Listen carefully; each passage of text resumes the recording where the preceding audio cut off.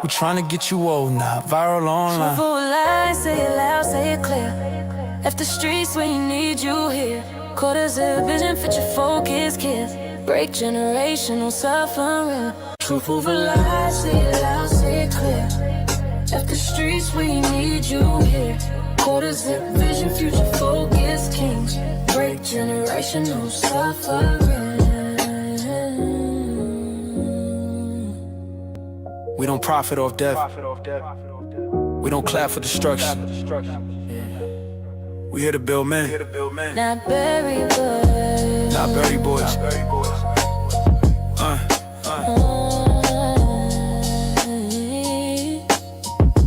Truth over lies.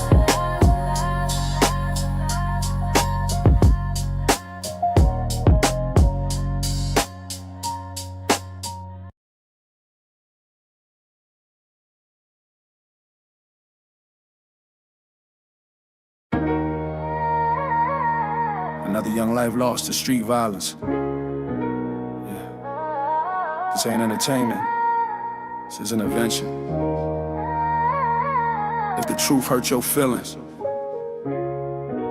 it probably needed to be said. Yeah. Truth over lies. We don't glorify pain. After streets, tryna break them chains. Quarter zip mindset, grown man talk. Lead the YNs before they chalk line walk. Truth over lies, this real, no cap. No crash outs, no throwaway stats. OG's back, put order in place. Say to you, after streets, after case, yeah. I seen talent die for Instagram stare. YNs chasing clout, no plan, no prayer. Street code outdated, nobody wins. Same block, same cycle, same pen. They selling dreams, but it's really a trap. Labels love bodies, they don't love blacks. We need leaders, not shooters with aim. Need fathers in homes, not candles in name. Quarter zip weather, modern legacy. Talk money, discipline, equity. I ain't judging, I'm correcting course. Truth hit hard, but it's safe. Truth over lies, we don't glorify pain. After streets, tryna break them chains. Quarter zip mindset, grown man talk. Lead the YNs before they chalk line walk. Over lies, we don't glorify pain.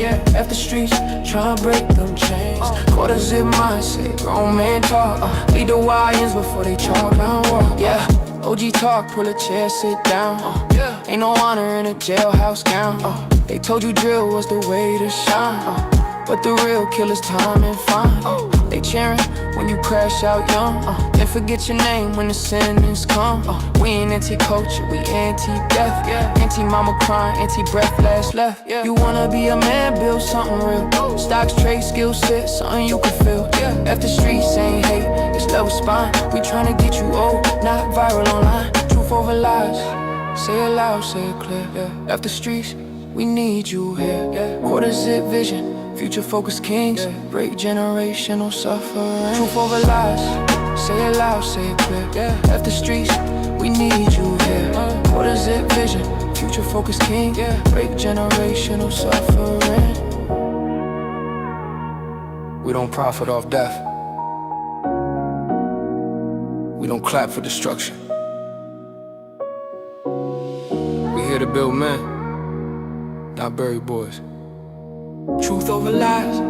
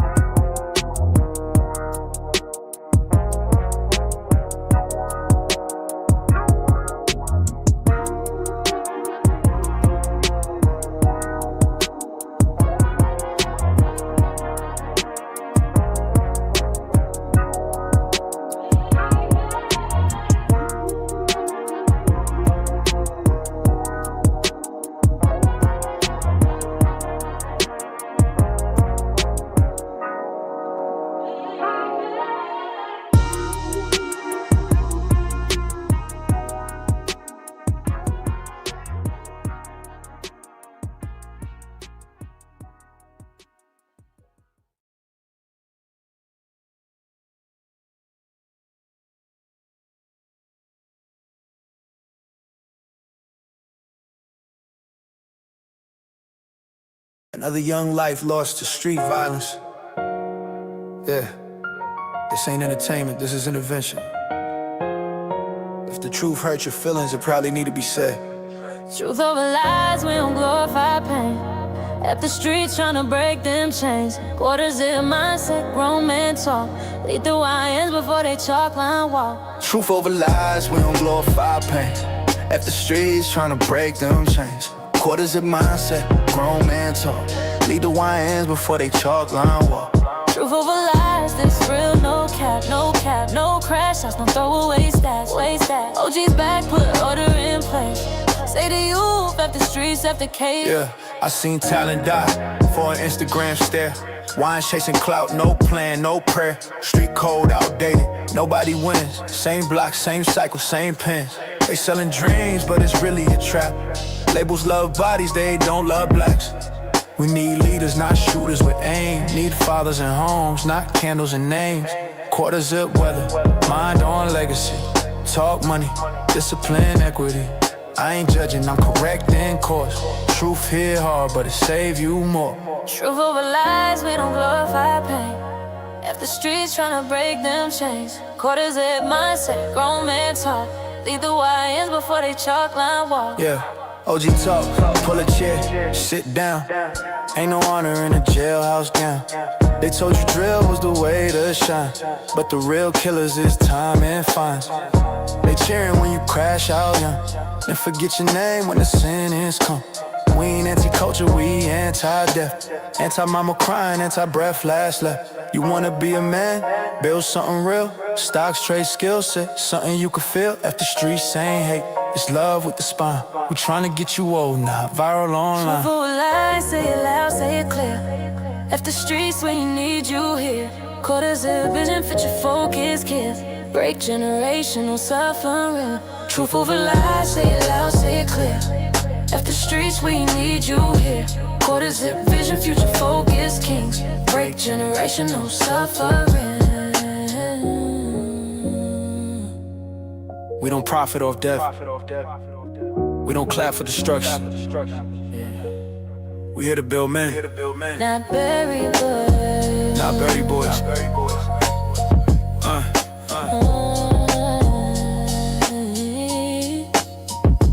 Truth over lies.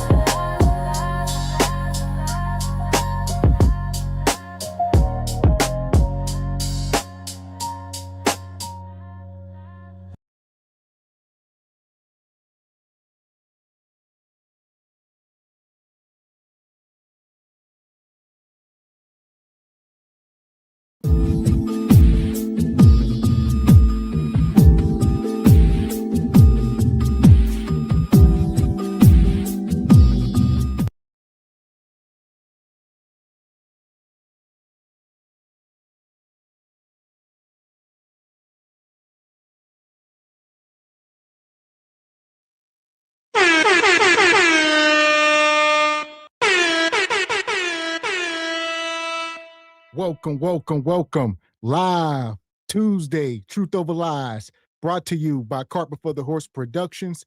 How you feeling tonight, Mr. Walker?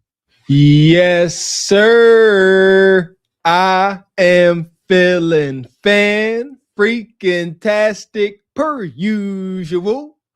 Good evening, ladies and gentlemen, El Nug Nugs and Le Bonquishas.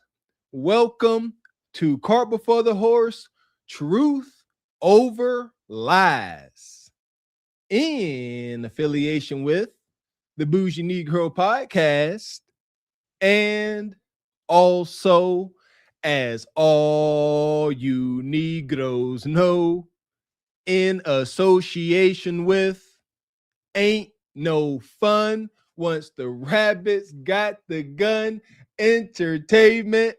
What's going on with you this fine Truth Over Lies Tuesday? In the big name of Jesus, you hear me? Welcome in, you jive chickens. It is Tuesday, Truth Over Lies. Y'all see the title. Y'all know ain't too many people can mine through this topic like me and Mr. Walker. F the street movement, it's gonna get crazy. Yes, sir. Truth over lies, my baby. Whether or not you can resonate with this message that's about to come to you, come one, come all, this fine December 23rd, 2025. Me and Mr. X is very much still alive and feeling fine, reporting to you, Jive Chickens, with truth over lies, man. F them streets. That's always been the motto. Get up out there. Shout out to Uncle Elroy off for Friday After Next. I never said I was staying in the hood. I told y'all ninjas since I was a little nugget that as soon as I got some sense about me and some twos and fews, I was gone. Shout out Uncle Elroy. Yeah! Boom, shakalaka! Oh, here we go. Like I say, we actually had another topic on deck. All right, we was mining through we had something else we was going to talk about a little bit more from last week, but that's fine. That gives us time, but this is something current. It's going on. It's hot, and we're going to talk about it. It's a good thing, no? F these streets. I think so. You know, and that's what, you know what? I'm always looking deeper into things, and excuse me, I'm starting to get set in my ways. The fact that we got to have a conversation as to whether or not folks is along with this new movement of F the streets is crazy to me. Why is it desirable to be a crash out thug gangster ninja? Tell me. I agree. So as y'all know, we're going to mine up here tonight. We will be dropping the link. We're looking for the critics and detractors. All right. We know a lot of people going to agree, but we're looking for the people on the other side because I know it exists. We're going to talk about it. Come on. I recall, seeing one or two people in the chat, that had something kind of not so positive to say about these brothers effing, saying F the streets, the quarter zip movement. Shout out to the intro song. Huh? What you think about the quarter zips, G-Nell? Seriously. So, like I say, we're going to get into it. We getting set up here. Shout out to Frederick Howard, gifting a membership. Always first, always coming through. And shout out, Katie and Kyrie became a member. Appreciate you, brother. Day one right there. Yeah! Boom, shakalaka! So here we are. I'm trying to get set up. It's a lot. Where we at? Let me pull this up. So it started here. All right, with the brother, Young Thug and 21 Savage, as y'all see on the thumbnail. These are the poster child, all right, the poster children.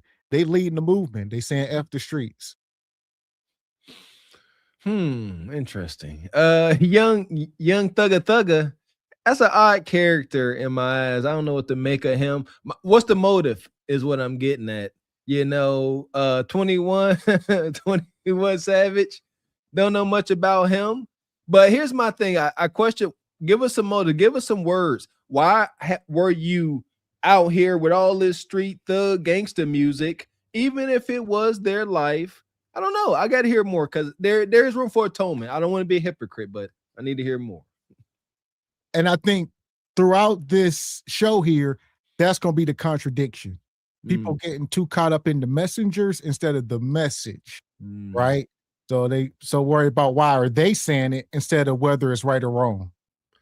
And that's what I mean. I don't want to be too judgmental because I was about to jump on that train.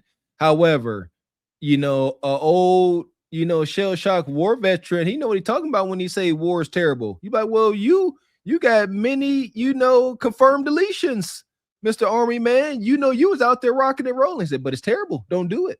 So this could be a similar circumstance. So I'm riding this. Nevertheless, it's a positive message. So I'm willing to hear these wild characters out.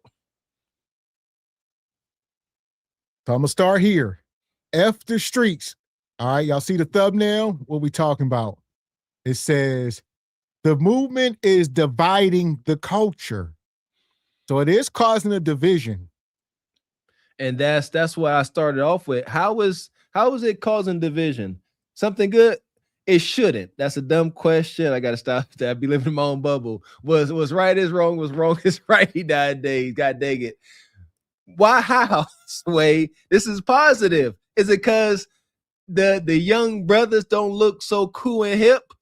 if they got on their Carlton Banks polo gear and quarter zips.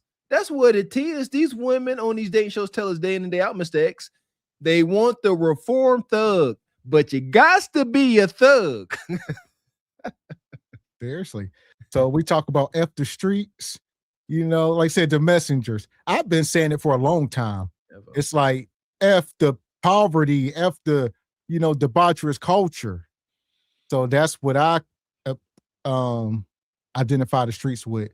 And I believe us being here today reflects that, Mr. X. You cannot, you know, be out there in them streets, especially the way you was, brother, respectfully. And if you glorified it, you don't ever leave. You have got to reject it. You can't be proud of what you doing and then get out of it. It don't work that way. You got to have that anxiety to change. But a lot of folks don't. Yeah, so like I said, I'm gonna let this play. We've been talking about this for a long time. A lot of people prisoners of the moment before we even came on YouTube. But even since we've been up here, you know, we did the docuseries when we Cart Before the Hood. How many of y'all remember Cart Before the Hood? You ain't a day one. So I'm saying we've been on this train, man.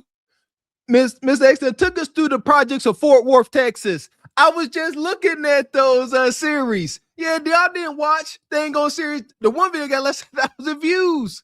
Y'all scared, huh? Don't be scared to go to where the nuggets dwell and procreate. We took y'all a walk right through there. It's pure debauchery. They talked about walking through, you know, open lots and seeing deleted bodies while they on their way to school. Yeah, Cart Before the Hood, baby. So we've been here years ago. Now they talk about F the streets, man. We've been trying to, like I said, even before YouTube. That's what I'm trying. This has been decades in the making. Trust me. A lot of the energy that bought a Mr. X and Mr. Walker up here was the F the streets mentality. We kept observing too many youngsters in our neighborhood being deleted. You know, shout out to Kevin Samuel, shout out to the Manosphere. Like a lot of that had a lot to do with why a lot of y'all know us today. We nobodies. Shout out to YouTube. Shout out to anxiety to do better. Say the babies. It's documented. That's fine. All this stuff is documented. That's why I love you too. I ain't got to do no splaining. You know where I stand. Check that footage. 4K, baby. So here we go. Hit the like button. Happening, y'all. A shift is happening. Right in time for the holidays. Young Thug said, F the streets. Then old domino effect. Pooh Shiesty said, yeah, man, F the streets. You heard me? We traumatized. Then YFN Lucci, F the streets. Then it's Mo G Herbo on FaceTime with his family saying, F the streets. Now we just gotta stop glorifying the streets in the music, you heard me? Because if it's F the streets and the streets are dead, but then we making music that's glorifying the streets, it undoes all the progress. But we got the domino effect going. Everybody's saying, man, F the streets, the streets dead. Yes, make sure that all these brothers know. If y'all fans of them, make sure them boys know, hey, let's not glorify the streets in the music, you heard me? A shift is happening, Lord Jesus. So shout out to this brother, the brother D1. He been a conscience, doing his thing. So conscious rapper. He could have signed who was that? Cash Money tried to sign him back in the day, but he was like, look, I'm doing this. I ain't doing that. So salute to this brother. Salute to all entertainers and artists out there that dare to stand on their morals and not succumb to fame and fortune. Shout out to not Chris Rock, Dave Chappelle. I know that was the biggest example of this in our time. Dave Chappelle turned down like a 80 million, 100 million for his show or something crazy. And since he turned it down because he didn't want to, act broke wrists and do wild stuff for that money, then they called him crazy and said he went off to Africa and was running around naked in the bush. That's what they do when you stand on your moral compass. So if anybody starts rumors about Miss X and Mr. Walker doing things y'all know we ain't gonna do, conspiracy. All right, conspiracy. That part. So here we are. The problem is, like I keep saying, the messengers. So that's people ain't worried about the message because the message ain't new. Like I said, we documented it. We've been talking about this stuff. It's just that we ain't millionaires with millions of followers. So people act like they don't hear it. That's what's amazing. Because even if you are a millionaire with millions of followers. Now you no longer qualify, Mr. X, to talk about the problems of the folks down here in the bucket and the gutter muck. We've learned that. Not that that's us, but shit can't tell. Let's get it, man. My prayer and my heart is with these boys for real. Boy, I'm gonna need you to send this to them, because maybe I'm confused. I thought that we hustled in the streets just so we can get out the streets. Ain't no way in there. We getting out of jail just to go back to jail. That's the dumbest thing in the world. I don't give a how much you love the streets, crazy man. It is not a human being. That will never love you back, fool. I agree. So, yeah. I mean, the object is always to get out the streets. Even the people that's in it, even the most hardest nug out there. When he gets some bread, he getting out the streets. Look at Frank Lucas and them. All right, they moving. They're going to get a mansion somewhere. That's the goal. Don't nobody want to get rich and stay in the trap house. They only there because they can't level up because there's only so much room for growth. The ceiling is about 2 inches. And it's full of traps and snares and homeboys that want to hunt on your old lady. Ags Takashi 69. That's diabolical. Ain't no honor amongst thieves. That's why, listen, I grew up in this underworld, man. There was honor. You didn't snitch on one another. You know what I'm saying? You held each other down in certain ways. You know what I mean? I seen the ends of it where you got locked up and your homeboy, not only was he not touching your lady, you know, so he dropping stuff off. He ain't never in her presence. He just dropping stuff off on the porch and leaving. Yeah, see, y'all know it's rules to this, man. Y'all, that's why I F the streets. There used to be a retirement plan. If you stood your ground, you got out of jail from doing a bid, folks looked out for you. They didn't hand you a pack to go back. Yeah, it's over F the streets. Man. And shout out to BY with the fireball. Says it's hard to make gang songs when you've been labeled as a known snitch. And BY, I know that's the detraction. Granted. A sidewalk gonna say something about a real certified street here. I done been talked about by many. They done said everything they want to say. But I ain't been beat by none.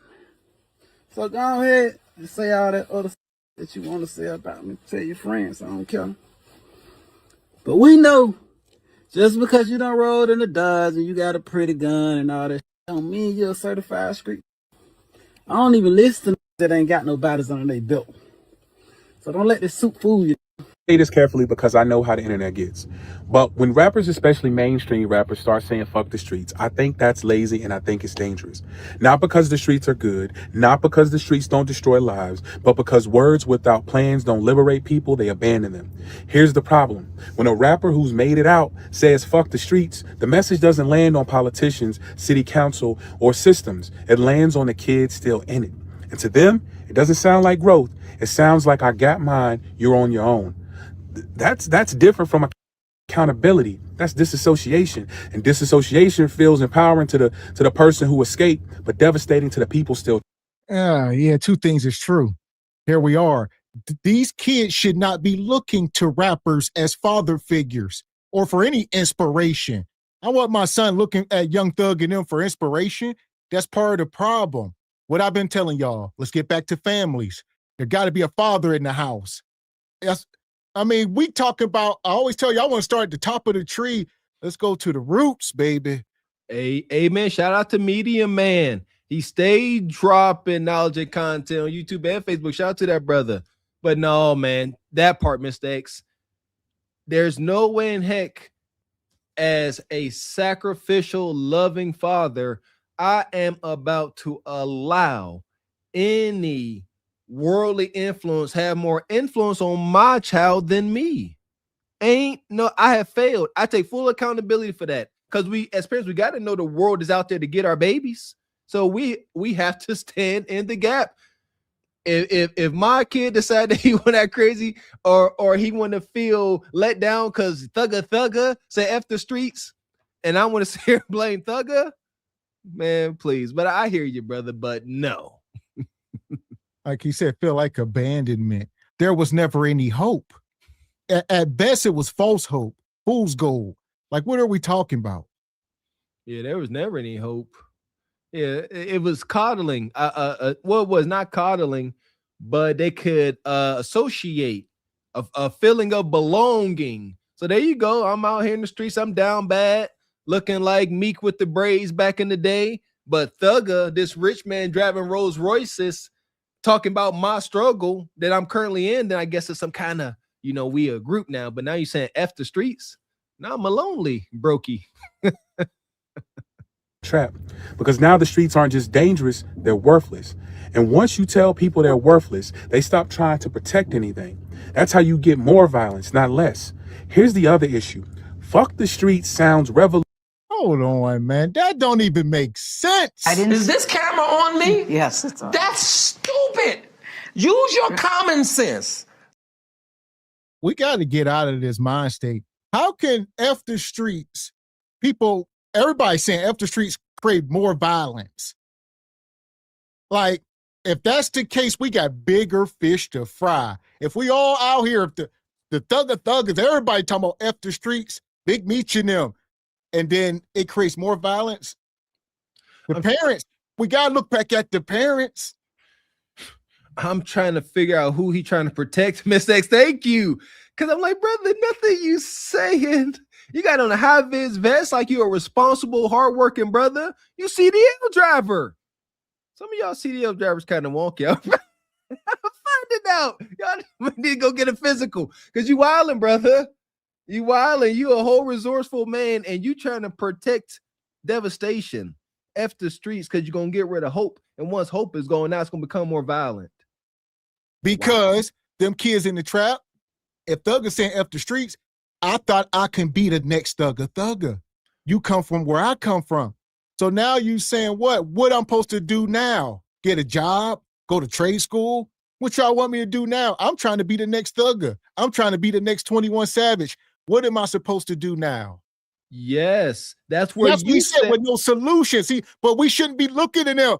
They can start the conversation, but of course, Young Thug and these guys ain't about to have no real solutions. That's why we here, men like us, but y'all don't listen. And he too could join the ranks. Thugger and Savage Face done moved out the way. Now it's time for men like us to step in the gap and talk to these kids and be an influence, brother. And obviously you ain't taking that approach, I can heavily assume, because you talking about thugging them effing the streets and now the kids is doomed. I'm not saying that because I know that I'm going to do my part so that ain't true. Whatever, however small that is, but we got to do something with your blowed out self. Yeah, see, and that's another thing. I'm you up here talking all matter of fact, waving your damn finger. You ain't that thorough, brother. And y'all know it ain't just physical. That who you on the inside reflects on the outside, most respectfully. Like, yeah, put your fat finger down. And that's the problem with somebody like him. He would think that he, quote unquote, came from the streets. And we got to quit thinking this stuff is a rite of passage. And it's not. It is traumatizing. It leaves men either a lifetime of trauma, in the grave, or in prison. We got to stop the cap. He's sitting there like, yeah, it's a rite of passage. I mean, this is how I got here. It molded me. It made me stronger. Dead. Yeah, you ain't Bane. That's that JP madness. Shout out to the press. No, man. I thank God every day with my whole heart for my position in life today. At the very same time, I can acknowledge the remnants of my past that follow me. There is no clean escape from the hood. You are either going to develop a mentality and thick enough skin to deal with it where it looks flawless, or you're going to succumb to it to some degree, blowed out, wagging your finger, talking about thugger ruining the world. Oh, man. I've been working my tail off. I've been working doubles. I'm getting that bread. I'm getting that check. I have me a car in the next 2 weeks. And will. Sure will. And then after that, my house. I'm a hustler. You hear me? I ain't gotta go dig. I ain't this broke person that everybody keeps talking about. I go get it. I ain't lazy. I take care of my kids. Shout out to Smell the Roses with Miss Raquel Rose dropping 100 balls, sponsoring the show. She says, "Merry Christmas, brothers. Thank you for the successful year." Wives are so predictable, man. So predictable. Hey, y'all, Merry Christmas. Thank you. Always showing appreciation, always showing love. We appreciate your sister. It has been an absolute pleasure having you know that. Oh, man, appreciate your sister. Always coming through.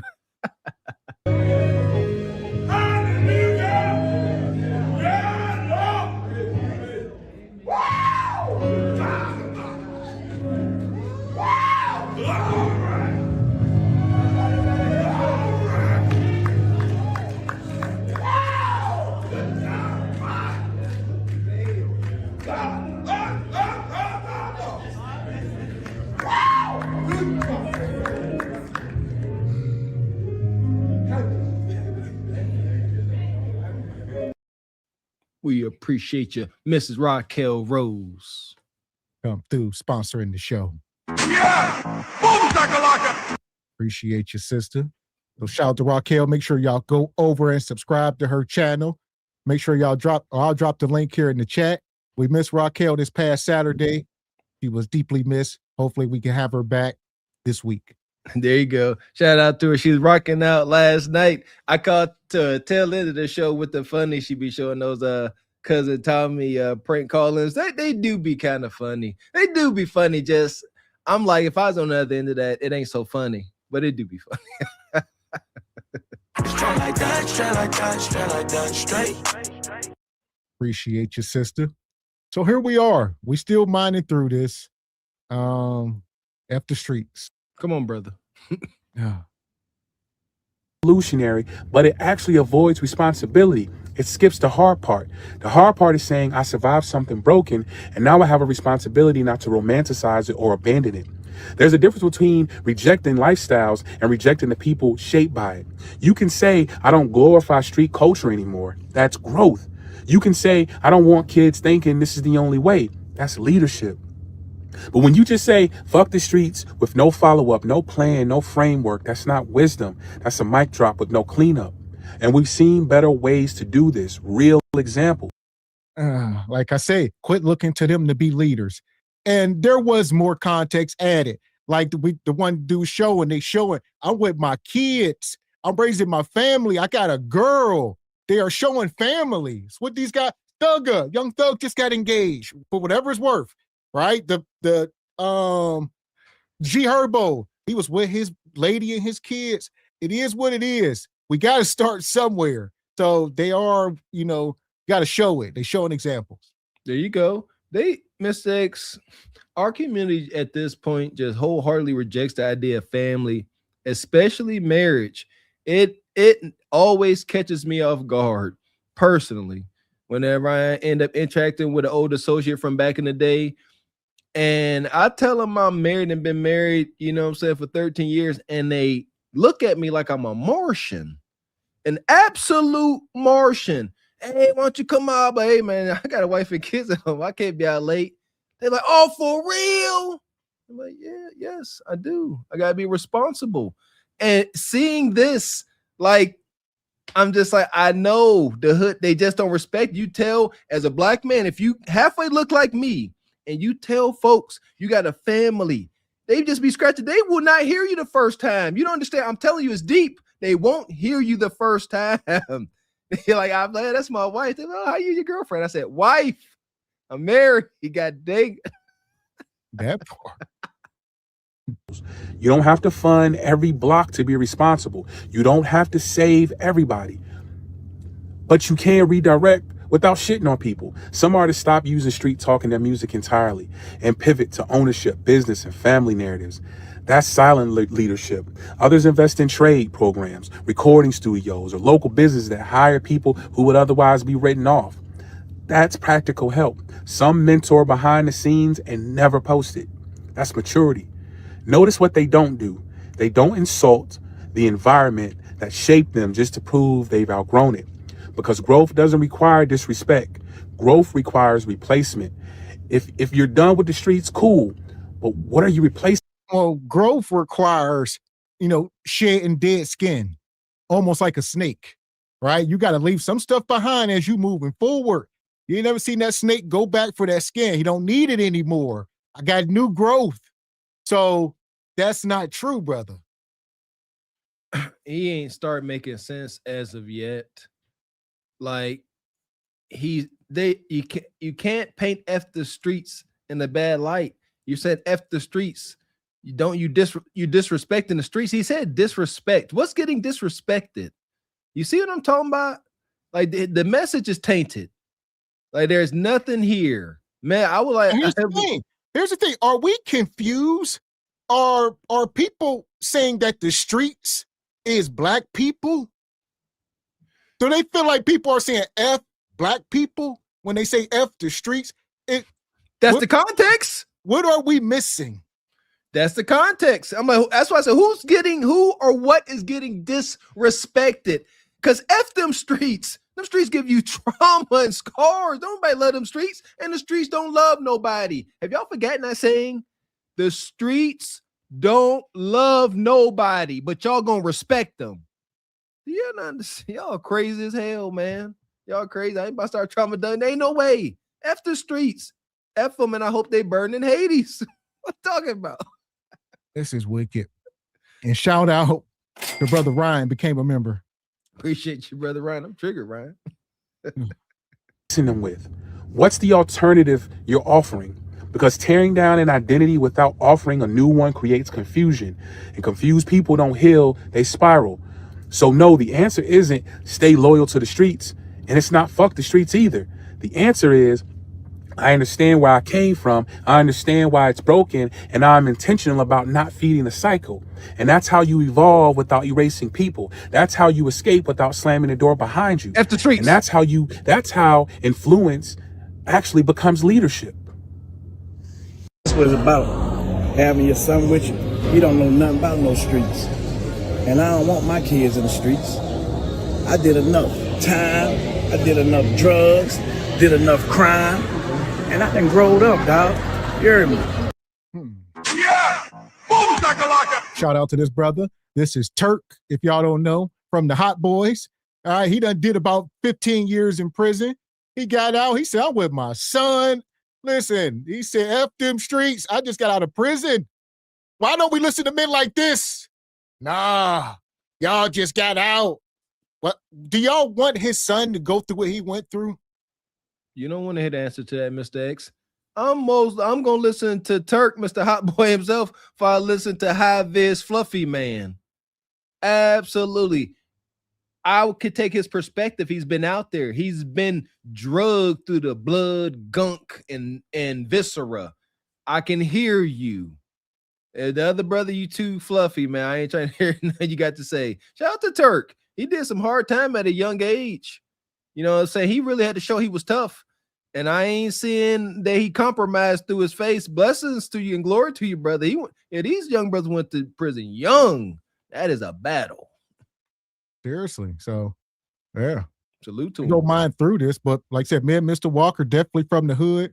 Be myself, I am from the street. So I don't need to hear Turk or Young Thug. I don't need any of these guys to convince me of anything. All right, my message stands firm. Can't none of you ninjas tell me nothing. Amen. Absolutely. I try to tell y'all, Mr. X is your favorite trapper's favorite trapper. You better understand. He don't know nothing about no streets. And I don't want my kids in the streets. I did enough time. I did enough drugs. Did enough crime. And I done growed up, dog. You heard me? So, that's what it's all about, bro. It's about growing up. It ain't the shit on nobody, bro. You know what I'm saying? I got respect for all y'all, though, bro. You know what I'm saying? But don't get into it with nobody trying to argue and fuss and prove a point about who's tougher. And because at the end of the day, we all lose, bro. When we lose, you heard me? Man, let's keep on winning, man. This is what it's about, raising these kids. What he says that? It said take a left. My kids undecided what they even want for Christmas, man, because I make sure they have a Christmas every day. You feel me? We just get. Is that what you talking about? These the gaming computers? I mean, keyboards.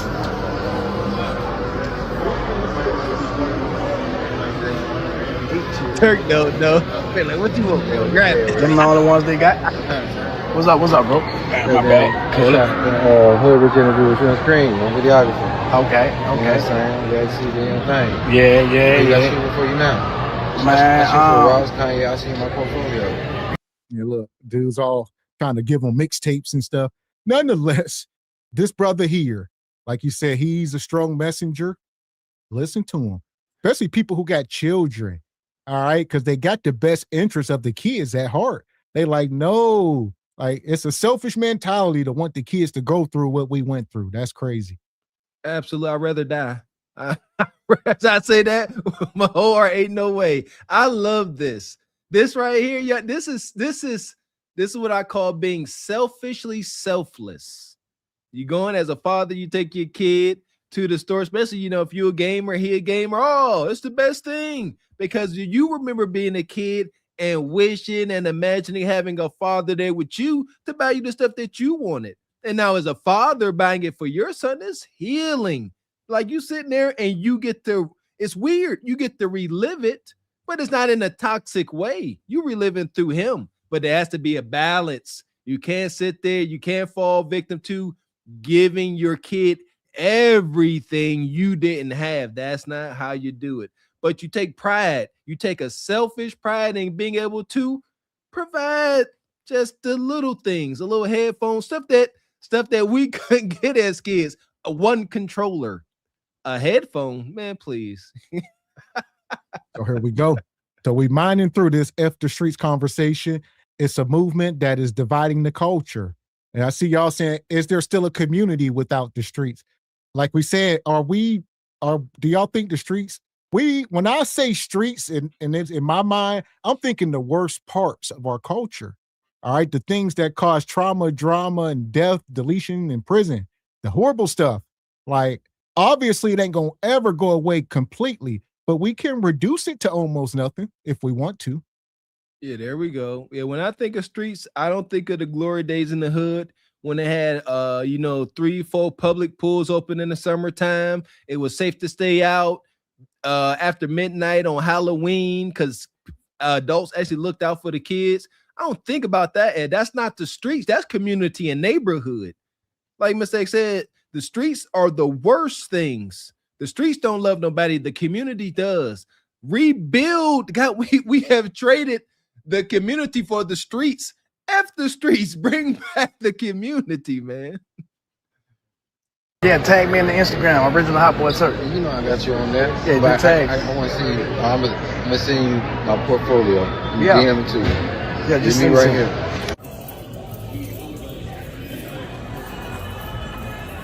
Can work, Turk. Yep. Can I ask you a question? What's up? So I'm from Baton Rouge, all right? And I recognize you from New Orleans. Yeah. Can I shake your hand? I'm retired. You like one of my favorite hot boys. Yeah, all love. That's what's up, man. All love. Nice to see you. All love. Christmas shopping for them kids, That's what's up, man. Yeah. See, man, that's what it's about, man. All love. I think that is so lame that there's some niggas out here in the rap game that's trying to change the narrative that the streets is not the way to go. And it's niggas that's literally in that same rap game that done did time, that done had to lose homies over the same shit that everybody fought for, saying that niggas is cop-outs because they not fighting for the streets no more. These same streets done took niggas' families away. These same streets done made niggas lose their life. These same streets done gave niggas time in jail. And y'all parading this shit around like somebody's supposed to be rooting for the streets or nah, this is what make you real. This street shit is corny, bro. And I know I sit up here on this internet and I act like, you know what I'm saying, the cool uncle that's, nah, bro, I'm from this. I'm really from this. You know what I'm saying? I got an uncle and I got an uncle and I got a cousin right now doing 40 years, both in the same jail, ADX. Right now, I got a cousin just came home doing 10. My father lost 10 years to the game. I lost my best friend. I lost other niggas in this shit. And it's all because of what I chose to be around when I grew up, bro. This shit is dumb. And for rappers to be saying out their mouth, yo, nah, we love the streets. You dummy. Nigga, you not even in the streets no more. You talking for niggas that's around you. That's corny as hell, bruh. That's corny for y'all to be pushing this to niggas that's 17 to 24 years old so they can go out here and lose their life or get locked up and they mother gotta call and drive 3, 4, 8, 10 hours away. And that's what I'm talking about here. The youth. I don't care about no grown-ass man. If you 35, 40, 50, you want to listen to whatever you want to crash out, do whatever you want. Let them lock your ass up. We talking about the kids. They are the most influential by this stuff. And they are the ones that are at risk and taking the L. So we got to do what's best for them. Amen. And you know what? And part of doing what's best for them, we see the criticism that comes today with trying to be the messenger. So now we got to present like the messenger. Yeah, this brother was confusing me. I didn't know what his message was because he threw me off with his attire. I thought he was a panda bear. If we really want to reach these kids, it's a hard sell. They must look at us and see something they deem respectable. We got to acknowledge that. And with that being said, I don't think it behooves any man to wake up in the morning trying to make sure his car seats match his headscarf and match his Navajo-inspired blanket sweater. His Navajo Disney-inspired poncho. He coordinating like Pops. I guess, but like my point is, his message is good. It's a good message. However, when these brothers and the Pooh Shiesties all rough, when they look at us, they must see someone they can respect, and that's gonna be a tough sell, brother. Every weekend to go see them because they're being real to bum ass niggas like y'all, bruh. That's the problem right now. And we come on this internet and we laugh and we hee-haw. Oh, niggas is real, niggas is rats. You want niggas to be loyal to you out here on the streets when they go to jail, y'all niggas is banging their baby moms and y'all niggas ain't giving their moms no money on their commissary. Y'all niggas is corny as hell, bruh. And it's time for somebody to stand up and make a difference. Yeah, Thug and them, 21 of them said fuck the streets. It's fuck the streets. That's it. At the end of the day, you should be worried about your kids, nigga. That's what you should worry about. You see what's in my back seat right now? Car seats, nigga. That's who I'm gonna die for. That's who I'm gonna die for. Not no nigga that as soon as I get in the jam, he either gonna tell on me to save himself or nigga, he ain't gonna give my mother no money and she gonna be struggling trying to take care of me behind the wall. Y'all niggas is ignorant. Yeah. Just like them people in that armed robbery that just happened. We might talk about it at a later date, but them brothers that was dressed up in the UPS outfits and ran in that house and deleted people. And now they locked up forever. Then the one dude gonna say the dude snitched on him when he didn't even have a mask on. He looking right into the camera. They like, dude, ain't nobody snitch on you. Oh, they snitch on me. Shut up. You got double life. Go sit down somewhere. Snitch. The daggone camera read your retinas. Got a DNA scan from your goofy self. Listen here, ain't no pity for a dumb criminal, my goodness. But shout out to the brother, the message is valid. And that's what I mean. There is no honor. There's no, what's the reasoning? There has to be a logical reason why you do these things. Shout out to white collar crimes. Oh, yeah, there's still honor there. White man will go ahead and embezzle $10 million knowing that he gonna go to jail. Knowing it. I'm tripping. $50 million. No, he gonna go to jail.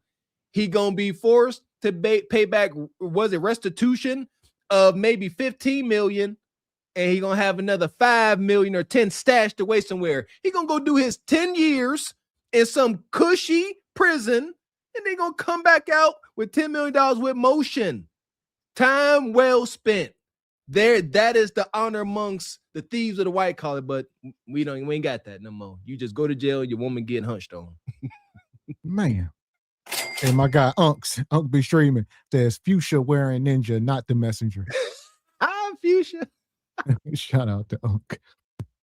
That shit is ignorant as hell. And we gotta wake up. Y'all niggas be street niggas all y'all want to. But let me tell y'all something. I'm talking to the young niggas right now. Listen, young niggas with no records. Okay? You wanna be the biggest gangster in the world, nigga, and you got kids, you wanna know what you do? You keep your record clean and you gonna get your gun license. That's what you do. Okay? You wanna lay something down, make sure you lay it down for something that's important. Like your family, your wife, the mother of your kids, nigga. Not for these niggas out here that don't care about you when it come between you and them. Fuck them niggas, because guess what? Them niggas can't walk around with no straps. They can't protect their family. They can't do nothing. All them niggas gonna do is pop perks, beg for rods, and buy illegal shit and get more shit put on their resume. And guess what? The further and further they get to that hole, the more they can't do nothing about that shit. Fuck the streets. I'm just a messenger. Hey, all these people saying fuck the streets and all this, I'm not with it. Because I am, you know, I'm a big part of the streets. You know, that's what my love is. That's what my genuine love is. They love me so much, you know, and I'm always speak up for the streets, bro. We talking about how it traumatized it. Yeah, it fucked us up, but it made us success stories. Everybody who was traumatized by the streets, it made you a success story to lead them streets. Man, listen here, Boozy. I don't give a fuck what you think, bitch. Your thoughts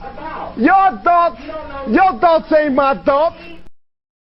Your thoughts ain't my thoughts. So I think people like this, y'all really need to keep an eye on it. All right. He got the most to gain by the street culture still being debaucherous. All the products and services he got to offer to the streets. All right. This the same man that had, shout out to Charleston, what do you say, had the 15-year-old boy doing deletions. Like this ninja? Absolutely not. No. And again, Miss X, with his context, the streets is the community. The streets is the people. He said the streets show him love. He older than us. What the heck happened to the streets don't love nobody, but now they love a select few. My foot. This is insane. But here we are. Noted. Mark it in blood.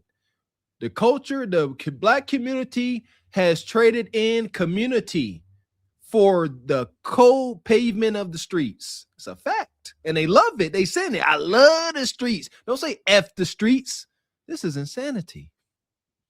All lies. All lies. We're trying to get you old now. Viral online. Truthful lies, say it loud, say it clear. Left the streets when you need you here. Quarters of vision, fit your focus, kids. Break generational suffering. Truthful lies, say it loud, say it clear. Left the streets when you need you here. Quarters of vision, future focus, kings. Break generational suffering. We don't profit off death. We don't clap for destruction. We here to build men. Not bury boys. Not bury boys.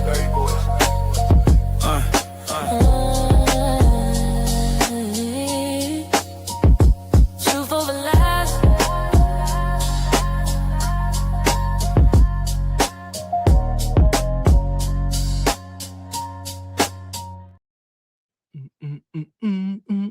Oh, my bad. We back.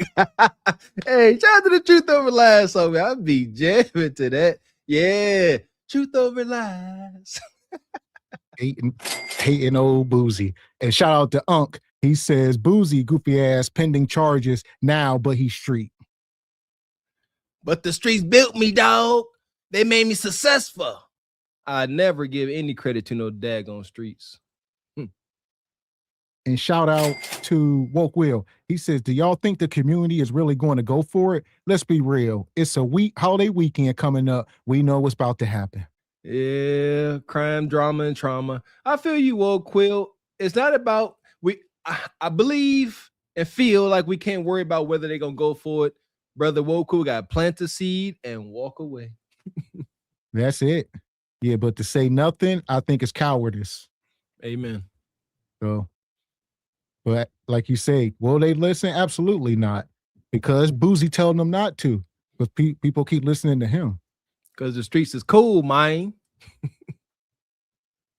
I'm just a messenger. Hey, all these people saying fuck the streets and all this, I'm not with it. Because I am, you know, I'm a big part of the streets. You know, that's what my love is. That's what my genuine love is. They love me so much, you know, and I'm always speak up for the streets, bro. We talking about how it traumatized it. Yeah, it fucked us up, but it made us success stories. Everybody who was traumatized by the streets, it made you a success story to lead them streets. Streets made everything. Hip hop, NFL, NBA. All these are people who come from the most 60% are from the NBA are from the streets. All athletes are from the streets. They had to play ball to leave the streets. Can we talk about it? So that was sort of. They didn't. I just said it earlier. Why quit acting like the streets is a rite of passage? It absolutely is not, because my son is going to be extremely successful, just like Mr. Walker's son and the rest of our children, and they will not be in the streets. So stop the cap.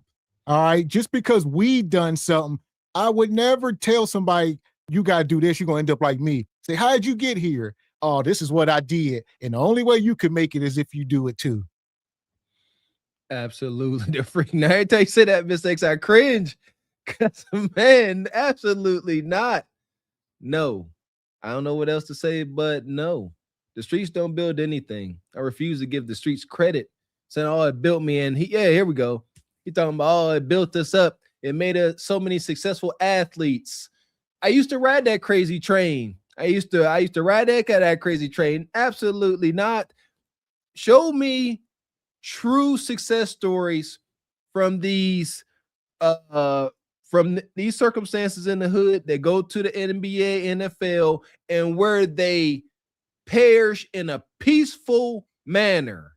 You see what I'm saying? Forget they had a run of millions and it was lit for a while, because too many of them brothers end up depressed, emotionally compromised. Shout out to that one show with them NFL players always up there talking and trauma bonding. Y'all know which one I'm talking about. Like, it's a lot of pain and trauma, and the money can't fix it. So I hear what he's saying. You know, I guess be proud of where you from. Be proud of what you made it through. But there you go, Sister Repink. That PTSD. Come on, man. That's not triumphant. And like I said, it's all fool's gold. Like, for every one man that makes it to the NFL, there's 10,000 broken men who don't know what to do next. All right. Y'all sell these dreams so much, and these kids, they spend, 15, 20 years of their life playing football, whatever, thinking they're going to make it to the top. Everybody praising them, and they don't. And then people pull the rug. I see these boys year after year, decade after decade, my whole life. All right. And y'all throw them to the streets. After them Friday night lights, if they go to college and if they don't get drafted, over. Not to my own horn, but I have an old article in Sports Illustrated that depicts what Miss X just said. I described my last high school game as going back to them projects as to walking into a spider web. I knew what was waiting for me. I was very much aware it was trying to consume my brother Gavin. I seen it. It was not a mystery. And that's what it is. These kids, they be, the best thing smoking in Little League, high school, and it's just like that. As soon as they find out you ain't got no D1 scholarship and the lights and the cameras to stop flashing, that parental figure, grandma, mom, whoever, that's been buying you the latest cleats and all the latest stuff, now that there's no guarantee you about to make enough money to take care of all of us, what you about to do? Wendy's hiring. You can't stay here too much longer. You a bill now. And what he gonna do? Now he's sitting there with no skills because all he know how to do is run the football and tackle. So what he gonna do? More than likely what the rest of his friends doing. Pick up some dope, more than likely go get a strap, all right, start sliming, whatever the case, start acting like Boozy in them. So it's destructive. Like I said, if you are elite, I don't think the greats need to stop participating. We need to find what we are great at and hang our hat there. All right. I think we are forcing too many kids into things they don't need to be doing. When you got the Asian parents, Mr. Walker tell y'all, they will force their kids to be doctors. This is what the hell you gonna do. But we choose to force our kids to play football, and we will get them training as young as 7 to 8 years old, spending thousands of dollars on trainers to try to make sure they run faster and jump higher, but they won't even know how to read or calculate. This is not far-fetched. That is the truth. We grew up with D1 athletes where the D1 colleges they were going to had to make exceptions because their grades were not up to par. Yeah, long as you can run and jump fast, Ninja, you all right. I rebuke in the name of the Lord. I swear to goodness. I don't think I ever said this, but I'm gonna say it now. I don't think I was ever supposed to play sports. I thank God for the journey and all the lessons, but I was never meant to be a football player. Like Mr. X saying, you a certain size and big enough. Oh, go play ball. You a big boy. No, man, I want to learn about science. Yeah, I want to be a nerd. Where Bill Nye at? F these pads, man. Yeah! Boom, shakalaka! And Divine says majority of rappers that rap about cash and drugs don't live in the hood anymore. They want the better lives, live better lives. He says the streets don't care about nobody. They like to go back to the hood and stun on them, brother Divine. Well, that's the problem when you grow up in broken homes. All right. So when you're growing up in these broken homes, like most of us do, especially myself, you can identify the streets with love because you never had it. You never had anything that you thought was love. So the streets will welcome you with open arms, not hold you accountable, let you do whatever the hell you want. That's what we think love is. There it is. Plain and simple. And shout out to Divine. He says, I get the saying, don't forget where you came from. But since the beginning of time, we want it better for our kids and don't want them exposed to that life. Like I said, there's some sick hoodoo in this message, Divine. I believe folks like this, Lambusi shows it. They are sharks in a fishbowl. Whenever they drive through they childhood hood and they Rolls Royces and McLarens. Do you know? I can't imagine what that feel like. Where everybody look at you like you a damn pot of gold. It's got to be a heck of a boost to the ego, and I believe they feed off of that. If you ask me. And I think too many people are hit dogs. So people need to get out of their feelings. I think as a culture, people are trying to reset standards. And every time somebody try to reset a standard, people got pissed off and F the streets. That granted, whoever been in the streets in the past, we can't go back and cry over spilled milk. We are talking about moving forward. We have to set this standard for the children. They got to eat that. They got to go through it. Absolutely not. Controlled. Shout out to brother Mailbox Sports. I think, no, it wasn't Mailbox. There was another brother on the panel. But controlled challenges. When you out in the project hallways with the deleters and the scammers and the madness and the crack smoke, that's not controlled. That is very much uncontrolled. And if the environment don't recognize you as a hunter or a wolf, they will consume you. And it's like, this is lost on folks. It's not a rite of passage. It's a damn fight for survival. I tell you what, be a long night tonight. We're going to give y'all a dissertation. I got a PhD in this. Ain't a soul on earth it's unwavering. I second that message always. And shout out to I Am DJ with the super sticker. Appreciate you, DJ. And shout out to Rachad Media with the 10 ball. Says Gavin X. That is a great point you are making. However, those Asians and other kids have father and mother nurturing and raising them to be professional. Well, yes. Rachad, that's always my message. So yeah, it's a compounding message. What do I talk about? Marriage, family, father, mother. So it's all the same. You got to start mating with father-minded men, ladies. You got to start finding fathers, not just weenies, walking weenies. We talking about how it traumatized it. Yeah, it fucked us up, but it made us success stories. He sounded like Jay Prince. JP, where you at? You in the crowd? He said it effed us up. It traumatized us. It traumatized us and effed us up, but it made us a success story. What's the stats? Give the damn stats, Boozy. You don't even know what a stat is. You an idiot. I don't know why this dude is even speaking. It made us. Who is us? You and people anecdotally that you know. Speak general, speak on all black men. Give us the per capita. Give us the real stats. Don't tell me about we got millionaires now and then tell us about the other side of the coin. Let's go to the graveyard. Let's go to the prisons. Let's go to the streets. If we all could see the visions and thoughts and concerns inside of millionaire Boosie's head, you will be like, I don't know if it's really success. Come on, man. We see too many examples. Shout out to Wild Meek Mill. This is a man that been to prison. He got to drink lean all day and do heavy drugs just to go to sleep. We ain't about to play with it. I don't want that for my son. What did my brother Scrappy say? Scrappy was talking to his mama. He said, you don't understand. He said, I understand. I seem tough, everything going good. But the visions inside my head from whatever I experienced, that's the trauma. Those replaying instances.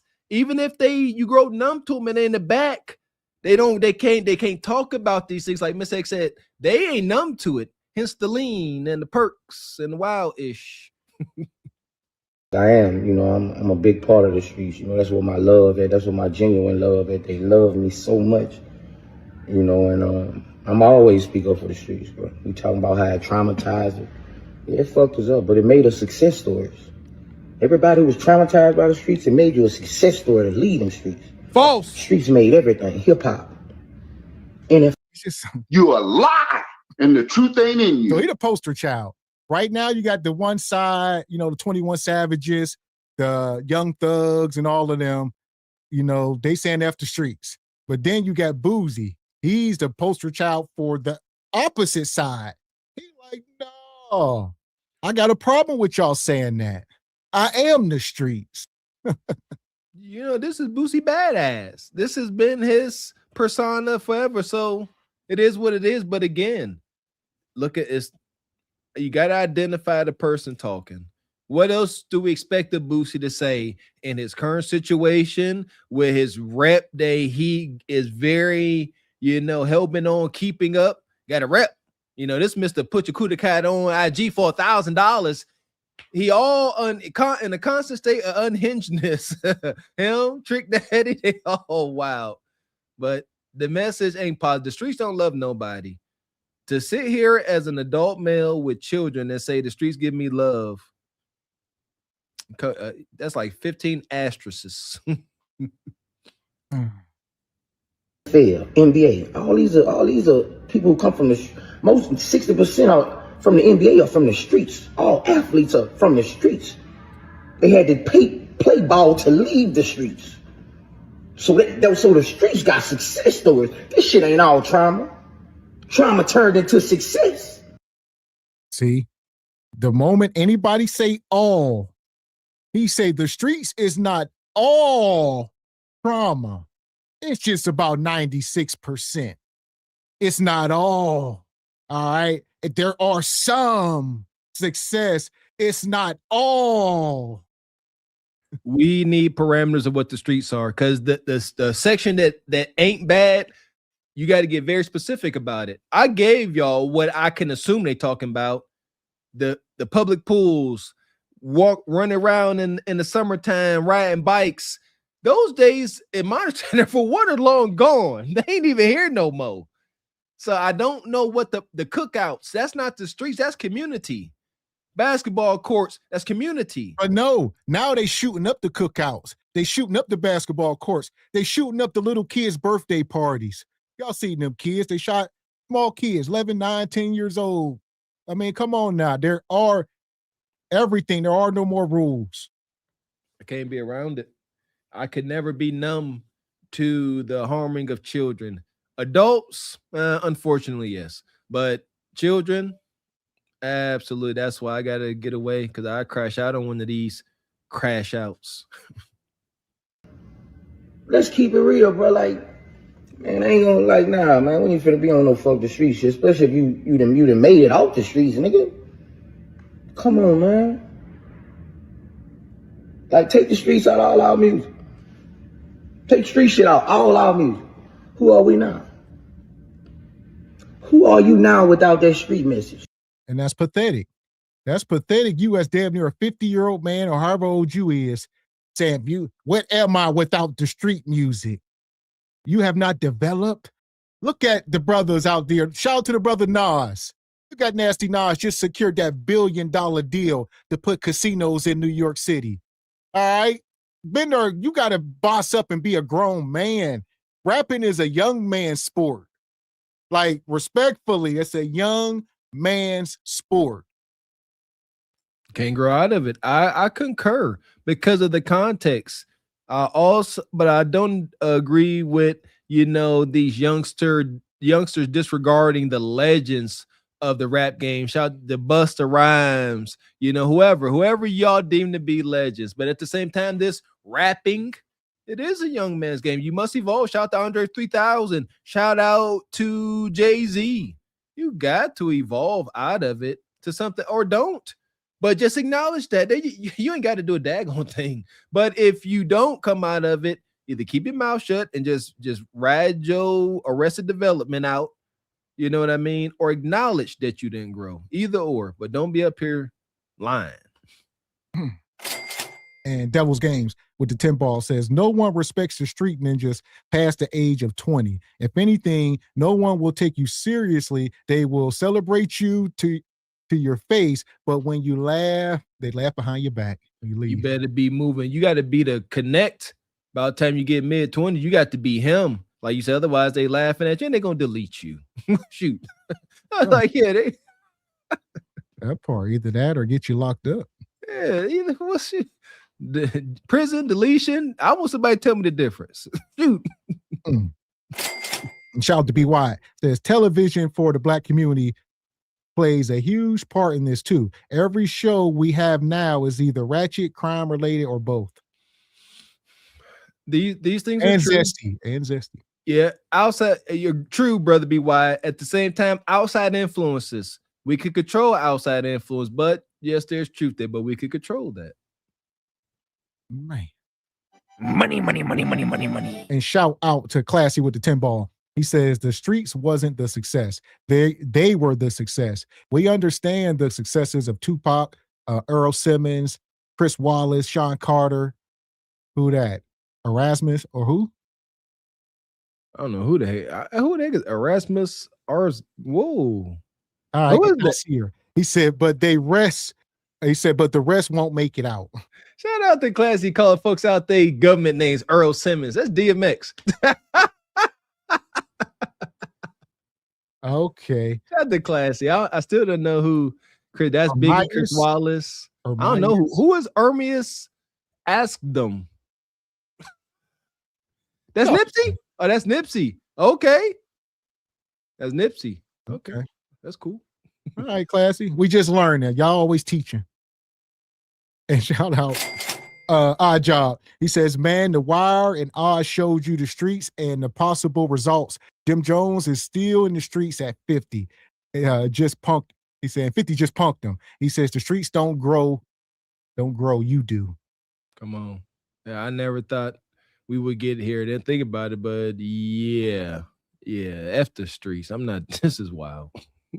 The worst parts of it, like you say, it's a real question. Do we identify the majority of our culture with the streets? And if we do, that's unfortunate.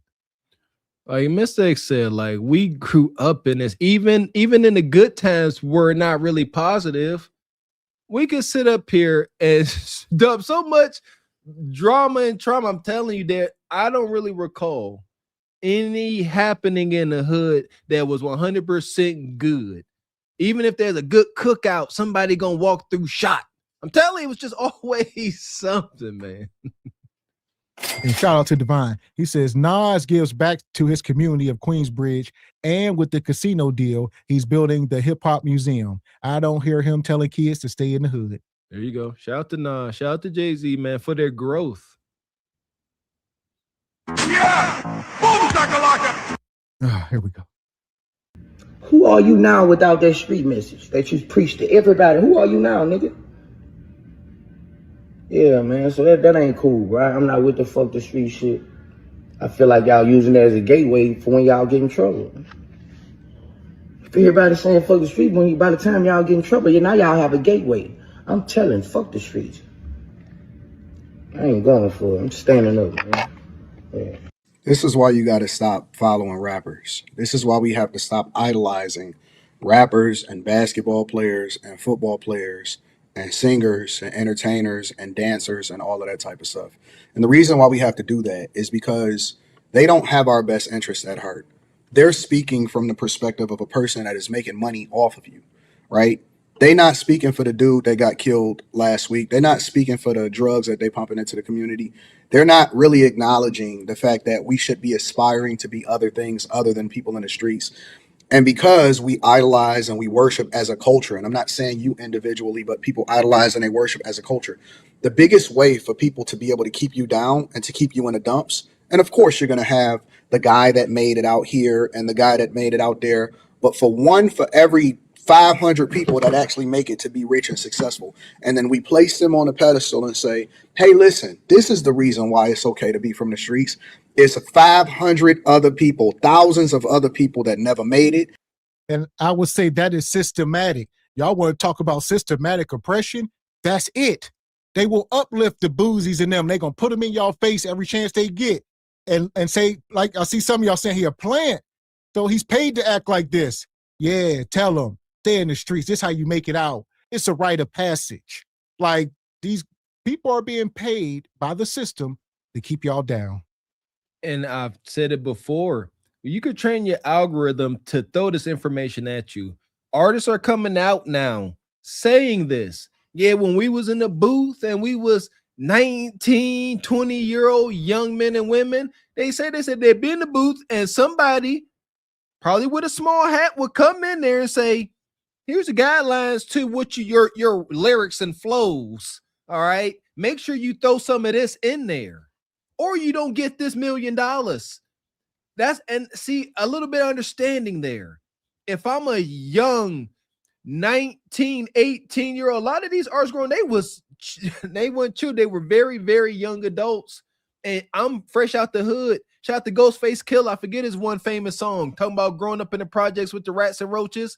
If I'm coming from there, and now you telling me I just got to cuss and talk about liquor a little bit and hunching to get $1 million and get out of there and get my mom a new house? Turn my mic up. Shoot, I get it. And we really need to see the stats, though. Seriously, where you at, media man? We need stats. We got to present these boys with the stats. Everybody that want to pick up a microphone, and it's not to discourage, it's to let people know. If you don't think you really got it, you waste it. We need the stats. Like, we know what the lottery is. We know what the odds are. Everybody know what the odds are. Oh, I probably ain't never gonna hit, but we play for whatever reason. And it's just like music or sports. If we presented these boys with a chart that shows them the percentage of people that make it, all this good stuff, and they see is less than 1%. They could use their common sense. There you go. But they ain't in a position to use their common sense. Don't have no data statistics. Shout out to media man. And shout out to Devil's Games. Says the streets hood culture has hijacked good black culture. Says hope the next generation abandon the streets and lean into education. Shout out to the community, and community can grow. You know what, Devil Games? I feel like we're just going towards another extreme, because it seems like we're going from hard, hood ninjas to more softer, feminine ninjas. It just seemed one extreme to the next, and I hate to say that. And there you go. Shout out to Devil's Games. I think it's been hijacked for the worse. So maybe we can take the street culture all the way back to the 60s, right? In the 50s, when it was civil rights and they were really boots on the ground and they were really in the streets, right? Shout out to the ancestors. But like you said, it's been hijacked almost like anything else. Like y'all say red pill or any of this stuff. It gets hijacked. And after decades and decades of being hijacked and bastardized, this is what's left. So if we speaking in that terms, if we want to go back and say where we came from, absolutely. But now we know it's debauchery. Yeah. I don't know. We got to find a middle ground, man. And I just don't know. I didn't think about that. The street culture, I think, is going to fade away. But with that hope and that optimism, again, got to find the middle ground. We got to bring back gym class. We need physically tough nerds, man. That's what we need. Educated brothers that can handle business. Oh, glory be. Man. Dead in jail, got caught up in the streets, got killed, and for what? And for what? Why do we use that as an example? We don't even really have anybody that we look to that we really haven't, have to formulate this opinion and say, nope, this is the reason why we want to make sure that we're not in the streets. We have there are no real examples. And for everybody that'll say, oh no, we have this one example or we got this second example, people in the culture are not looking up to Ben Carson. They're not looking up to those type of people. They keeping them out of the loop. They saying, nah. Man, fuck the streets is crazy. I am a woman, and I never say no that's crazy to me. Yeah, it's crazy. Y'all rich now, so y'all could say some shit like that. Everybody not rich, motherfuckers still outside. When you think of the streets, what is it? What does that stand for? It stands for us. That's us. Absolutely not. In the black community, it's only 3 routes. Go to college and play a fucking sport and hope you make it. Take up to be a gym teacher, because most athletes, they don't be smart enough to be other shit. Are we serious? Go get a fucking job and minimum wage, check to check, struggle, not be able to buy expensive shit, take lavish trips, live life.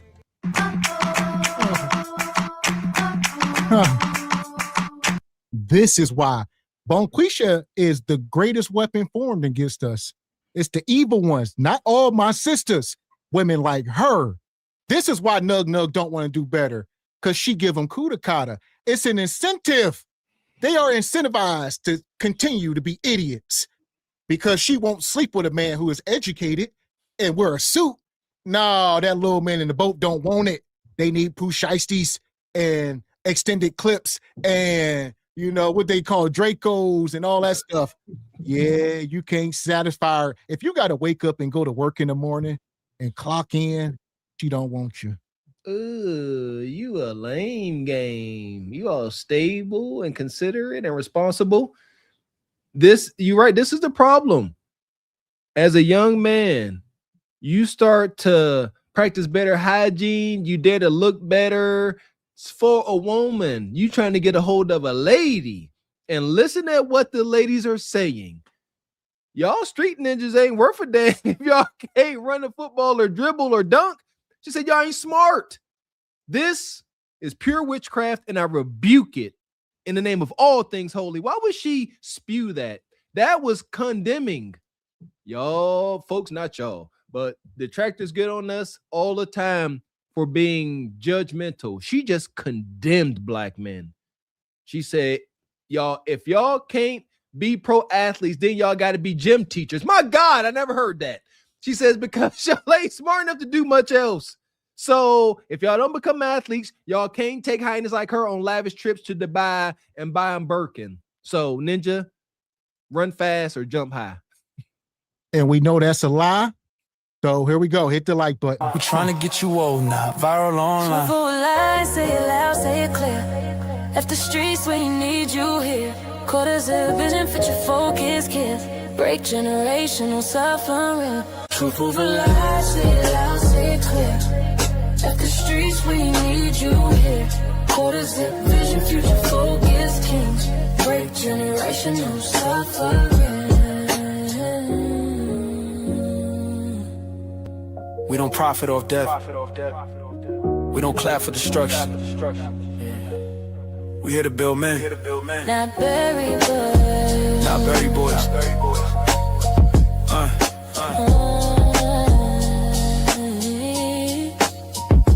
Truth over lies.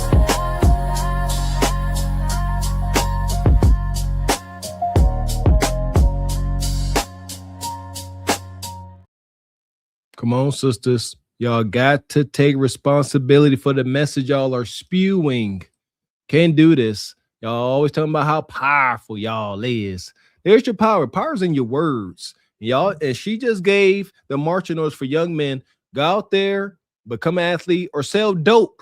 You ain't got to say sell dope. It's in there. It's baked in the daggone cake. And shout out to Richard.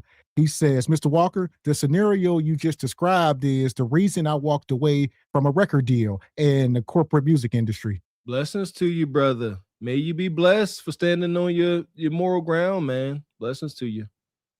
Yeah! Boom, shakalaka!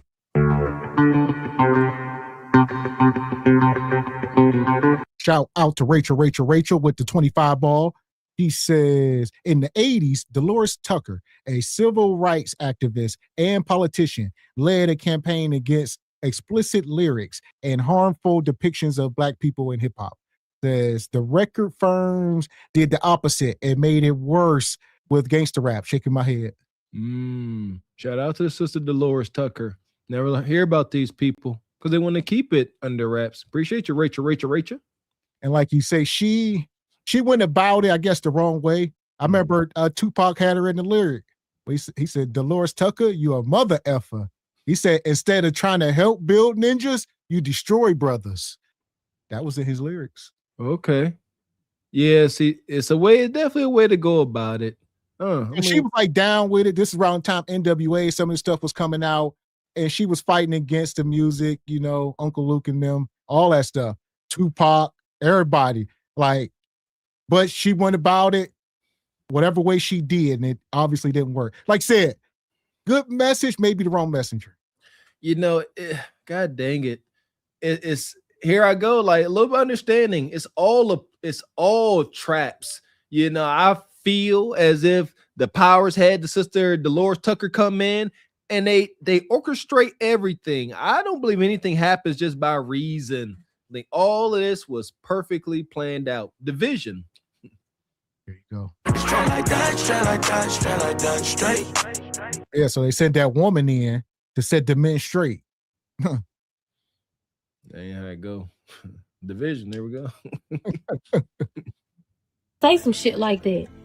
Everybody not rich, motherfuckers still outside. When you think of the streets, what is it? What does that stand for? It stands for us. That's us. In the Black community, it's only 3 routes. Go to college and play a fucking sport and hope you make it. Take up to be a gym teacher because most athletes, they don't be smart enough to be other shit. Go get a fucking job and minimum wage, check the check, struggle, not be able to buy expensive shit, take lavish trips, live life, work forever, or hustle. 3 routes. On my mama, I'm gonna take number 3 every time. Fuck all that other shit. That was 4. That other shit is hard. On my mama, these women are harder than the men. That's why it's over. Because the women don't act like women.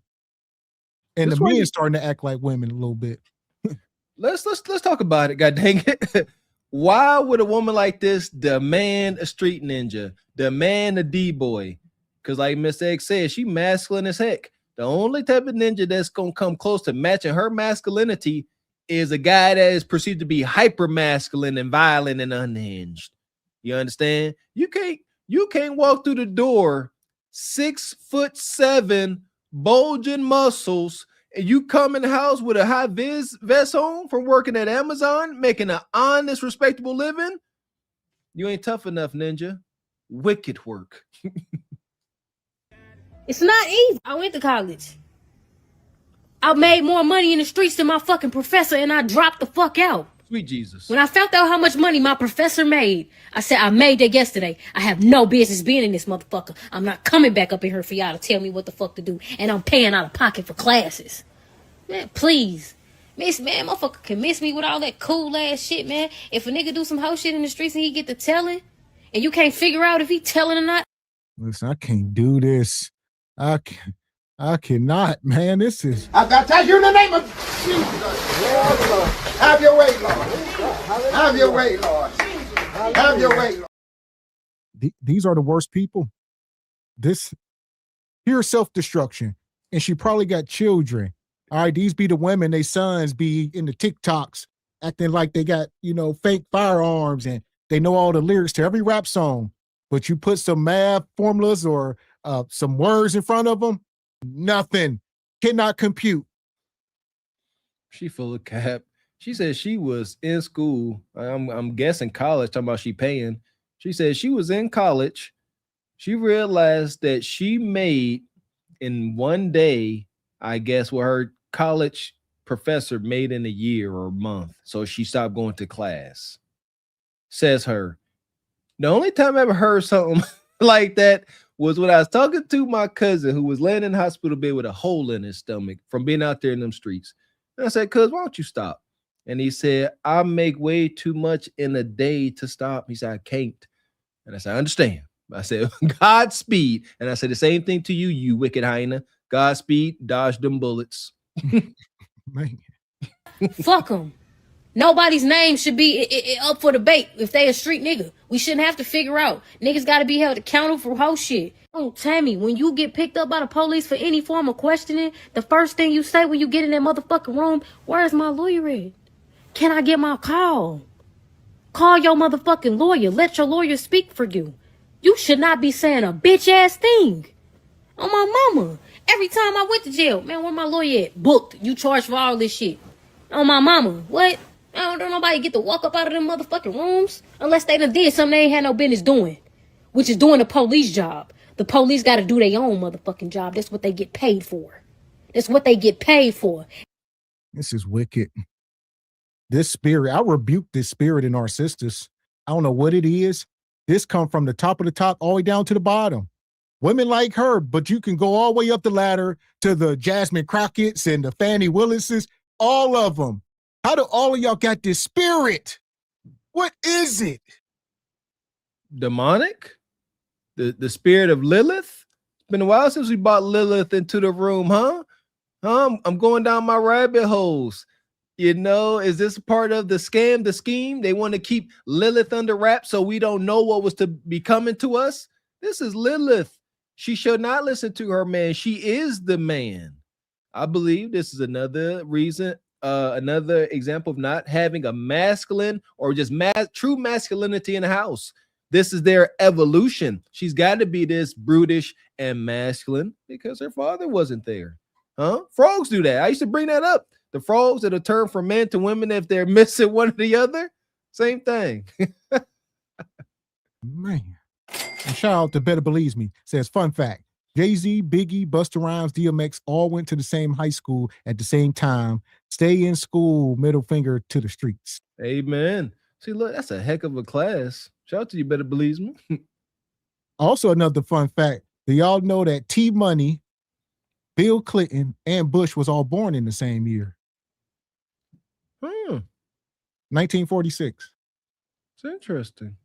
I don't have any fun facts. I'm usually chock full. I done gave all y'all my useless knowledge. I ain't got nothing. Money, money, money, money, money, money. And Rachel with the 10 ball says, remember the 2003 MTV Music Awards? Snoop Dogg came on stage with 2 B-dubs in lingerie and chains on them. It looked like the B-dubs were on an auction block. I'm still mad at him for that. Shaking my head. God dang. Well, Snoop done took a fall from grace as of lately. So, yeah, god dang it, Snoop. Oh, Rachel. Yeah! Boom, shakalaka! Yeah, this here. It's not up for no other man or no woman to send nobody to jail. I'm not for no shit like that. You don't send nobody to jail. Jail is not for people. That shit barely for animals. Have you ever been to the fucking zoo and seen them animals in that motherfucker? That's the same shit for people. If a nigga get to walk out of them rooms without going against their morals and principles, that mean the police ain't got enough to come get them yet. That's all it mean. It's a matter of time for everything. Come on, man. Pacer. Look a nigga up on Pacer. Wait a minute. Grown ass men mad at other grown ass men because they said F the streets. F the streets. You got everybody over here in Atlanta trying to stop the violence, trying to get out the streets, finally trying to come together and be one to make the whole city look good. This new generation of kids get a chance to witness greatness when everybody been divided for so many years. But then you got LaBoosie them over there talking about, I love the streets, I'll never leave the streets. The streets made me. I thought y'all said the streets don't love nobody. What happened to that saying? Everybody know this. The streets got no love for nobody. The streets don't even show love to nobody. And here's the deal. People benefit in conflict. There is a war going on outside. No man is safe. So people wonder why the United States don't ever get friendly, always got a problem with certain people, because it's beneficial. It's just like Boozy and them. It's like, why do they want it to keep going on? Because it's beneficial to them. All right. They got everything to gain. Y'all got everything to lose. And that's why I always say when folks get to talking, regardless of what their message is, got to know their motive. Why are you saying what you are saying? Who are you trying to protect? What are you trying to protect? Plain and simple. And like you said, they're trying to protect their way of life, their status, their claim. Respectfully, who the heck is a Boosie without street credibility? He's not known in the world of academia. You know what I mean? Nothing of the sort. So I get it. You got to hold on to what's near and dear to you, even if it's detrimental. So what the hell are we talking about? Y'all said y'all supposed to get y'all money in the streets and get out the streets. Now it's a problem because you got other street dudes want to get out the streets, want to change their life around, want to spend time with their kids, want to spend time with their women. They simply trying to learn how to be a man because they never was taught. Why? Because they were always in the street. Just because you in the street don't mean you know how to be a man. It don't mean that you know how to be a father. They don't mean you know how to be a husband. In order to learn those things, you got to come out the streets. You got to change your mindset. And y'all talking about, I'll never say F the streets. The streets made me. You happy because the street took then 95% of your life, you've been locked up and you excited and you think there's something to glorify. That's the most dumbest shit that you can ever talk about. Yeah, quit saying the streets. Yeah. I mean, the streets don't save nobody. The streets break you until it can't no more, until you escape. It's like Bane crawling out of that damn hole. That's exactly what it's like. So the streets is traumatizing. Damn near broke me. I had to save myself. It will break you. It's going to break you. And what does breaking look like? You in prison or in the grave. That's the breaking point. So you either going to crawl out of that hole before it's too late or you will be broken. Hey, man, shout out to Bane. That resonates with me. But Bane, my brother Bane said, you have merely adopted the darkness. These young whippersnappers have merely adopted the hood. We were born in it, molded from it, had no choice, didn't know which way was up. We're truly men before the first time we saw the light. We're men before the first time we had a chance to relinquish that poverty damn mindset. And by that time, it's blinding. Been in the dark too long. Don't even know how to navigate normal reality. Normal. Yeah, ain't no way, baby. Shout to Bang. Why wouldn't you want to get out the streets? And let's just be real. Lil Boosie them ain't doing no street shit no more. All that shit over with. Them people are not trying to throw their life away and go to prison again. They not doing that. Lil Boosie out here making legit money and taking care of his kids like he's supposed to be doing. Now, however, I do agree with Lil Boosie. If you gonna say F the streets, change your song lyrics up. Now, he was right about that. If you gonna say F the streets, don't rap about it, don't talk about it, don't do none of that. Rap about going to school, rap about being a father, rap about being productive, rap about hustling. Now, I do agree with Lil Boosie with that. Like y'all men argue on the app about any damn thing. Then the shit that y'all argue about be dumb as hell. Go argue over who gonna buy the block, who gonna buy the house on the goddamn block, who gonna buy real estate, who gonna buy this building, own their properties, own their houses, own their land. Y'all wanna run the streets, but don't wanna own the streets. No, everybody don't need to own property. No, everybody don't need to get married. We need to carry on the street culture. We can never let it die. Then we gonna forget. We can't let it go. All my memories. What I'm gonna do with my memories? Man, oh man, I can't wait to. I can't tell my stories. How I'm gonna tell stories? I got nothing to talk about. I don't want nothing to talk about. Go start some new stories. Go start something new. I told my wife that. I said, I look forward to the future. I look forward to the time comes where I can't remember these traumatic stories and tales. I can't wait to just in the distant past making new memories. Amen, Mr. X. Absolutely not. F those stories. I get it. I had to catch myself years ago, and it's very uncomfortable, if not painful, when you realize that all of your stories are just dark. And I gotta. Anytime I can relate to somebody, is darkness, because that's my upbringing. That's all I got. I can't give you something I don't have. But yes, shout out to new memories, baby. Pleasant memories.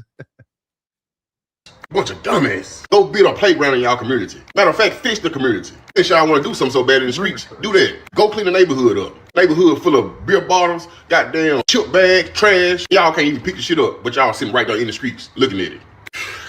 So instead of not saying anything, Boosie hopped up on Beyonce's internet and is sending a message to further continue the perpetual cycle of destroying the community, destroying the hood, destructive things, because certain rappers said F the streets. And instead of y'all understanding what's going on with the current climate and Donald Trump actively coming against black men especially, even though you have idiotic black men that support him and his rhetoric, he is actively coming for black men. Why do y'all think that they want to keep the prisons full of y'all? But you got this black man who went to that White House because he's a Trumper telling y'all that the rappers that said F the streets was wrong. I was behind the quarter zip movement and all of that because anything to get our black men, black young men active in reading, educating themselves and expounding on their potential, I'm all for it. They want those prisons full of black men because they know the power that you hold. And when you wake up mentally and stop living by the constructs that have been set forth for you because people really feel weak, white men especially. She sounds so goofy. I mean, I don't get it. Y'all gotta stop being so gung-ho on, messengers. We about doing what's right. They say, nah, we ain't gonna listen to him because he liked Trump or whatever she said. It sounded stupid. It's like, man, what's right is right. Like, put your feelings to the side. Everybody's too damn emotional. I agree. And we too quick to disregard folks. I don't know what that is.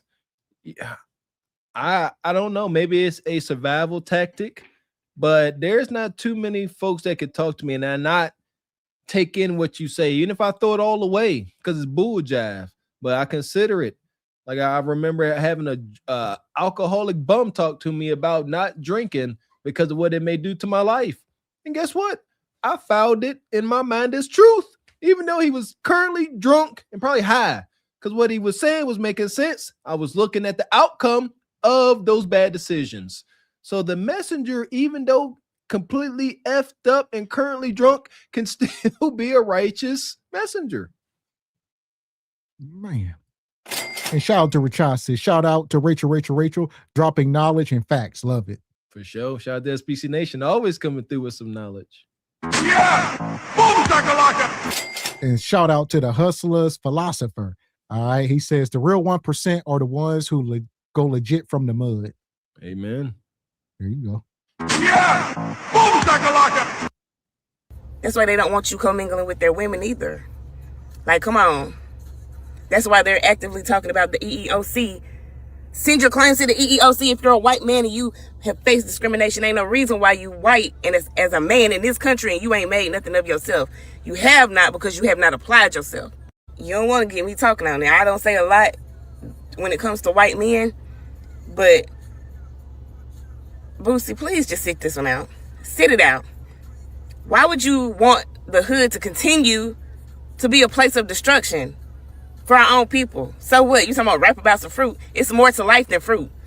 And don't hop on here talking about he was trying to criticize. Classy, I thought I was tripping. I'm ready to pause. I'm like, is she just talking in circles and going from subject all the way a whole 180 to a whole nother? She talking about after streets, then she talking about white men and racism. And like, what? See, this is shout out to Stephanie D, man. This is why a lot of you sisters need to be under some God-given instruction. Because she trying, but it's falling flat. Like, I'm sitting here confused too, Miss X. I'm like, what are you saying? Like, this is, I don't know, gynocratic order. She ain't standing, I don't know what she's standing for. Yeah, I'm a little bit confused, but she is saying F the street, so that's good. Think because he ain't no critical thinker. He's not critically thinking. Now he's a felon. He's a criminal thinker. And some criminal thinkers are critical thinkers because they try to outthink, but they always end up getting caught. And this ain't gonna be a message about hating on Boosie because I love Boosie. I'm never gonna go against black people, but I'm telling y'all, you better be mindful and watchful of who you getting your information from. And that post that he posted was not so deep.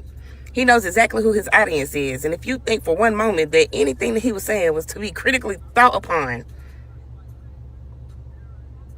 then yeah, you got fooled. Man, all these motherfucking niggas talking about fuck the street. Let's be honest. Everybody mad going back and forth arguing this shit now. But for real, like these niggas was not saying like, okay, every niggas was snitching at first. They weren't saying fuck the streets. These motherfucking niggas was, oh, these niggas pussy, these niggas hoes.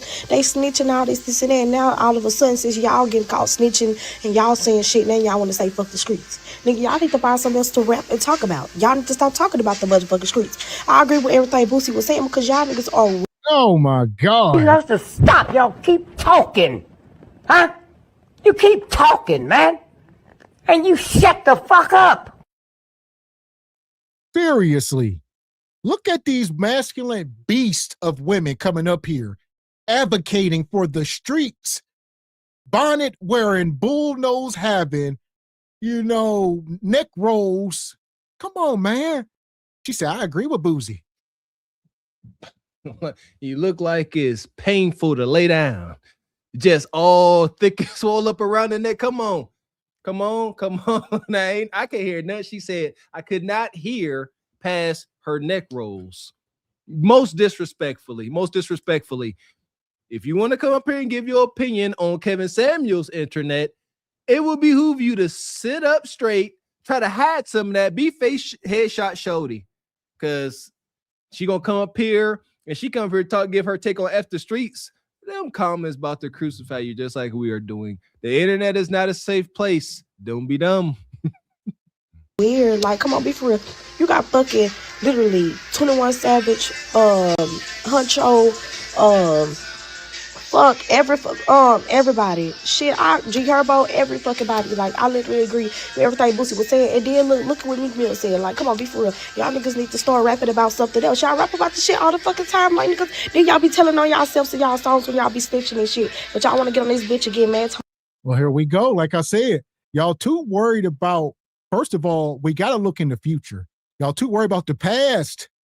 I swear y'all got to stop living in the past. Oh, y'all, maybe they will. Let's be optimistic and move forward and hold them accountable moving forward. What we can't do is reach back and say, you can't say that because you made an album, a year ago, whatever. If he makes another album, we can stomp him out and never listen to him and all that. But right now, we got to move forward. Like the dude said, he said they was traumatized. They know no better. Granted. All right. We still going to hold them accountable, and they need to start forking over resources because these are the people that's going to help us get our reparations. They're going to hire the lawyers and stuff. They got to fork the money over. Come on. Teamwork make the dream work, man. Far-fetched. Yeah, wishful thinking, Mr. X. And I understand what they're saying. I can't remember who super chatted this, but I understand her and their rebuttal. But they need to just be specific. Say F the snitches that are saying F the streets. Be very specific. It's okay to say F the streets. It's good. However, if you are only saying F the streets now because you done turned state and you don't want street rules to apply to you, I get it. They like, F the streets, man. I'm done. Yeah, I get it. But be very specific because it's F the streets. The only folks that can't say it are the ones that are trying to maybe run away from consequences from the streets. That's it. So at this point, I think it's best for us to give all these people a leash. Give them a leash and see what they do with it. Because I can sit up here and say it with my whole chest. I ain't worried about reneging on what I'm saying. And y'all gonna find me out in the streets. Ain't gonna happen. So if this is what they are saying, let's see how they are moving forward. And we're gonna hold them extremely accountable. There we go. Atonement. We should be able to see it, not just hear it. I fuck the streets. Child, I don't know. Just 6 months ago, you out trying to shame Gunner. Now you can't shame Gunner. Gunner shame you. 21 Savage. We are not letting you off the hook that easy because your partner's told you broke weak, broke the codes. Y'all never was no real street. Y'all been rapping, acting like y'all street. Well. Hold on. Shout out to Boosie. I'll say this. We've been saying it. Y'all should not be waiting on 21 Savage and Young Thug to give y'all marching orders. We've been up here saying this stuff for years on YouTube and in real life for decades. So It's unfortunate that y'all need these entertainers to give y'all marching orders. Shout out to Dick Gregory. We here. We're gonna do our best to stand in the gap. Entertainers cannot be our leaders, and I mean that most respectfully. How? Why? Because as Dick Gregory pointed out, if you are going to be a financially successful entertainer on U.S. soil, there are some strings attached to you. You can't say and do whatever you want to do. When it comes to entertainers being able to do what they want to do, I gotta salute brother Denzel Washington. He went through just as many trials and things as everybody else, but he is the only actor I know, black actor I know that even though he was in that era being blackballed and trying to be typecasted, he was so good they couldn't deny him. And that's what you got to do. You got to be so good at your craft that you don't have to have so many strings attached to you.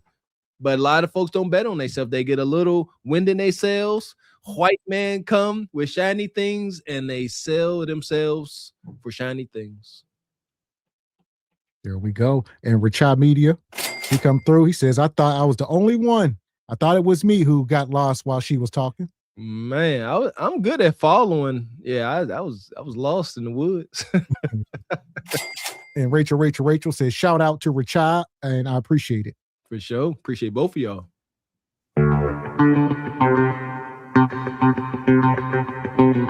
And shout out to Uncle Tall. Dropped the 30 ball in the cash app. He says, good evening, mother effer. Salute. Good evening. Yeah! Shout out to Uncle Tall.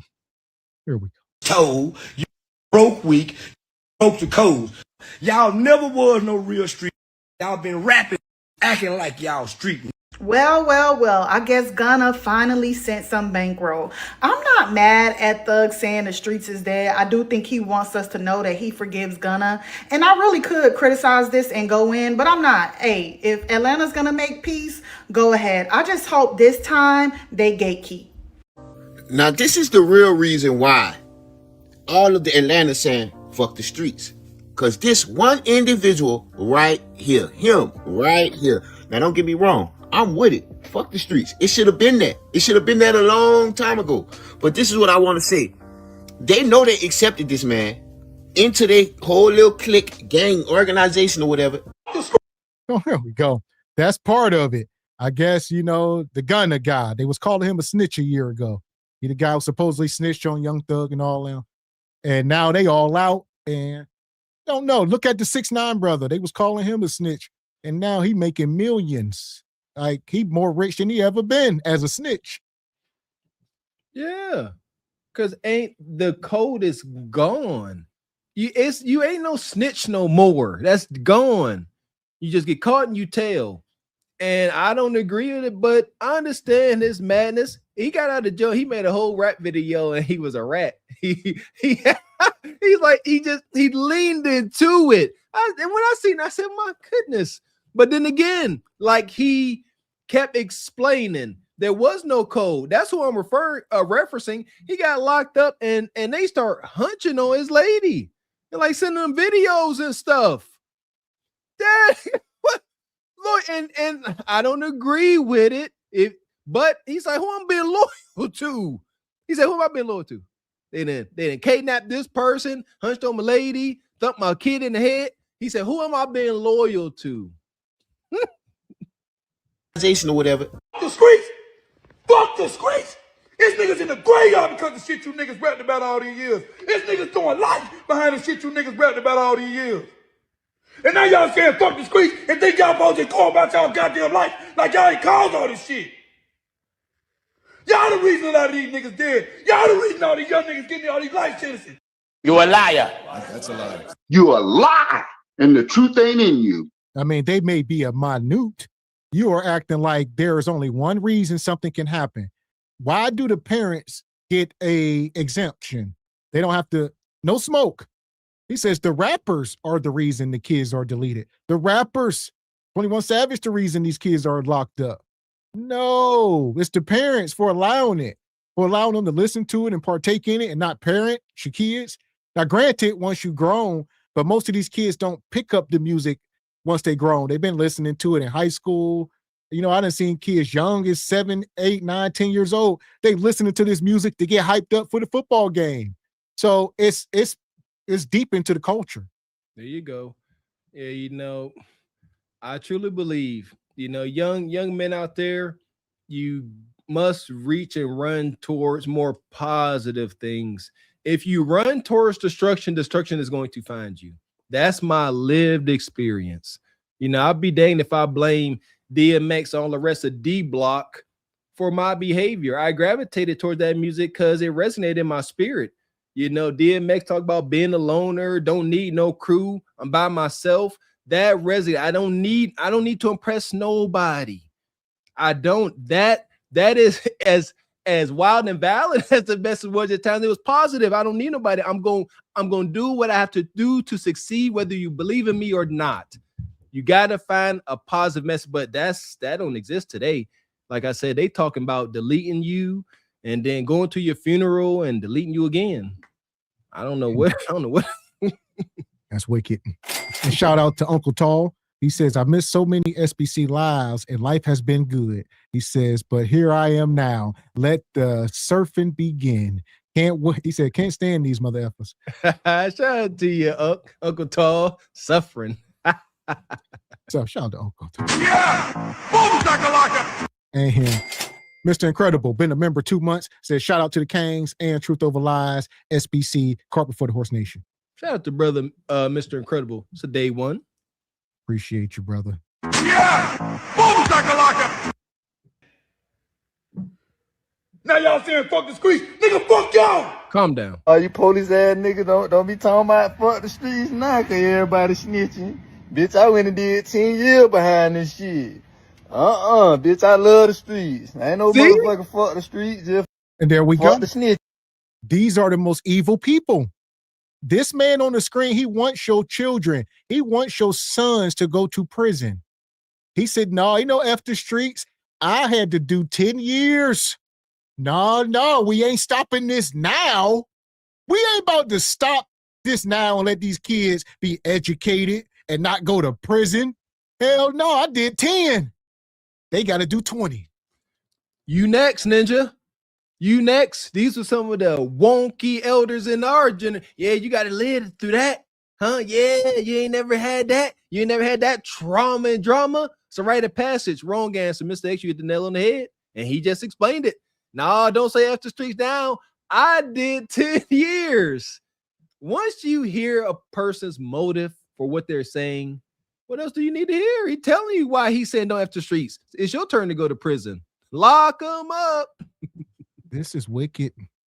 This is wicked. Let me hear that again. Nigga, fuck y'all! You police ass nigga, don't be talking about fuck the streets now, cause everybody snitching. Bitch, I went and did 10 years behind this shit. Bitch, I love the streets. Ain't no motherfucking fuck the streets. Just fuck the snitches. You see what I'm saying? He up here looking like, you know, Country Wayne and Sideshow Bob, Love's Child. You know, get out of here, dude. What are you doing? Like, let's say that's true. He said, you saying F the streets now because everybody's snitching and it's too risky to be in the streets? What if that's the case? Whatever it takes to get the young brothers out the street don't matter. That's not the objective. Obviously, the objective is not to get the young men out the street. Misery and pain loves company. All right. And that's all. Come join the band. He did 10 years. You do 10 years. So now y'all can trauma bond. When you get out from doing your 10 years, if you survive and he survives, then y'all can trauma bond and be bestest friends when y'all try to come up with y'all next scheme and get locked up or deleted. I don't see how this mentality helps anybody. Fuck wrong with y'all. And you tell what 100 when he come to them, I'm violating probation, nigga. He better be ready. Listen, bro. These niggas be getting on these platforms, on his social media, and they be fronting. Hey, let me tell you, a nigga like me had enough of it, bro. Tired of it, bro. Because there's so many kids out here looking up to these niggas, and they're all of a sudden, because they want to save a nigga face, they want to come out, fuck the streets who made us who we is, nigga. You know how many friends, everybody that's involved, they don't went to jail, trying to stay solid to these niggas. Nigga, let me tell you. Oh, stop. Are these people slow? Serious question. are they slow? Because it's like they are promoting self-destruction. They like the kids are looking up to y'all while y'all are being self-destructive. Why are y'all changing the message so that they can look at something positive? No, he said we went through it. It's like they want. It's just sick. I don't know how many different examples to give y'all about how or where their mind is at. Brothers like Lil Woody and them, they're equivalent to prisoners of war. Like what they shell shocked. They cannot really get, and I kind of mean this respectfully. They can't give you any really logical information. They in a constant state of hood shell shocked. Look at it. Look at the brother, man. What are we talking about? I can't listen to nothing they say. Respectfully, I respect the character. I hear you, brother. In one ear, out the damn other. Well, here we go. We're going to let this go. We almost wrapped up. We're going to drop the link. Let y'all come up. We're going to have this discussion. You know, the F the Streets movement, is it dividing the culture? I see there's some detractors in the chat. We're going to drop the link. Hopefully y'all come up. We can have a conversation. That's all. Yeah, we want to know, maybe we're getting it wrong. Maybe there are some positive aspects of the streets. Huh? What we missing? Tell us. Maybe it's miscategorized, the positive aspects. That's my point. I want to hear what y'all got to say. So academics, these niggas trying to say, oh, Woody did this. I did what ain't no man on earth would ever do, nigga. So the rappers got this little thing going on where they saying F the streets. And so Lil Boosie like, well, if y'all saying F the streets, then stop rapping about the streets. Stop double dipping. Y'all rap about fruit in college and staying out the streets then, if y'all saying F the streets. This is my thing. I see both sides. I mean, it's crazy that people actually have passed away due to street stuff that probably wasn't even that important, but because it's street stuff, it's off principle. You get what I'm saying? They saying F the streets because at the end of the day, even though it did shape and mold us and turn you into the person that you are today, we lost a lot. We still lost a lot in the streets. We still suffered a lot. We lost people that we love. We seen a whole lot of BS happen because of the streets. So that's why they say F the streets. But at the same time, I see Boosie side too. If you saying F the streets, stop rapping about it. Stop rapping about killing. Stop rapping about selling drugs. Stop rapping about running off on the plug. Stop rapping about setting up. Stop rapping about it. So what y'all gonna rap about now is the question. Because he ain't wrong. Now one of y'all, neither side. Y'all worry about the wrong stuff. Who cares what they gonna rap about? It's the message. We're trying to save lives, man. Like, it's so self-destructive. People getting deleted. You know, you think back in times, you know, some of our people we know been deleted. You be like, man, they was so young. You know, dudes 24, not even, 28, not even get to see 30, and it's just normal. But the older I get, I be like, man, he was only 24, or something like that. And it's like, that's amazing. Even when you look at Tupac and Biggie, they was 25 years old, man. I'm 39 today. I'm 40 by SBC math. And I think back when I was 24, 25, I thought I was grown as heck. You couldn't tell me I wasn't grown. I was acting grown. But with my 39-year-old brain, dare I say I was a baby mentally. That's where they don't even get to mature. It's my understanding that our brain doesn't even fully develop until our 30s. That makes it suck, man. These young men, these young artists, celebrities, they didn't even really grow up. Like literally, they were not done growing. That makes it sad, super sad. And Black Uni says he did 10 years with another grown man holding him by his plaits. Did you shut up? Ooh, tough deal. Yeah. And I was gonna say having to stop and cough every day. It's a humiliating ritual that you got to do every day. It's unnatural. It's a constant battle to maintain your masculinity, tussles for dominance, and absolutely the freak not. No. It's wrong. But what we need to figure out now is, where do we go from here? What is there to talk about now? What is there to talk about now? Are you saying F the streets because you told on somebody? Or are you saying F the streets because you understand what the streets bring? If you say F the streets because you told on somebody, I don't respect that. Because you was in the streets doing the street things, and then when it got hot, you couldn't stand the heat, and that was F the streets.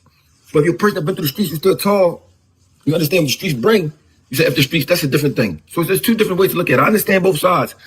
But what if they got a message? Like Mr. Walk said, we can't discount it just because you personally don't like them. This ain't about you or us, grown-ass men, and our personal feelings. Just because a young thug might be a snitch, he might have some valuable information to give to younger men about, stuff he's been through and what not to fall victim to. Because it all starts the same, all right? The origin stories. How'd you get into it? And these kids gonna start be like, oh man, oh, your mama wasn't home, or you was going out hanging with your boys, and y'all was doing, you know what I mean? It's all the same, ain't too much different.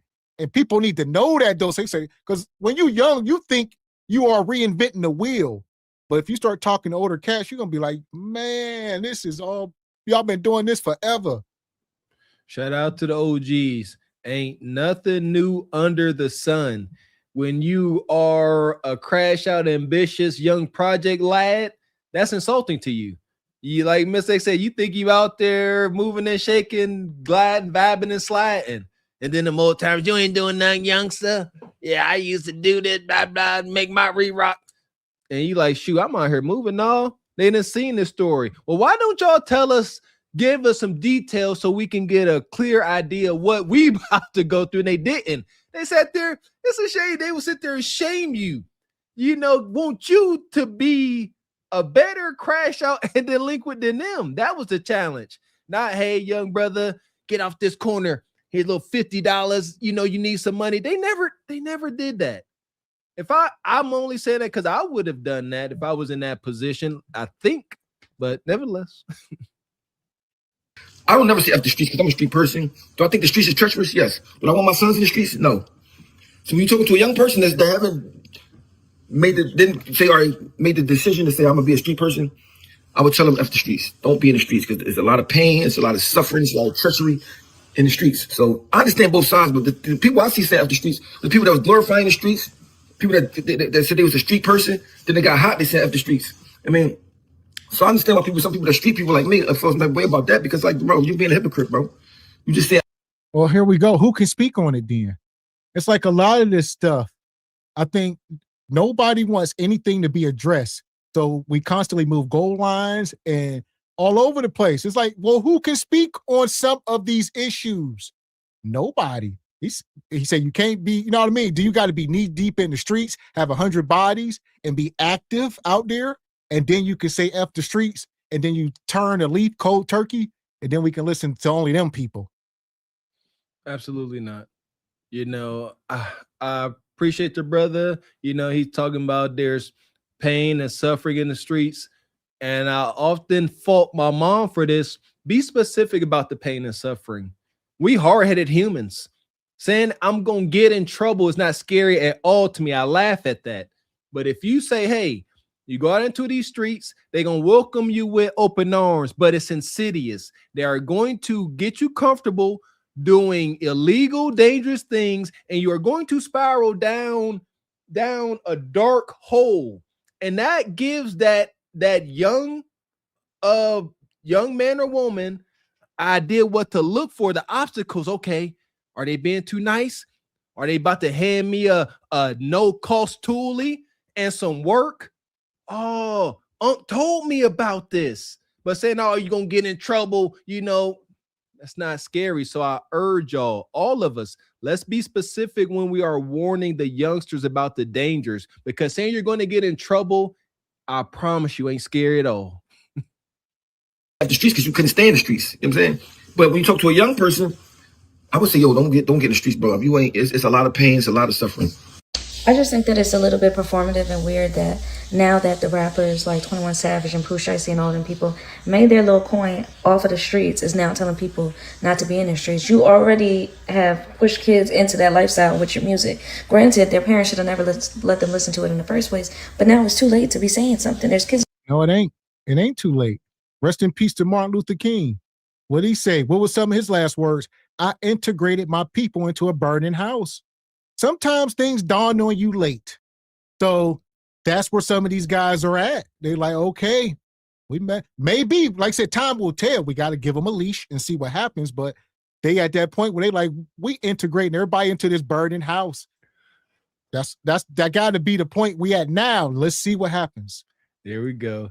They not letting them off the hook.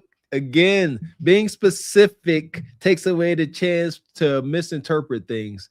But y'all are mad at the snitches for saying F the streets. That is the only consistent message I'm getting. Yeah, they are mad. Oh, you benefit from the streets. Now you can't say F the streets. I get it, but nah. She also said, you led them to the streets, so now you can't save them. No. You can't. Somebody else got to do it. Even if y'all want to, we don't want y'all to. We don't want, even if y'all can say we don't want y'all to. Doesn't sound like you got the best interests of the folks to be saved at heart. Again, just what's her motive? That's already, y'all been out for 10 plus years. Kids is already listening to everything that you did in this music and doing it. And now they already probably in jail, out of school, hopefully not unalived. At this point, it's too late to be saying that. I mean, it's never too late, but it's performative to me. Like, that's just like doctors saying, oh, you could take this medicine knowing that it kills people. And then everybody takes the medicine and people die. And they be like, no, you know what? That medicine is bad for you. Y'all should not be taking it. You're going to die if you take that. Like, it's so performative to me. Oh, You're a liar. That's a lie. That was so stupid. That was All perfect. Right. What I'm saying? No, because they want everybody to be deleted. Crabs in a barrel. Misery loves company. It is so unfortunate that we don't want to see each other get ahead unless we are already miles ahead. All right, if I'm 10 miles ahead of you, I don't mind if you take 2 steps. If I got you by 10 miles, 2 steps, go ahead. I give you 2 steps. That's it. You take 3 steps, off with your head. Oh, listen here. She is very much aware of what she is saying. And it sounds twice as mad. She said if a doctor out here giving out medication that's deleted, folks, then all of a sudden he say, whoa. I realize this is bad. Stop. That doctor is wrong. So, okay. What should that person in that position keep handing out? Death? Oh, it's somebody else. Somebody more responsible has to blow the whistle. But in the meantime, carry on with your detrimental message. Shout out to the gynocracy. They give some marching orders. They from the pits of hell, but they're gonna give out some marching orders. And for that, we're gonna put her in the pit. There you go. Madness. Fuck is you talking about? This is Sparta! You got to know when to hold 'em, know when to fold 'em, know when to walk away, know when to hide. You gotta count your blessings. You're sitting at the table. You hear me? Ooh, child, things will get brighter. It's too late to change. Y'all ninjas ain't allowed to change. Y'all not allowed to atone. All right. If you start off doing bad, you must continue to do bad. Is this a written rule in the gynocracy? We didn't know, huh?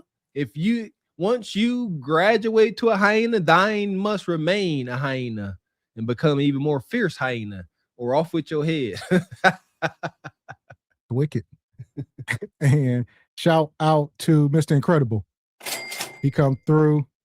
He says, it's gotten too far out of hand. It's like a virus that has to play out. Damn shame. That right there is the unfortunate truth. It's got to play out. Hence, it's unfortunate. So there we go. We just dropped the link in the chat. Y'all welcome to come up. You got to be on camera, be cammed up, and come up. Hopefully detractors, some difference of opinions. What y'all got? What we got wrong tonight? Everything? There you go. Talk to us, Stephen James. You always got something smart to say, ninja. Huh? Should these ninjas be out here thugging? It's like, no, Stephen James ain't with that mess. He told us where he said them hooligans out there running wild. Folks ain't even comfortable coming outside. Shout out to the brother Stephen James. But yeah, we don't want nobody to come here singing Kumbaya. Tell us where we are wrong. As iron sharpen iron, man sharpen man, but that only happens via friction. Can't be up here Kumbaya. Huh? What we got wrong? Y'all got a lot of stuff to say. Most of the time. And here we go.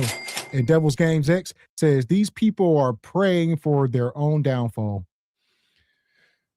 Yes and no. I hate saying that, but they may not identify as their own downfall. They just think it's those around them. Yes and no. So here we are. Link in the chat. Click the link. We are talking about, y'all see the guy on the title, 21 Savage, F the Streets movement. They say this movement is dividing the culture or the community or however you want to say it. Can't believe it. Yeah, culture. Yeah, we got a culture as toxic waste. I don't know about community. The community is the streets. Again, we have substituted the community for the streets, and now they love the streets. There we go. So click the link. Come on up. Shout out Mr. Incredible. Says you should send Kundra the link. Yeah, she wouldn't click that link. Y'all know she gonna tuck her tail. Where you at? I want Rose to click the link. Rose said the link is not clickable on vertical. Okay. So if you're watching on vertical, the trolls over there, you got to come over to the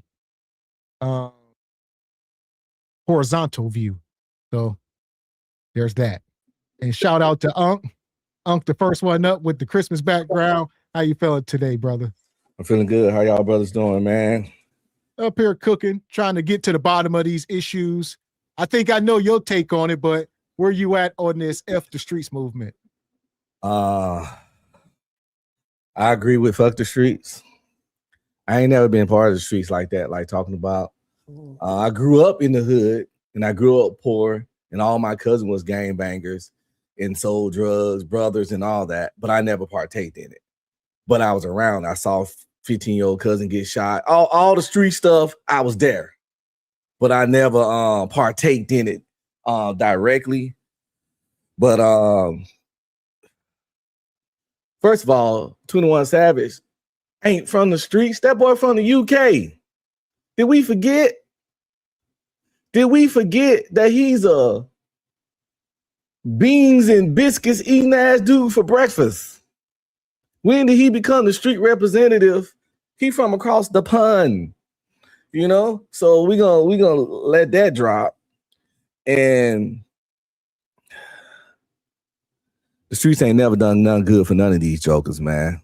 Anybody that's mad about it is suffering from arrested development and probably some kind of loser, man. And cats be claiming they from the streets, but are they really? Who can verify and check that stuff? If you didn't know them, I could have got up here and said, I used to bang streets, all that. I got up here and told the truth. I ain't street, I'm street adjacent. I'm adjacent to the streets. But yeah, these cats, they be talking all this street stuff, man. Nobody don't know. Nope, no, it can't be proven. Can't. I agree. It's just like, as a military vet, it's kind of the same thing. If you ain't gonna be coming back telling everybody, oh, I deleted 100 people. I was like Rambo. No, because if you really was doing it, you ain't about to be bragging about it. So you always got to keep an eye on them people that's overly bragging, trying to convince you of something. There you go. I grew up believing, and still to this day, the loudest person in the room definitely ain't the toughest, may be the most vulnerable. You know, growing up, that was definitely a defense mechanism. We had a guy in our hood. He would be loud, want to fight every Friday night and get beat up every Friday night, every night, and do it every weekend. But yeah, the loudest guy in the room, it's that quiet ninja you got to watch out for. That was me. I was that snare trap. I was that quiet crash out. And my buddy called me out on it, made me change my ways. But yeah, beware of that quiet ninja in the corner. He messed up in the head. Agree. And shout out to Classy, woke him up. So I'll ask you, Classy, as we've been mining through this, I see a big problem is people are getting so caught up in the messengers that they are trying to deflect from the message and the issue. They're trying to deflect from it by keep breaking up the messengers. What's your take on that? Well, I was thinking about something that a battle rapper said. His name was Sue Surf. And I remember there was a quote he said on YouTube that he was going to battle another a Detroit battle rapper. And he told him, he said, there's nothing wrong from being from Detroit. There's nothing wrong. There's a lot of kids that are that has street or hood essence. They're just not built to be a street dude. That kid that's sitting on a brownstone or sitting on the porch is of street essence. The kid that's reading a book that come from a single mother that lives in the hood, he's of street essence. But he said, I got a zipper from getting shot. I got a zipper on my chest. He said, you're not built like that. Stop trying to be something that you're not. It's okay being from the hood, but do something different because you're not born with those traits. I respect him for that. However, and the thing of the problem is I think there's so many different ways to attack this. But my thing is that I think a lot of these older people that come from the street life, they feel like they're gonna lose something if people start to change. Like what Boosie said. Boosie said, he makes his bread and butter off of people from the streets. They feel like they're gonna lose something. But at the same time, when we talk about rap, when we go back to the 1985 during the crack epidemic, our rap was positive. Our rap was reporting on what was going on the streets. That's what it was about. It was about how could we uplift each other and have a good time. These cats nowadays, they want to go out and, delete each other. What are we teaching the kids today? And you got that dude from Miami. He looked like a Miami, Florida dude with them dreads. He could be a decal, not a decal, but what they call him, that county from Jacksonville. He could be one of those. Dade. Not Dade. Dade, I'm in Florida. Not Dade. This is from Jacksonville, not DeKalb. That's Dade Georgia. or Duval. Duval County type of dude. That cat right there is actually recruiting these young dudes. He know, man, I've been 10 years in jail. What you're gonna do is you're gonna recruit new dudes to be just like you. You ain't gonna tell them, dude, being in jail for 10 years ain't no joke. You can't touch no woman. You're gonna be in there with a bareback dude ready to stick it through you for the next 10 years. Oh Lord. That's unnatural. And I'm sorry to cut you off, Mr. Walker. Going to Unk's part. Well, yes, they do. He's right. 21 Savages from Britain. They have their own street code, but it's a lot different. He shouldn't be the voice of the United States. Because now, in he Britain, got a body. He got a body, don't he? Well, I mean, you can get bodies in the UK. I'm saying they got strict gun laws. They use knives. Yeah, he deleted somebody. I think he hanged somebody down or something. I think it was in self-defense though, but yeah. But come on now, we can't diminish the body. I didn't stain on a body. You can't make this shit up. You can't make this shit up. Y'all heard it. A self-defense body and a banging body ain't the same. Okay. It's not because I'm not a gangbanger and I'll defend myself. Y'all not a gangbanger, but y'all will defend y'allself, but y'all wouldn't get a bang body. Anybody will defend themselves, but everybody don't get a bang body. I feel you got a bang body. You got a self-defense body. But let me end it from this. Where in history where snitching never happened? Crime families, organized families, John Gotti, all of them, Capone got taken down. You think nobody didn't snitch on them? And they were organized crime families. What makes you think you from the hood will never get snitched on? People sending anonymous calls to police officers every day. Let's keep it $100. None of these dudes are Bumpy Johnson, Frank Lucas, Rick Ross. You're not Pee Wee Kirkley. You're none of those guys. And the girls that supporting you, all they want you to do is take some of your money. And once you go to jail, she's going to go to the next bidder with the highest bid. I digress. Y'all go ahead. There you go. These are the details, Brother Classy, that we need to give the youngsters. You're going to get locked up. I know that, Unc. I ain't tripping off that. I'm going to do my time. And when you're going to call your lady the first week, she going to answer. The second week, she going to answer. Third week, might be a little late. Might answer, might not. The fourth time, straight to voicemail. Fifth time, your friend going to answer. Your boy, your homie going to answer the phone. You gonna be like, what up, cuz? What you doing over my lady's house? Shit. Or she went to do that, or she went to do with the friend taking a YouTube video, catching a bukkake on the face, sending it to him in prison because he in jail probably for 10, 25 years. Oh Lord, not the bukkake. No pain. You don't. Yes. Yeah, we gotta let them know. No, you gonna go to jail. It's gonna be hard. No, like you said, that you liable to get a ninja a celly. He I can't even finish my statement. It's gonna be a lot of trauma, man. Your lady get knocked down, your cellmate trying to knock something down. Y'all seen Prison Story? These are the darkest corners of this culture of the streets. Yeah, y'all like it now, huh? Trying And to have the. then on top of that, these corporations are making money off of y'all black bodies, throwing y'all in prison. I'm gonna be serious now. I'm gonna be serious and say it is a good message. It's a good message. But I just hope they stand on it and ain't just doing the next trendy thing. You know, everybody like to trend chase. If they saying this message, live by it, keep that shit, and show the example of that, you letting that stuff go. But the honest truth in the community on the not the celebrity level, them cats ain't gonna never let the streets go. You know why? Because sisters love fucking street niggas. And men, we problem solvers. We gonna be and do what get us the most poom poom, the most clout, the most respect in our communities. Now, if they ever move away from the hood, they might can be like, let the streets go. But long as they live there, they're gonna embrace the streets because people leave you alone. You get more respect from the ladies and the dudes, and you get more poom poom. And you know, in the street, dude, poom poom is God in a lot of cases. So simple as that. Like, so until the ladies stop rewarding street dudes ain't gonna stop embracing the streets. We want our rewards, you know. So, ladies, I said it, Unc. I told the story before. I had a cousin, God rest his soul. He had just got into the streets, the damn streets. And I was like, what's up, cuz? You trying to come over, chill, play video games? He said, no, cuz. He said, I got motions. I got a car. He said, I get girls. We was in high school. And you know, I said, I feel you, cuz. I ain't mad at you. Be safe. And weeks later, out of here. So yeah, ladies, we're telling you, we are putting accountability on y'all, especially young men that don't know any better and have yet to mature. Young men do a lot of things, if not damn near everything, to get the desirable attention of a woman.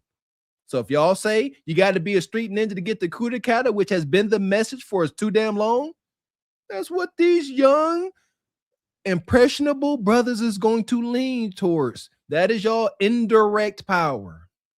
And I think the only way to get ahead of it is to get the fathers back in the house, family, so that we ain't got these knuckleheads and, you know, these promiscuous girls. We try to curve it. Obviously, it ain't going to be 100%, but with 70% of them being raised by single moms, they can do almost whatever they want. Well, Gavin, why do you think they get along so well with each other? They're both overly stimulated and overly emotional. Yes, I agree. Nug, and Bonquisha, one and the same. Leon King, we need fire and brimstone, brother. It's rough out here. Everything all lackadaisical, no rules, no parameters. We need some of that good old dark, dank layer, fire and brimstone. We need 10, not 9, Ninja. What you got? If the devil used a woman to bring down mankind, what makes you think that he has changed his plans?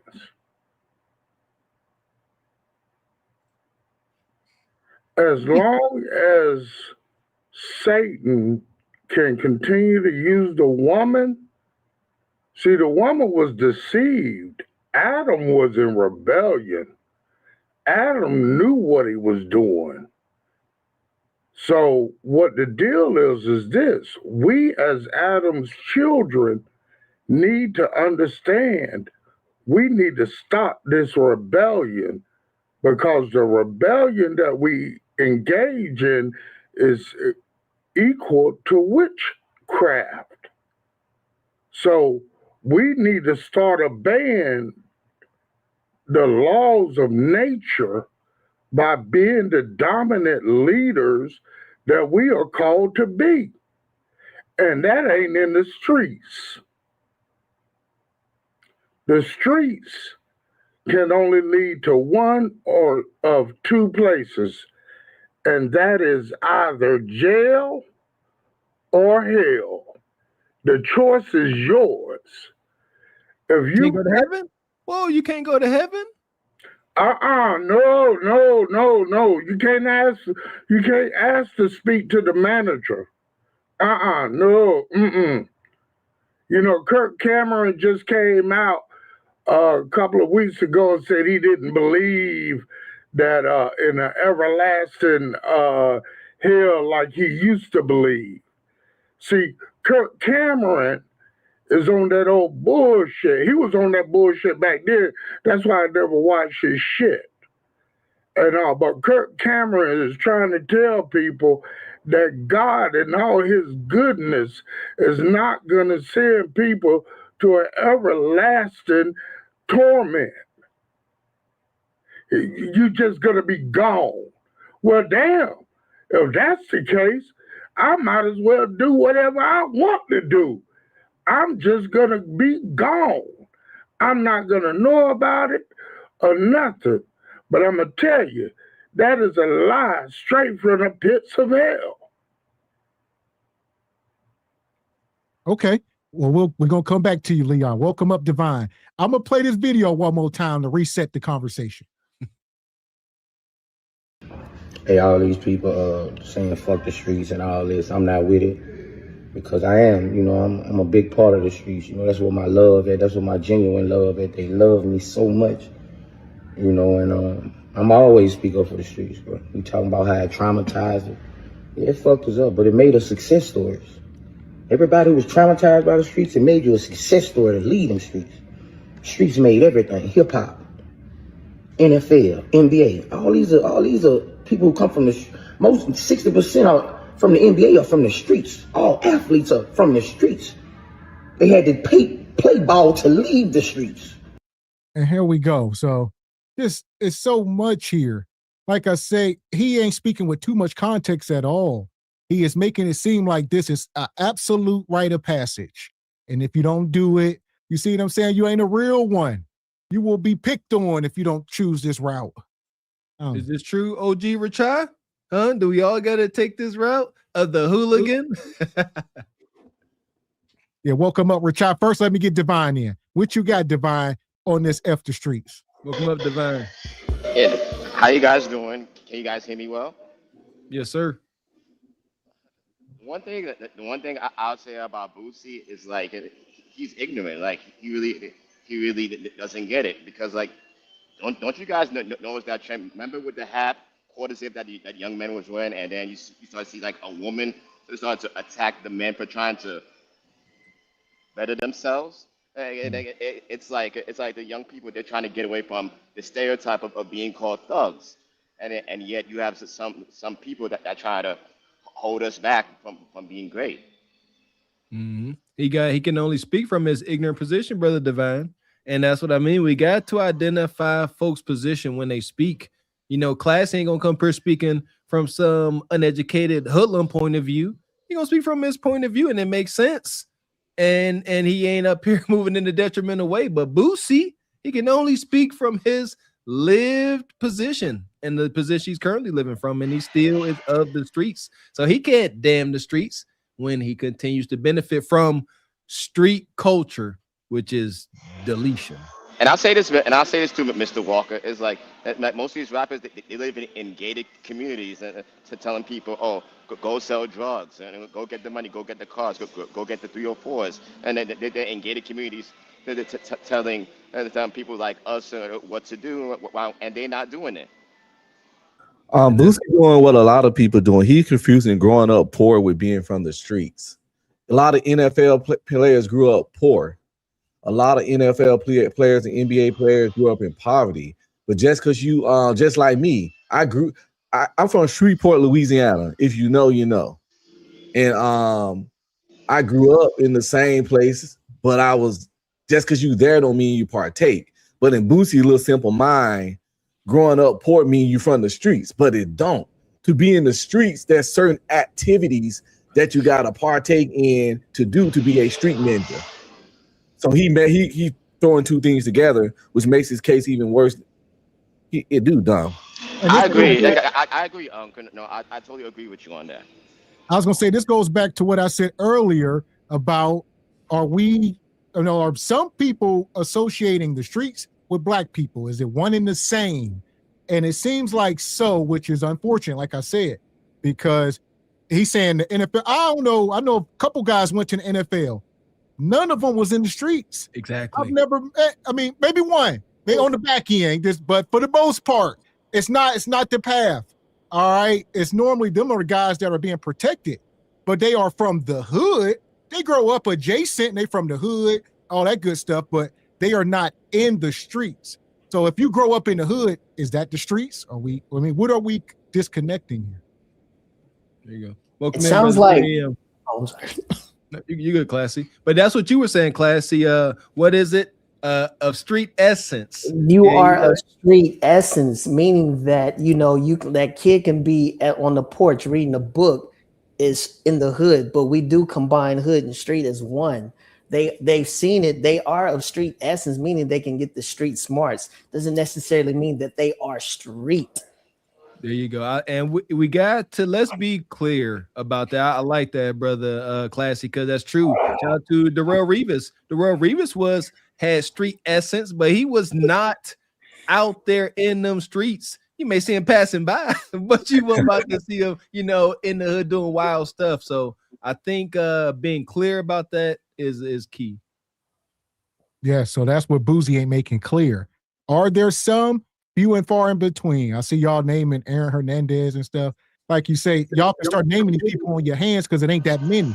So, and also too, Gavin, and that ain't a success story. Aaron Hernandez is not a success story. What are you talking about? And also they just trying to say, people from the streets that play sports professionally. But what you got? What you say, Divine? I was gonna say also too, Gavin. Why do you think they tried to make these movies like Malibu's Most Wanted, like all these movies that try to push anti-black rhetoric, like how black people act in the ghetto, trying to mock us. Malibu's Most Wanted. Welcome up 3 a.m. We'll get you in. What you got, brother? Good to see you, brother. Can you hear me? Yes, sir. Okay. It said my mic was muted. So, hey, salute to the panel. I think people, when you're from the hood, you don't have to be of the hood. Like when you're surrounded by all of that BS, you don't have to, you don't have to succumb to that BS. Like you can speak up a little bit, brother. Speak up a little bit. You got to have a stronger mind, when you're out there. When you see, when you walking past the bus stop and somebody getting bum rushed, like you can't. You got to keep walking. Like you can't get involved in that. Like you got a bigger life to look after, especially when you're in high school, middle school, and what all that Boosie talking, that's some BS. Like, if you're a person that has positive people around you, it don't have to be your parents. It could be a neighbor. It could be an older neighbor. And like, hey, if you see what's going on, you don't have to participate. Don't be influenced by other people's mistakes. Learn from those mistakes, and then you'll be able to live a healthy life where you're not worried about, oh, the police behind me. I'm scared because I don't got no license, or I don't got no insurance. You're trying to duck and dodge instead of if they pull you over, you legit. And you can speak with confidence, and you can say, why you pull me over? Here's my license and registration. Like you don't got to be fumbling like they be doing on the body cams. That's all I got. Shout out to 3 a.m. And we got some super chats here. Appreciate you, Sister Vicky. Says they even snitched on that Turner and John Brown. They don't know who John Brown is, Vicky. Shout out to John Brown and Nat Turner.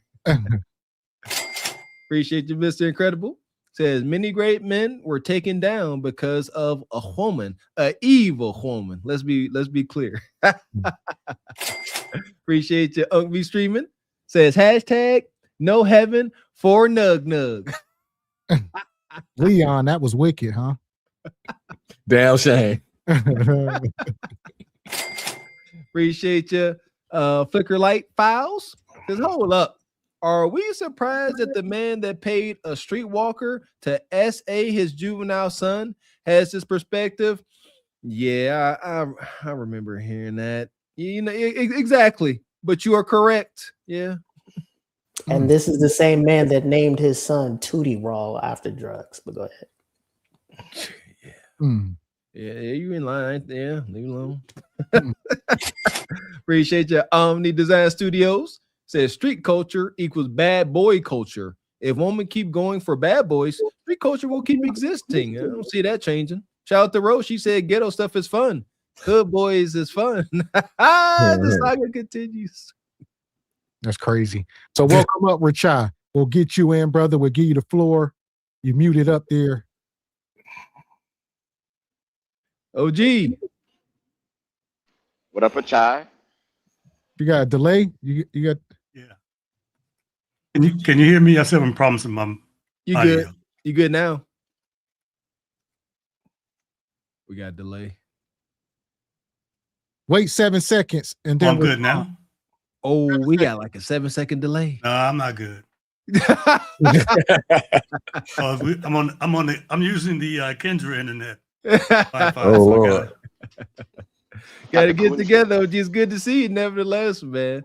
Got the Kundra Wi-Fi. That's that Biden net. Yeah, last time he came up, Chris. Y'all see he got the guitars. Richai all set up. Look like he ready. Yeah, man. Yeah, Richai got them. I forgot the name of the daggone guitar. Shout out to my white brother that's teaching me about guitars. Stratocaster. I think that's the coveted guitar, Stratocasters. So here we are. I guess at this point, we need to start talking solutions, because during the video, the one guy said, don't just say F the streets, then you are abandoning people and this and that, and without having solutions or a plan. So I think two things is true. Somebody got to have a solution. I mean, it starts with fathers in the house, right? The parents is going to steer you in the right direction. But always trade school is always, a thing. Obviously not college. I'll get you in, Leon. Not college, but trade school, or just get right into the job market. While you stay home with parents and figure it out. Quit throwing them babies out on the streets. So right there, I was just having this conversation recently with my son. All right. He's getting up there in age, and we was chilling, having a burger. And I was telling them about, the different, jobs and how much they make. And we got to talking, and I kind of got excited. I said, hold up. I said, a lot of these fast food jobs, you making dang near $16, $18, $21 an hour, depending on where you at. I said, man, you living, 25. I said, you living at home? I said, you working, 6, 7, 8 hours a day, and you get to stack all that money. And I was sitting there, I'm talking to my son, and we having this conversation. I'm like, God dang, like, that's some good money, because you don't have no bills. Like you said, man, you stay at home with your parents. They got your best interests at heart, and you stack, you learn, you grow. You don't go out into the world at a financial and mental deficit. That's where we got to start. I was going to say, I'll get y'all in, but yeah, that's how I sort of got out. Once I really tried to do right, went to trade school. That was my first step. So any brothers out there, just pick up the phone and call them. All right, they ain't turning no money down. You just got to be serious about it. Don't do it because somebody told you to do it.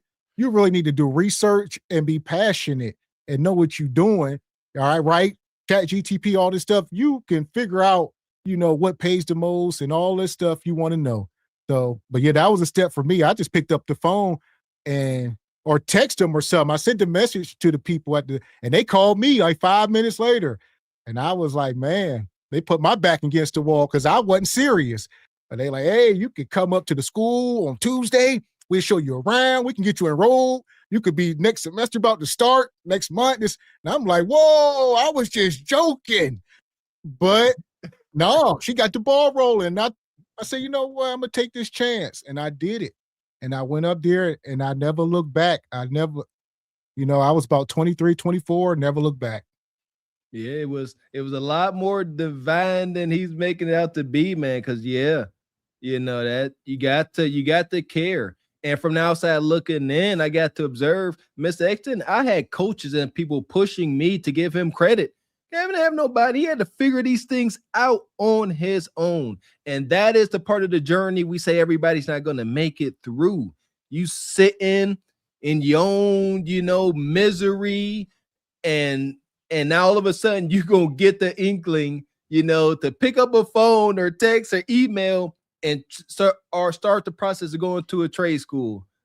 Good luck. Good luck. All that. And I will say, as to my mom, I would say shout out to her. Even though she set us up to fail on the front end, she looked out on the back end once she got her ish together. And like you said, I was able to stay in her house and save my money while I was working. And, and she helped me with that. So she wasn't asking for much. I saved my money and I bought my place and never went back, And that's part of it, though. The parents can't throw them out. That's it, man. Welcome back, Richard. How you, Mike? What we got? We delayed still? Trying to hit OG. Let's see. I don't know.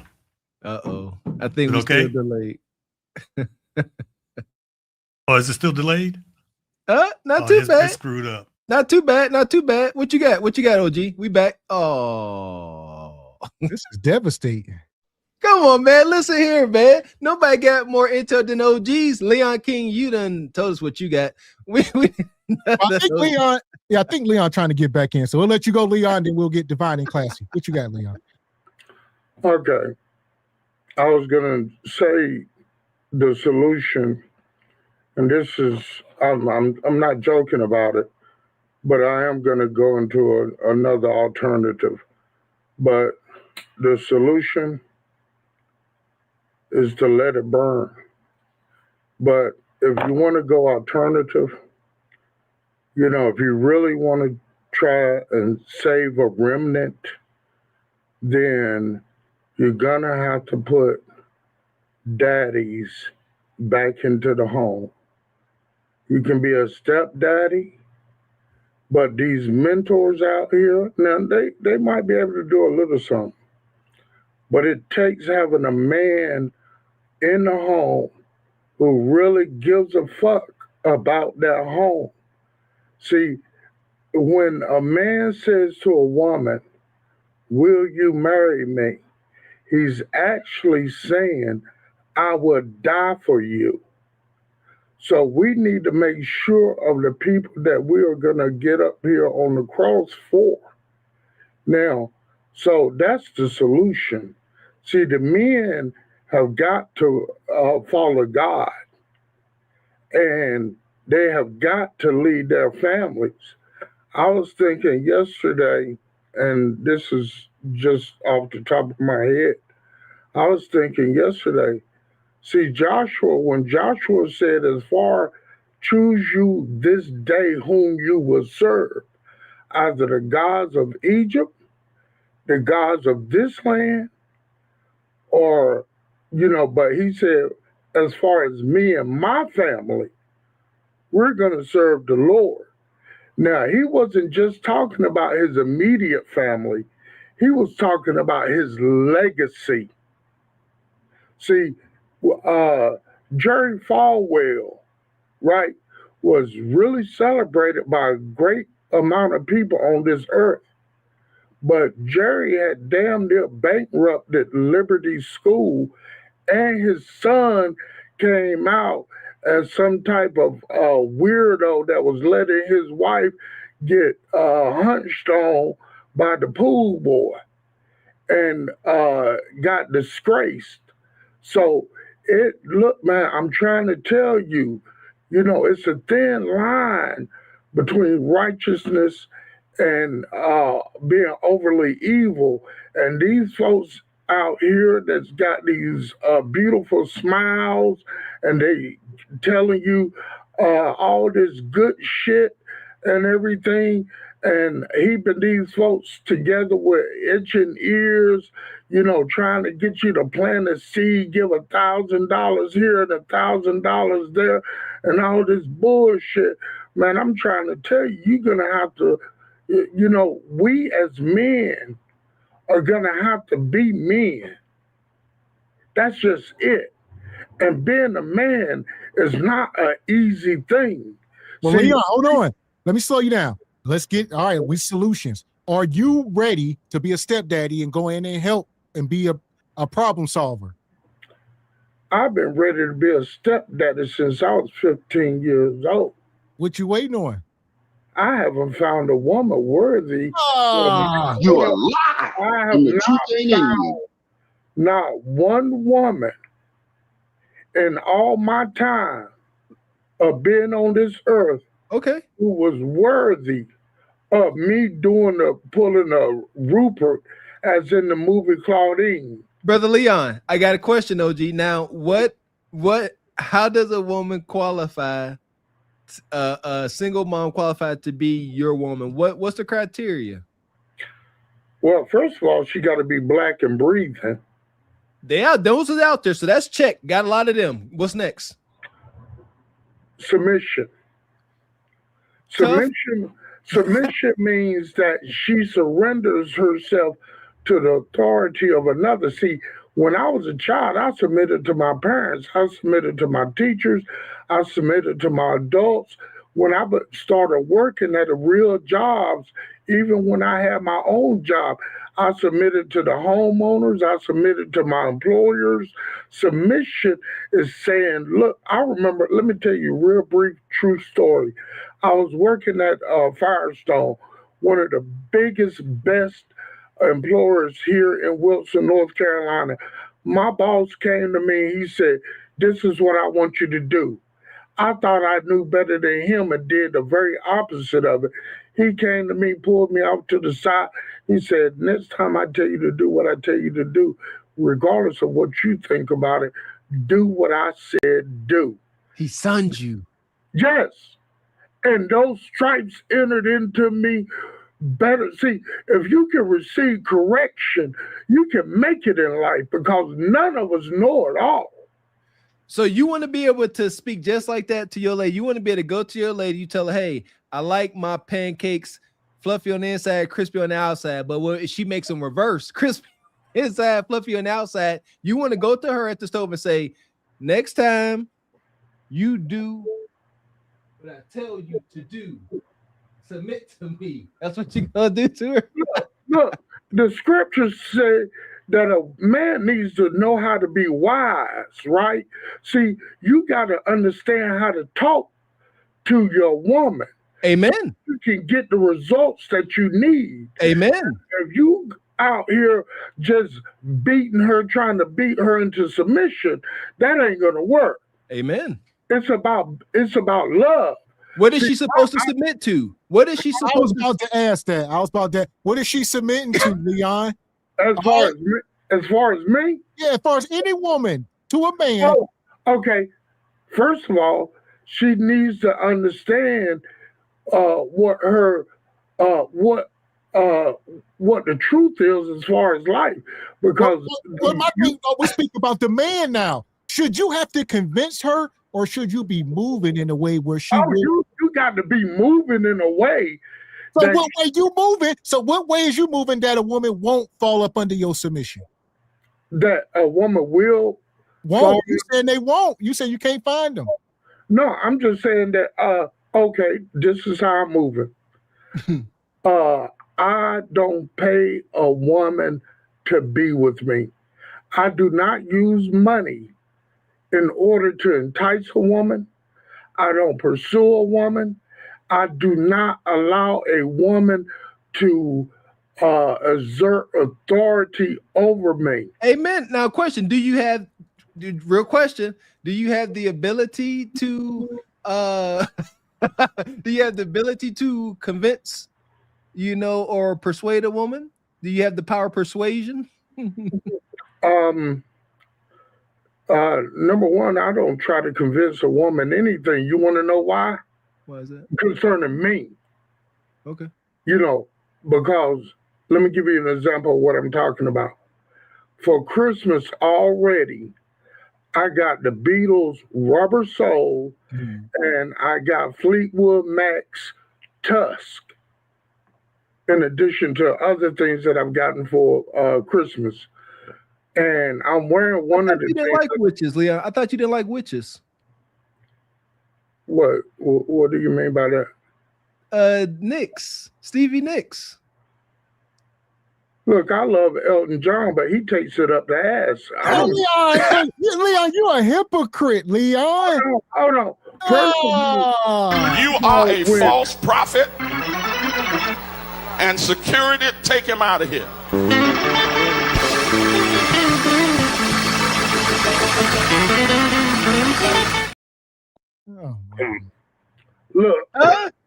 Look, my soundtrack to my life is my soundtrack to my life. I like what it says to me. Now, first of all, as far as Stevie Nicks, she's a great singer. What's her title? Well, say it now. What is she? What is she? What does she call herself? The white what? The white witch. Okay. Yeah. But check this out. Hold on, Leon. Before we go, I want to get Rachai in. All right. Let me make sure. Let's see if this mic works. Yeah. Rachai is more wiser than I am. What you got, Rachai? I don't know. I hear you. Just go ahead. Whatever you got to say, just let it go. Just let it go. We hear you. I think my mic is still screwed up, man. You good, OG? Let it rip. Let it rip. But Leon kind of threw me off a bit. Oh shit.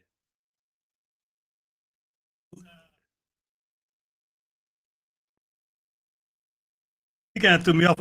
But you know, there's people out here in the streets that are just streetwise, and then there's people out here who are street aware. Even though I grew up in the hood,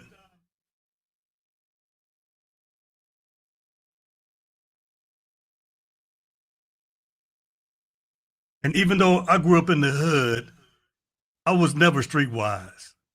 Okay, I was just street aware, and it's because of the people that I had grew up with, and who somewhat protected me or kept me from getting involved in a whole bunch of stuff.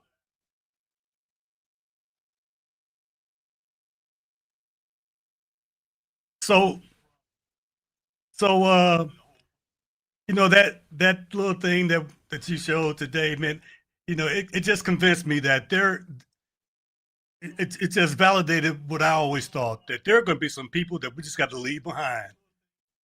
Okay, as we move forward, those are the people we need to leave behind, because they're not going to have a forward thinking, or they're not going to be on that progressive thought. All right, either male or female, and definitely we don't want those females. You know, we definitely don't want those females. So there's going to be a whole bunch of dead bodies or stale bodies. We're just going to have to keep walking over as we move our way forward. That's it, man. You know? I agree, OG. I agree. Yeah, Shad kind of goes along with Brother Leon King's message. To some degree, some of it has to just burn. However, I'm going to keep saying it. I don't believe the fire comes to destroy, it comes to cleanse. We have gotten too soft as humans. Life it's a battle from beginning. From the moment you are injected into your mama's birth canal, the fight for survival begins, and it's violent from beginning to end, man. Yeah, that's true. So, you know, I mean, shout out to you, Leon. Look like you're smoking a big blunt over there. All that damn smoke you got going. You should have smoked. You probably have no batteries in your smoke detector, and somebody's going to call the fire department soon. But you know, it goes down to that, man. One thing, Gavin X. Hey, I want to salute you and Mr. Walker, because I've been following you all now for about 3 years, I think. But anyway, we went from that garage setting with what's my man's name that was always smoking blunts all the time. I can't think of his name right now. But we went from that garage settings to doing Kendra reactions. So now we on to something more, much more meat and substance. How do we move forward? That's what I see that's happening now, is where we are now with these conversations. Not that there was anything wrong with the other ones, but you know, I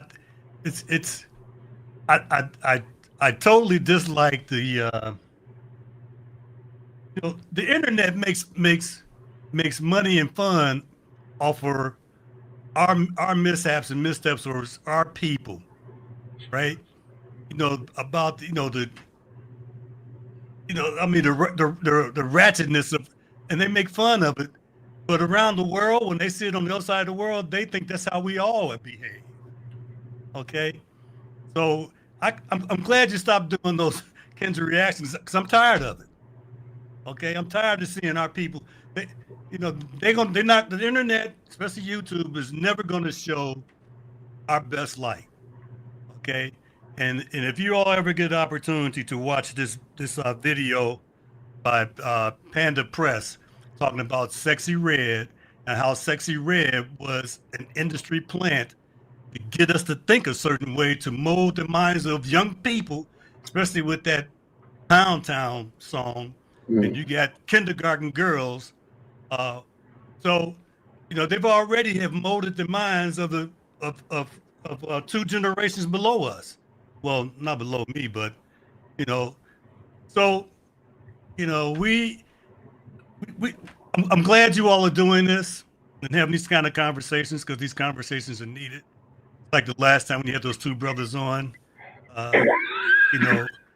you know, these conversations are needed, and we can continue to do this and move forward. And it's not going to happen in my lifetime, but it will happen eventually. That's all I got to say. OG, I mean, yeah, amen, OG, daggone right.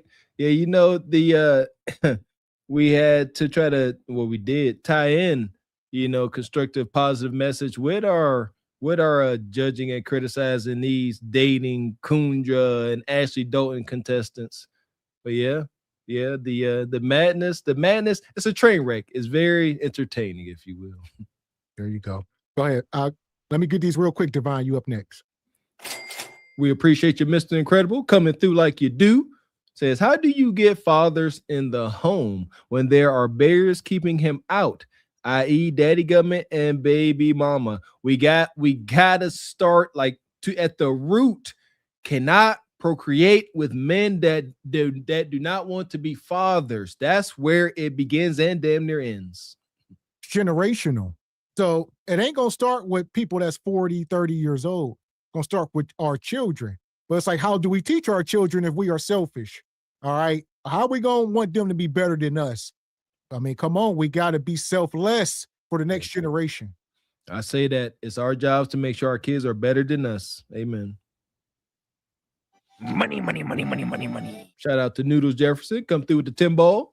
Says, came in 2 hours late. Watched it from the beginning. I do not argue with ninjas of any race. I'm a whole square. Community, playoffs, match my level or get out my face. I hear you, brother Noodles. Out to Noodles. Yeah! Boom, shakalaka! Money, money, money, money, money, money. Shout out to Better Believes Me. Come through. Says, where was all this back and forth during the no snitching campaign? The solutions will come once we get on the same page with the mindset of middle finger the streets. Amen. I don't know how we ain't all on the same accord when it comes to this. Misunderstanding, I guess. So what you got, Divine? Get you in, brother. I would say one thing, or the only solution I could probably think of, they need to bring back the Big Brother and Big Sister programs that we used to have growing up, especially for our troubled youth, because when that happened, the youth used to want to aspire to be more. So but nowadays you have a lot of kids aspiring to be NBA players, rappers, and musicians, and they don't want to be lawyers, doctors. But the other thing I would say too, right? The only thing that the streets that we benefit from the streets as our people are not fazed by anything. It helps us build mental toughness. That's why when we go through and see a lot of shit happening, we're not fazed by it. That's the only positive thing I can say. That's what the streets have done for us as a people.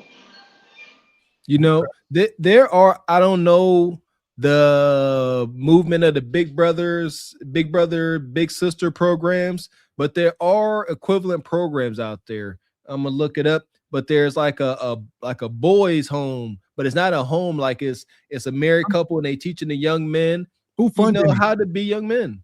What the Yeah, money? exactly. This stuff, this is nonprofits, baby. And that's back to my message of before about this. I believe we got to get to a position where we can volunteer our time because of that, because money, and that's a tall tale. Telling folks to work for no pay, no monetary pay. Good luck. And also too, Mr. Walker, like for example, like at these universities, right? For example, when you see like the bank, like the big corporation that come to these big name schools like a Duke and all that stuff, it's like if they only came to the hood and just see like if you give like one of these kids from the hood an opportunity to do tech and all that stuff, you'd be surprised at what we can accomplish, at what they can do. It's like, but instead we're not given a chance to prove our worth. That's it. I've said that. I believe so many brothers and sisters in the projects, dang near genius level. True. They don't have resources and tutors and mentors at their disposal to get that desired outcome. But here we And I are. would say we don't hold people accountable. Okay. So, we got the money. We spend a lot, but we need to hold the Tyler Perrys and all them. Quit watching their movies and supporting the people who don't care about us. They got the money to dump in the community, but we go watch their movies. We listen to their music. We buy their products out the store and eat at their restaurants. They need to do something for us. And the same thing you can say about the Grammys too. It's like we've seen the Grammys time and time again that they this hip hop and all that stuff, but yet you see artists they still go to the Grammys, so go to the Grammys and they still go to the Oscars, even though they try to put us down. Instead of See, just that's boycott. white folk, though. I agree with you, Divine, but that's white folk. We can't look for them to help us. We talking about our people, Tyler Perry, Oprah, the people with the bag. What you got, Rich? I'll let you get in. No, I'm with you on that, Divine. And yeah, the Big Brothers, Big Sisters programs, some of them were partially funded by the federal government or the state government. However, we got these politicians in office that know how to cipher the money off and put it in their pocket and say, well, the program is only funded this way, or there's only this amount of money in the program. But yeah, we need something like that to come back. However, we also need to, I think we also need to start working with our like with my grandkids, and that generation that's coming up, because I mean, let's face it, I'm a baby boomer. We're phased out, okay? And then there's two generations. There's some people within the two generations behind my generation. Some of those people we're just going to they're just lost out there, and we just got to check them off. However, those of us who are able to, we need to grab, those grandkids and great grandkids and get to working with them. Just like, where Classy's at in that profession. I'm sure that there's people that even within his family that's watching him, maybe even at the corner of their eye, they definitely watching. Okay. And he's dropping some knowledge on them. Just like just this past weekend, I was with my grandson, my brother's grandchild, and my sister's grandchild. I was out with them, just kicking it with them and trying to coach them along or help them along. Like I said last time, they just need to see an example. All right. They just need to see an example. All right. Because that's what they've been influenced by. They talking about the streets and whatnot, because that's their immediate example. That's what they're influenced. So they just need another influence.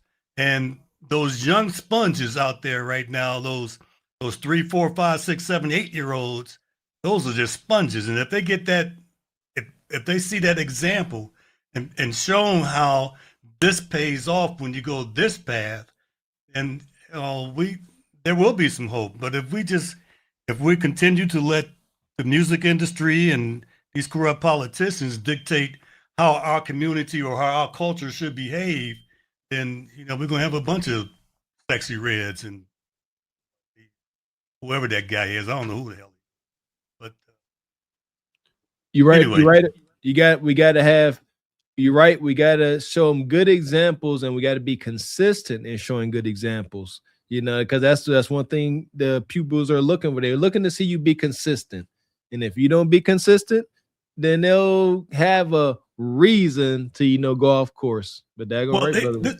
this is the other thing that I've learned. I'm gonna stop right after this. This is the other thing I learned since I became aware, right?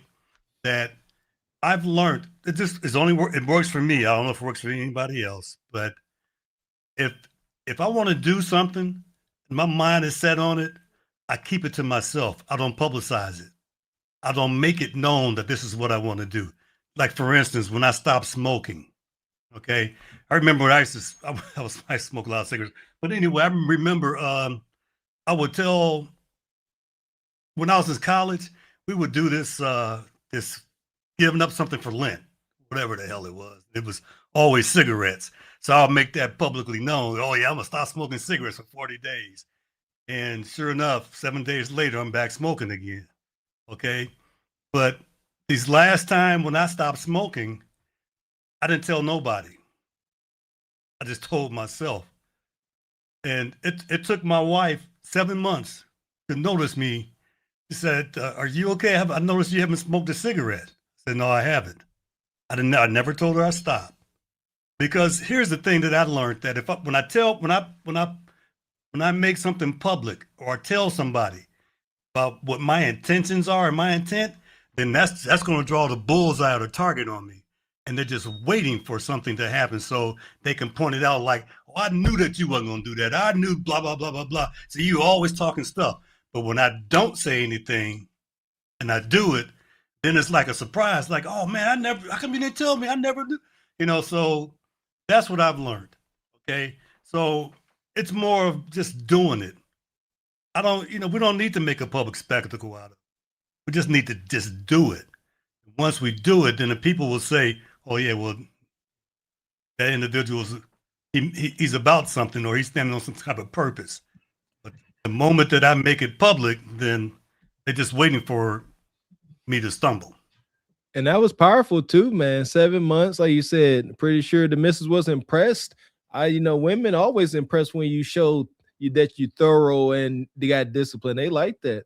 And pretty sure she stopped smoking right behind that. See what? Come on, man. That's a message right there. She followed her leader. There you go. And I noticed it, but I never said anything to her about it.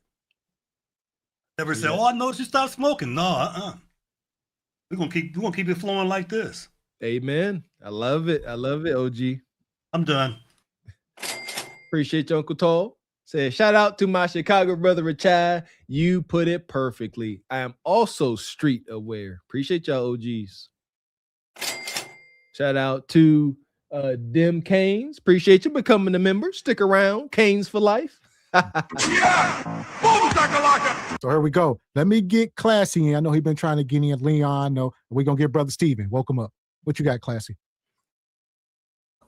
What I was going to say is that I know, like I said, first off, these ladies, I love helping young men because I've done it before. I've been a mentor in so many different categories. And the thing is my only fear about that is that we want them to get better and we want to help them get better.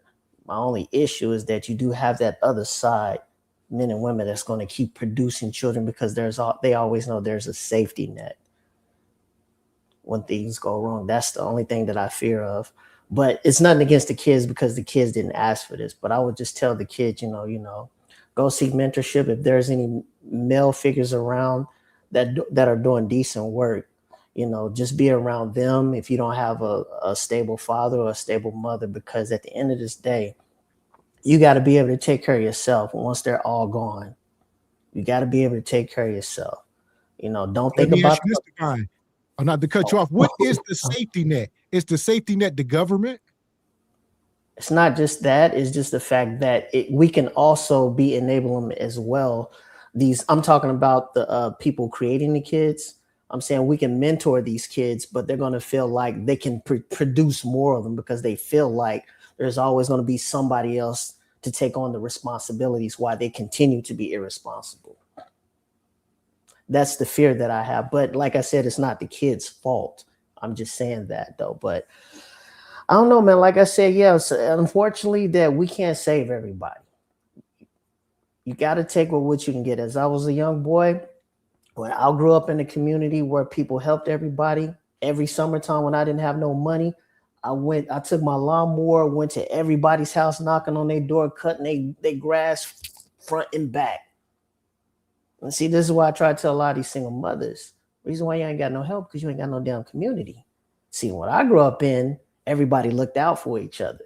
And those people that you cut their yard for $5, or you did the oat for the eldest person for free, when you was going through some hard times, you didn't have no food to eat, guess what they did? They gave you some food. They can't But hear you, overall, Classy. They oh, can't yeah, hear can't you. hear? They No, can't we hear can me? hear you, but I mean, yeah. But overall, what I'm saying is that we got to get, first of all, we got to teach these kids, don't rush for perfection. Always keep the progress going, because, you know, life key, you're going to keep progressing in life. You need to keep progressing this right here. Keep progressing. If there's a young kid out there that's going through a hard time with their parents, there's some of them out there looking at their parents and saying to themselves, you know what? I don't like this life. I'm better than this, and I'm better than you, and I'm going to prove it. Shout out to Classy. We So just if we had can get those kids, I'm sorry, Mr. Walker, we can get those kids. You probably can get some of the kids that's going through hard times that don't know how to navigate through certain situations. That's just my solution. facts. I agree. Shout out to Classy. We had a big snow here not too long ago, and I went outside and like I didn't see any kids walking around looking to shovel no snow. I almost made mine go shovel some daggone snow. But that anxiety ain't the same, man. Like you say, you gotta make money. Shout out to my old college brother Terrence, man. Like snow days, like I would make, you know, maybe $20, $30, $40, you know, after school, whatever, if it was a school closure. Man, my other brother, he was hustling. He said he'd make $100 before school. And like, you know, you think back like, what? A young high school kid waking up before school to go shovel 4, 5, 6, you know, walkways, make $100 in the early 2000s before you go to school. That same crazy mentality led him to the NFL. So you got to, yeah, what I'm saying, you got to start being crazy young, man. Work, grind, get that grinding spirit. That's how you strive for greatness. Appreciate you, Classy. That part. So welcome up, Brother Steven. What you got? We'll get you in. Welcome up, George. What you got, Steven? Welcome in, scoundrel. You look frozen and muted. What you got? Yeah. All right. Evening, fellas. Evening. How am I doing now? So, we hear you. Yeah. We can hear you. I see your hoodie in the back. I see that SBC Nation hoodie. Shout out to Stephen James. But what's up, Brother George? What you got? We're talking about After Streets. I don't know how much of the show you caught tonight, but we've been talking about the movement. You know, Boozy up here. Boozy said he loved the streets. We don't need to say After Streets. What's your take? George, you a hoodlum. You a street ninja. You know me, I love the streets. The streets taught me everything I know, from not snitching to minding your business, getting in before the lights turn on at the street light. Like, I love the streets. Like, my family is they all in it. So the streets ain't never going nowhere. Before the streets was here, before we even had streets, we had other things to deal with. So circumstances they're never going to alleviate us. We just got to learn how to deal with them. Amen to that. Daggone right. There you go. That's what the streets taught me too. Shout out to the kids that had to go home before the street lights came on. That was a definite butt whooping. I got so many whoopings because you're supposed to go home before they come on. I was a little slow. I went home when they came on. And if you weren't in the house, I guarantee you that next door neighbor was going to tell your parents on you too. Listen, I used to, we lived in Detroit at the time, in the hood. Every window and door had cages on them. And that was the rule. You come home before the street lights come on. And I'll come home late. And as a kid, you think your parental figure is being mean. But no, like he was scared, terrified. You come home late, it's dark, and I would get home, and by the hour after being home, an hour of darkness, outside looked like New Jack City in its prime. These are my visions as a kid. You could not go outside. The Fiends and the D Boys owned the streets now. Me and my friend Boo Boo, that was his Boo Boo. We would go outside in the morning and collect crack vials, blue and red caps. That was our thing. But yeah, shout out to the kids. Got to come on when the street lights come on. Yeah, our parents weren't being mean. They was you come home, you in the hood. Yeah, they was terrified for your safety. You remember playing hide and go get it in the hood? Like, I got so many memories in the hood. Like, I didn't see. Like, we thought I was. See, you had to be a cool kid though. You see, I wasn't a cool kid. So you play hide, go get it, and then you find somebody, and then they like, get away from me. Oh, we can't do that in today's world because they get pregnant. Yeah, you used to play like hide and go seek, play tag in the hood. It used to ride bikes everywhere. But now, too much of this new generation, they be on their phones all day, every day.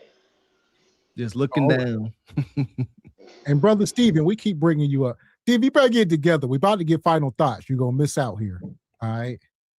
What you got? I'm gonna try you again. He froze.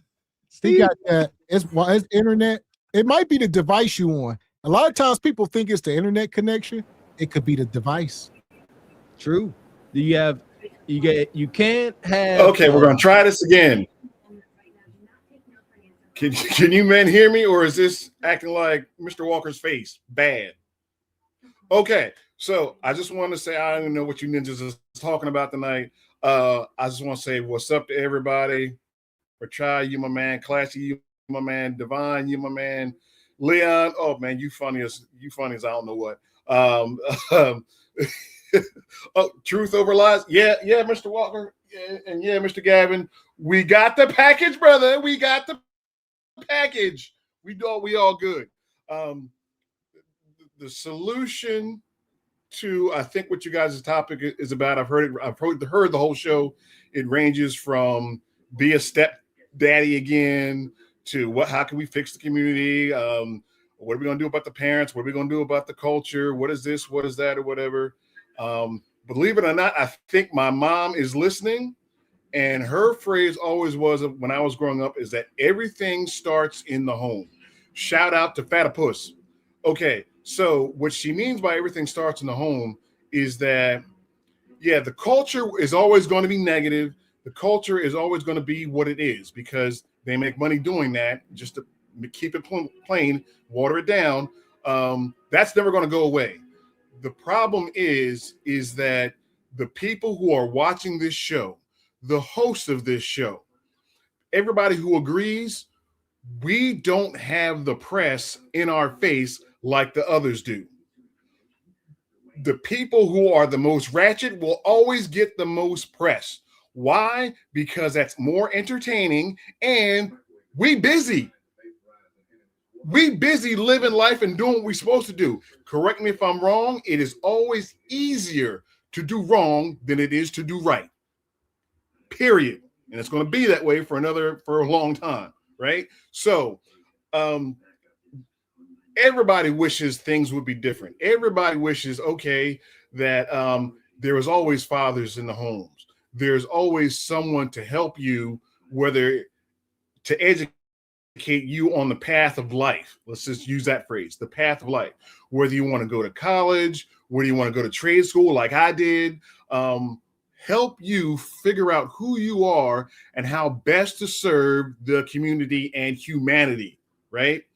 In order for that to happen, we need people like you and everybody watching this to be more vocal to everybody else around us.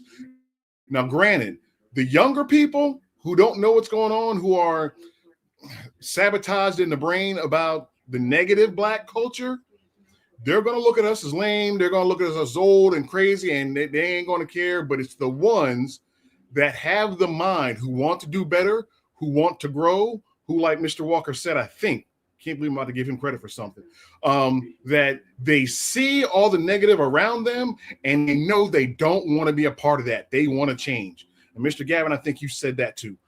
So in order for them to reach out to people who can better assist them in life and not be like Ratchet Red or whatever, you have to have more anti-Ratchet Reds. You have to have more negative culture people in the schools, especially elementary to middle school. Once they get to high school, you can't do anything with them. Their personality is set. They're going to do what they want to do, right? But elementary and middle school, that's where the people with the highest morals and the highest standards, that's where they should be. The reason why they're not is because the same reason why I'm not. It doesn't pay anything to be a teacher. No.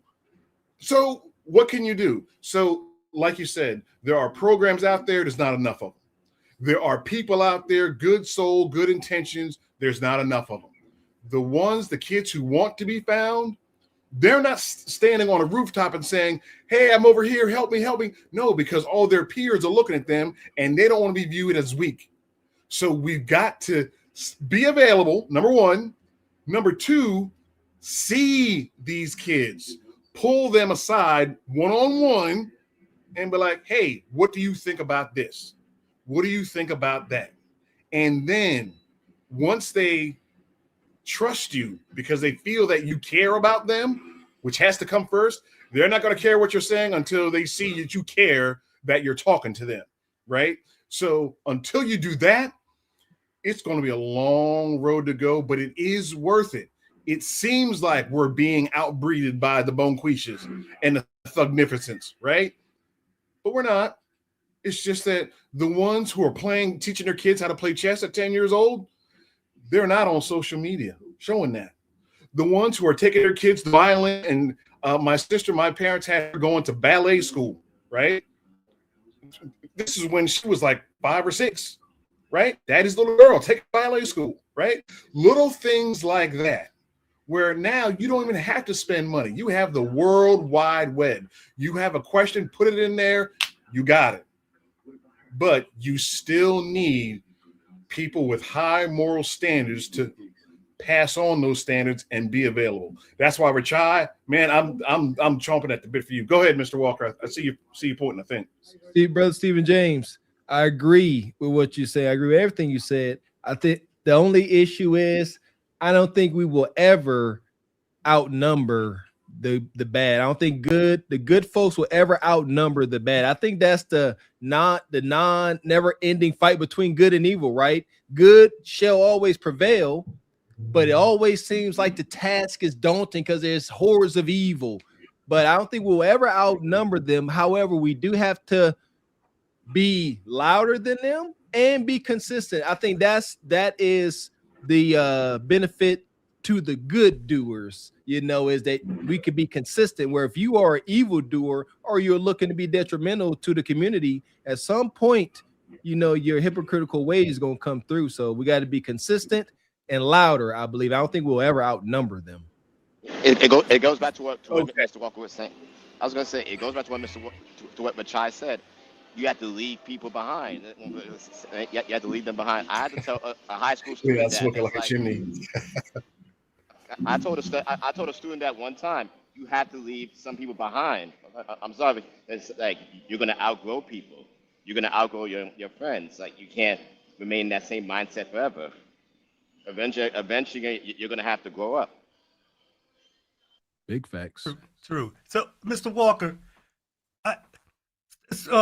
Stephen mentioned something, and I wrote the word down: integrity. I think he said something about good and bad, right? I forgot what he said. I didn't write it down, Stephen. I'm sorry.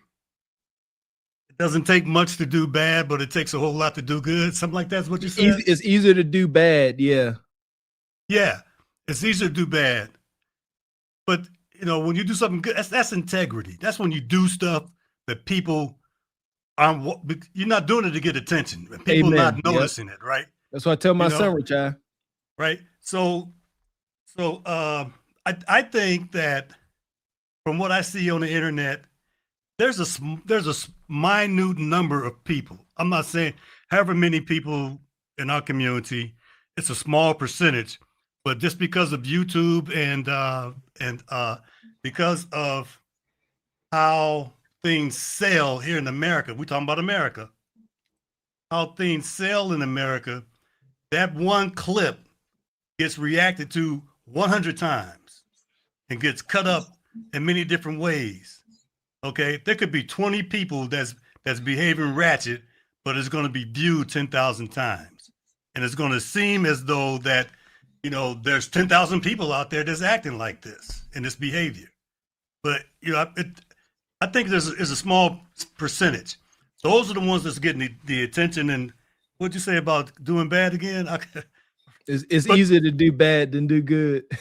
But the ones that's acting with integrity, we don't need to. People who are acting with integrity don't need to shout it.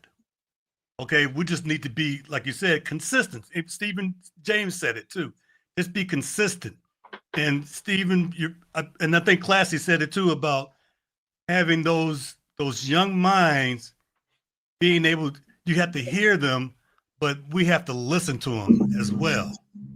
We have to listen to them, and we have to hear them, and we have to recognize the fact that let them know that, okay, I see you. Okay, let me tap into what it is. Let me ask you, what do you want to do? Because sometimes, like I was with my niece, my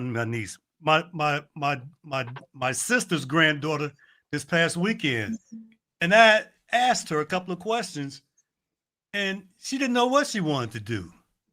She's like, okay, you're in high school right now. Okay, she's got an idea, but okay, that's fine. So who's around her that's cultivating these to help her with her ideas or where she want to go? Like, for instance, so before we left Classy, she said she wanted to be a forensic toxicologist.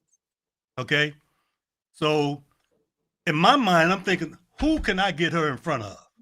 You know what I mean, Classy? Who can I, that's in my immediate environment, or somebody that's within my LinkedIn network, or somebody that I can get her in front of, and if I have to put the money up to get her into some type of program or what, let's do that. Case in point, I'm gonna land my plane. I think that a lot of the black NBA players and football players are living their mother's dreams because their mothers kept pushing them to do that, because the mother had the end goal. My son gonna be a great NBA star. My son gonna be in the NFL, because she's already thinking about the house she wants to live in when her son signs that contract. Okay, that may not be his dream, but mama keep pushing him. All right. Case in point, my mother, bless her, she kept pushing me and wanted me to be a school teacher. That's not what I wanted to do. All right, that's not what I wanted to do. So I went in a different direction. Oddly enough, I teach people today, but not in school. It's more of a on-the-job training kind of a thing. But anyway, so I think that Stephen and Classy said the words integrity, and that's how we have to act. We don't need to be shouting, Mr. Walker. There's a lot more of us that's acting with integrity. We don't get that visibility because we're not looking for any type of validation or attention. You know what I mean? Yes, sir. I agree, brother. I think I'm done. And I would say this to Steven's point. I think we are being outbred, by the worst of us. It's unfortunate, but it don't take but a small percentage of If we just look on the panel right now, we got majority of the men don't have kids up here, I believe. So that's a case study right there. 56% single and childless. So we gotta, you see what I'm saying? We gotta reverse that. So that's part of the issue as well. So Nug making all the kids and then leaving them, and then he telling these good men to come raise his kids. That ain't fair, and that ain't gonna happen. But the next generation, we got to understand what went wrong and fix it. Amen. Welcome in, Sister Ebony. Good to see you. How you been? Hi. Like Good. that shirt. Thank you. Thank you. Thank you. Yeah, I was listening in the chat. I've been doing some stuff trying to get ready for the holiday and everything. But I just wanted to come up and say, because we're talking about solutions and everything, is that it's important for us to, because our kids are trying to get to a bag because they're seeing all the people in media get into money and stuff.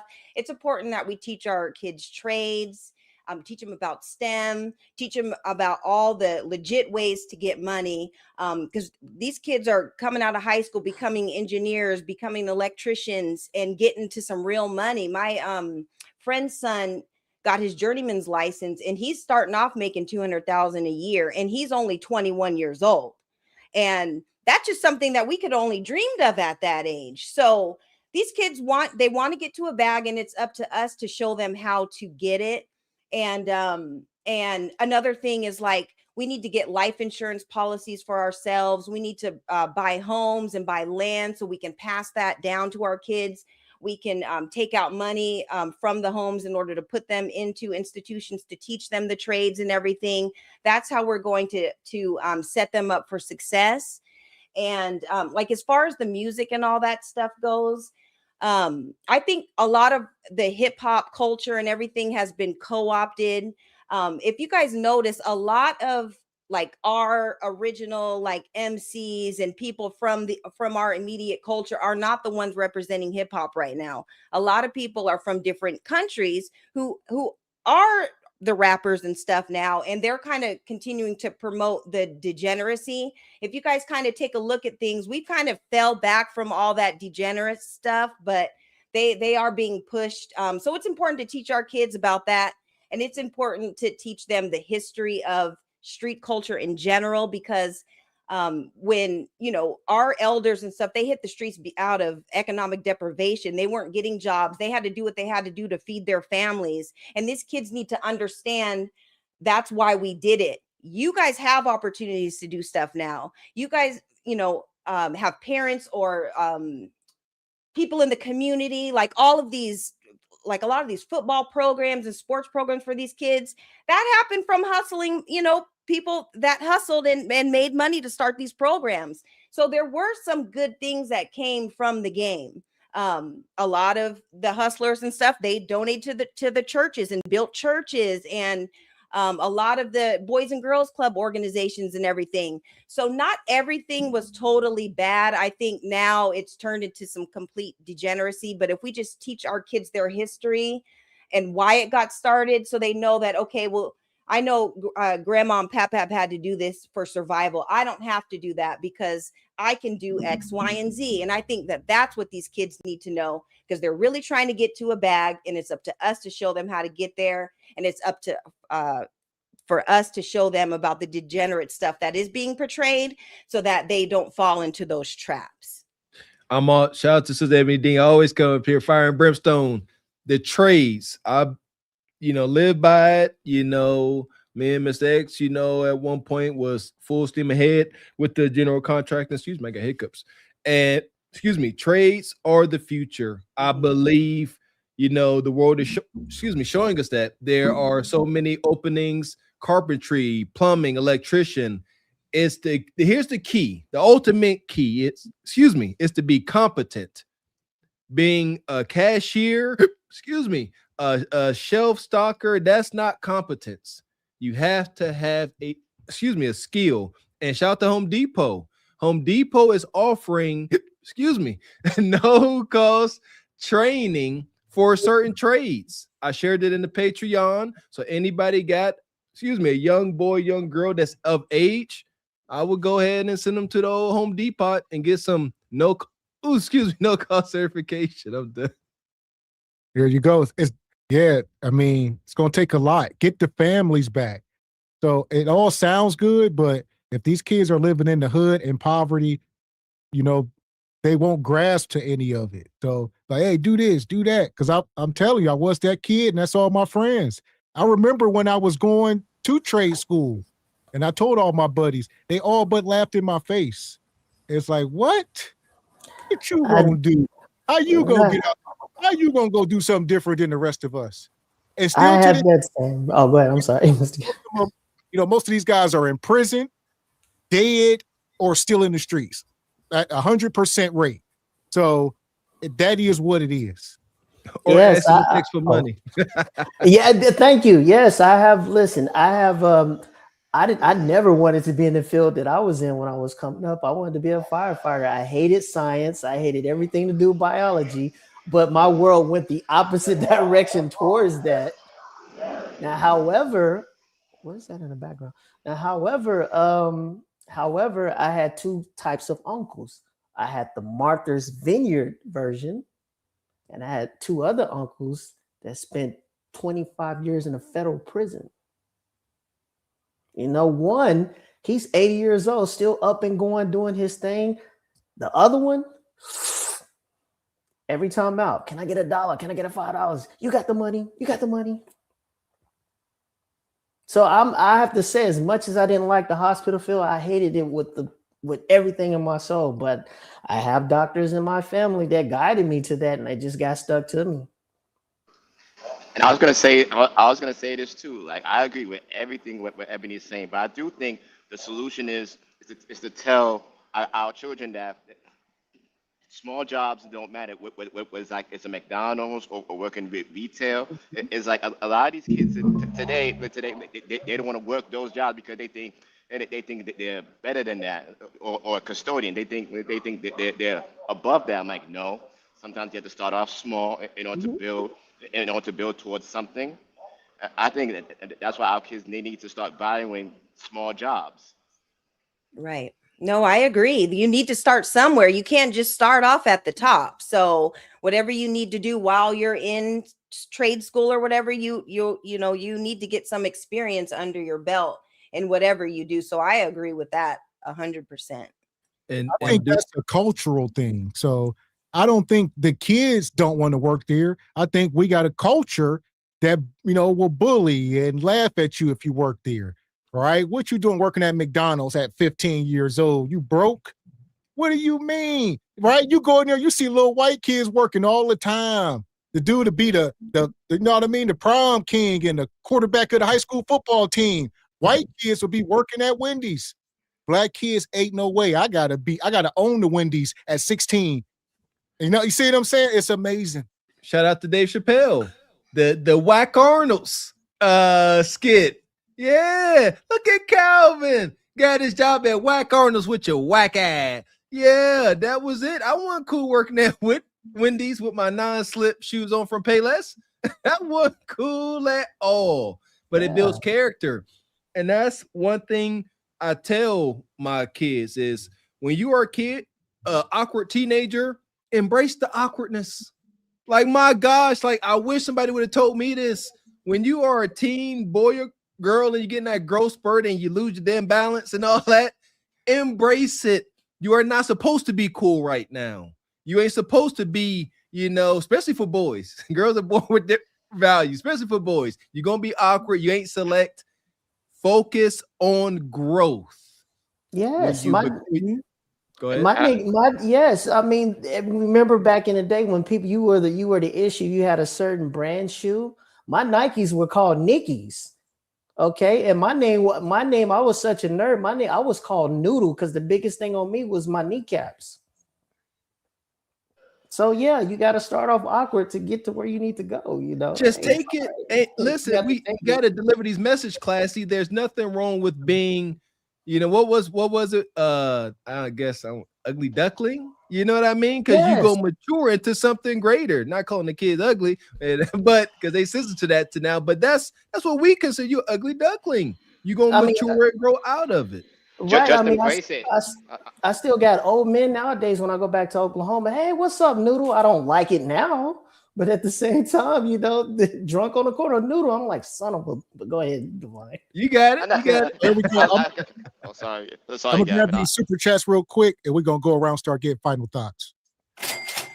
Appreciate your Omni Design Studios coming through like you do. Says we need to have we need to have content creators who have successful marriages and families.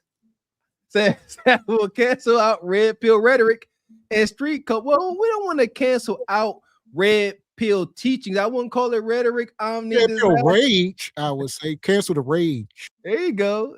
Appreciate you. Shout out to Uncle Tall. Says mother loving kids would be try to live stream hide and go get it these days. It's not gonna end well. Oh yeah, that's wild work. Appreciate you, Omni Design Studios. Says it's easy to do bad things. It's hard to do the right thing. That's why evil always prevails, unfortunately. I don't want to say they don't always prevail. It may seem like it. Appreciate you, them Canes. Says I've been watching y'all boys since September of last year. Keep up the good work. Appreciate you, man. Straight like that, straight like that, straight like that, straight. Gotta get that money, money. Gotta get that money, money. And I'm going to get it. And it won't stop, and it don't stop, and it won't stop. You know what I'm talking about? Shout out to Uncle Tall. Come through with the 100 ball sponsoring tonight's show. We appreciate you, OG. Says once the culture is moving in the right direction, we still need to interact with other cultures living in this country. It is essential that we have the right people who will represent us and move in our best interests. Otherwise, sellouts is going to do what sellouts do. Appreciate you, Uncle Tall. That's a good message. Shout out to Uncle Tall. Always coming through, sponsoring the show. Yeah, the culture is extremely toxic right now. So, you know, even though, like I said, a lot of people getting on the messengers, like the 21 Savage, you know, I think they don't need to be the loudest voice, but they do need to be in the room. Yeah, they need to be here. The kids need to see them in the room. Absolutely. Wow, they can't just see all men like us. They ain't gonna want to come in. But if they start seeing their favorite rappers and athletes in the room, they're gonna want to be a part of it. You know, it's starting to sink in now, OG Rachai. You know, like guys like me and Mr. X, we lame now. You know what I mean? I'm pretty sure, you know, these youngsters don't know you, your story, how you, and they don't give a damn, right? And, you know, you sit there telling them what's right because you done live wrong and you know what's going on. And they like, you just a lame OG. What do you know? That's true. So shout out to Uncle Tall sponsoring the show. Appreciate you.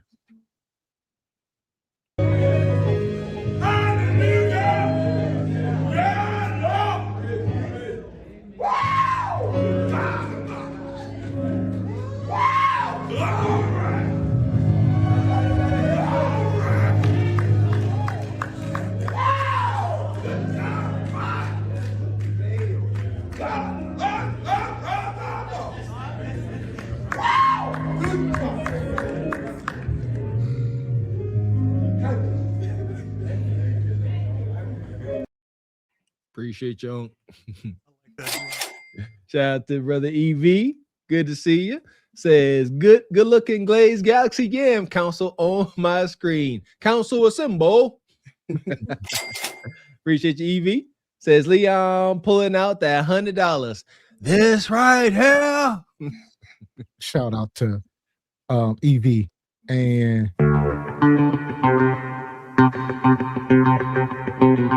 shout out to Baba T. Dropped a 20 in the cash out, sponsoring the show. He says, Happy Kwanzaa, beautiful people. He says he got a cold. He can't make it. Oh, I just about to get on you, OG. Appreciate you. Happy Kwanzaa, brother. And get well, brother. Yeah, rest up, get well, take care of yourself. For sure. And EV, don't you try to come up late, all right? Don't you do it. I know how you do. Shout out Baba T. Yeah! Boom, shakalaka! So what you got, Richard? We'll get you in. I know you're trying to get in. So I was just listening, man. There's so much. I had a thought, but I lost it. But I like what Ebony was saying, and I definitely agree with that.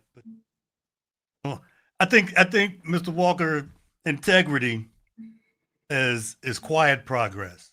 Oh, I know what it was. You know, we're talking about working at as a young person at, you know, those fast food joints, like Ebony was mentioning, and that we have to let those young people know that this isn't forever. You're right, Ebony. No, this isn't forever. This is the start of your career or the start of your endeavor to earn a living and make money.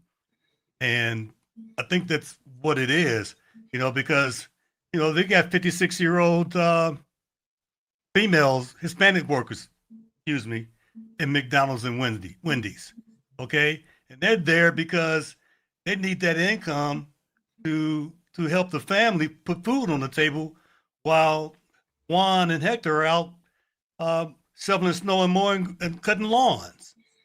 And I think that's the message we need to help send to these younger people, because again, my generation is done, and the generation up under it is done too, more or less. They just cooked.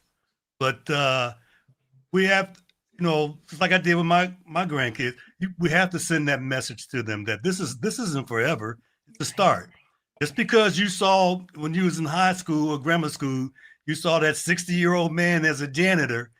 He wasn't doing that all his life.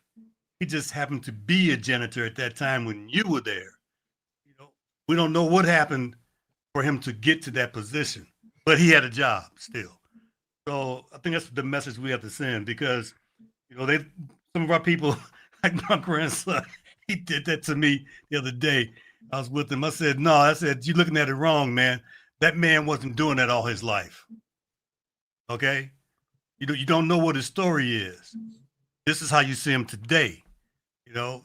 Like when you were born, there was the internet and color TV, but that stuff wasn't around when I was your age. Okay?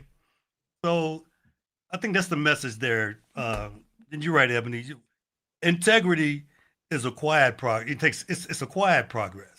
It's coupled with a quiet. We don't have to shout. Okay, just like we probably can name a lot of people. Like for instance, Reginald Lewis. Anybody familiar with him? Reginald Lewis. Okay, that was a quiet progress. Not many people are familiar with him, and he was a multimillionaire and left a legacy behind with a foundation. So, that's quiet. When you do something quiet, not many people, only the ones who are aware is gonna notice and take that as a lesson. So that's it for me. And we'll get you back in, Sister Ebby. I see your shirt too. Get up under some instruction. All right, I see you. I missed it. Yes, but Gav, I need you to help me out, because I was at the mall today getting my pants tailored, and so I went to the little t-shirt shop. They didn't really do it right, but we're gonna have to talk. I think we're on to something. Yeah, I was peeping it. Some instruction. Yes. Yeah, it says some instruction. Get up. No, they butchered that. I get up is like under it. Get So up it's is under some instruction. Yeah. Yes. So and Mr. Walker too slow to get it. You see? Yeah, we got to get it centered right and do it right. The font is all wonky, but hey, we'll figure it out. But I just wanted to say thanks for having me up. And I think like the difference with the street culture and street code from back in the day to now was that people hustled and had a plan. They were hustling to start a business or to get out of the hood or to do something. I think this generation now is hustling for clout. There's no end game to it. It's all about clicks and views and flashing money and stuff on the internet and all that. So there is no end game. There was a code back then. We didn't bring, or I'm not going to say we, but our elders and stuff didn't bring heat to the neighborhood because we knew that it would mess up with the money. So we weren't doing reckless things in the neighborhood because we knew that we needed to continue to bring in money. So the code is off, the streets are all wonky and stuff like that. That's why the game, you don't want to be in the game anymore.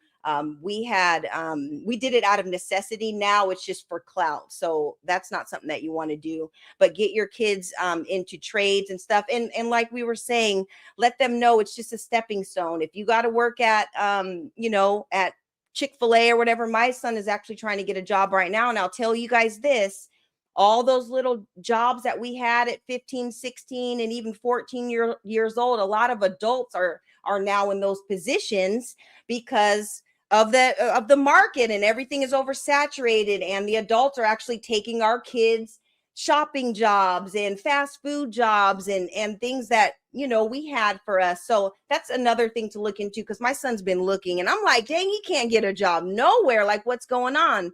But there's a lot of adults and there's a lot of other people, you know, kind of stepping in and taking those jobs. So that's another thing to take into account. But it was a great topic tonight, and just teach your kids about their history and stuff, and how important it is to know where your family and your elders have been, so that you know where you're going.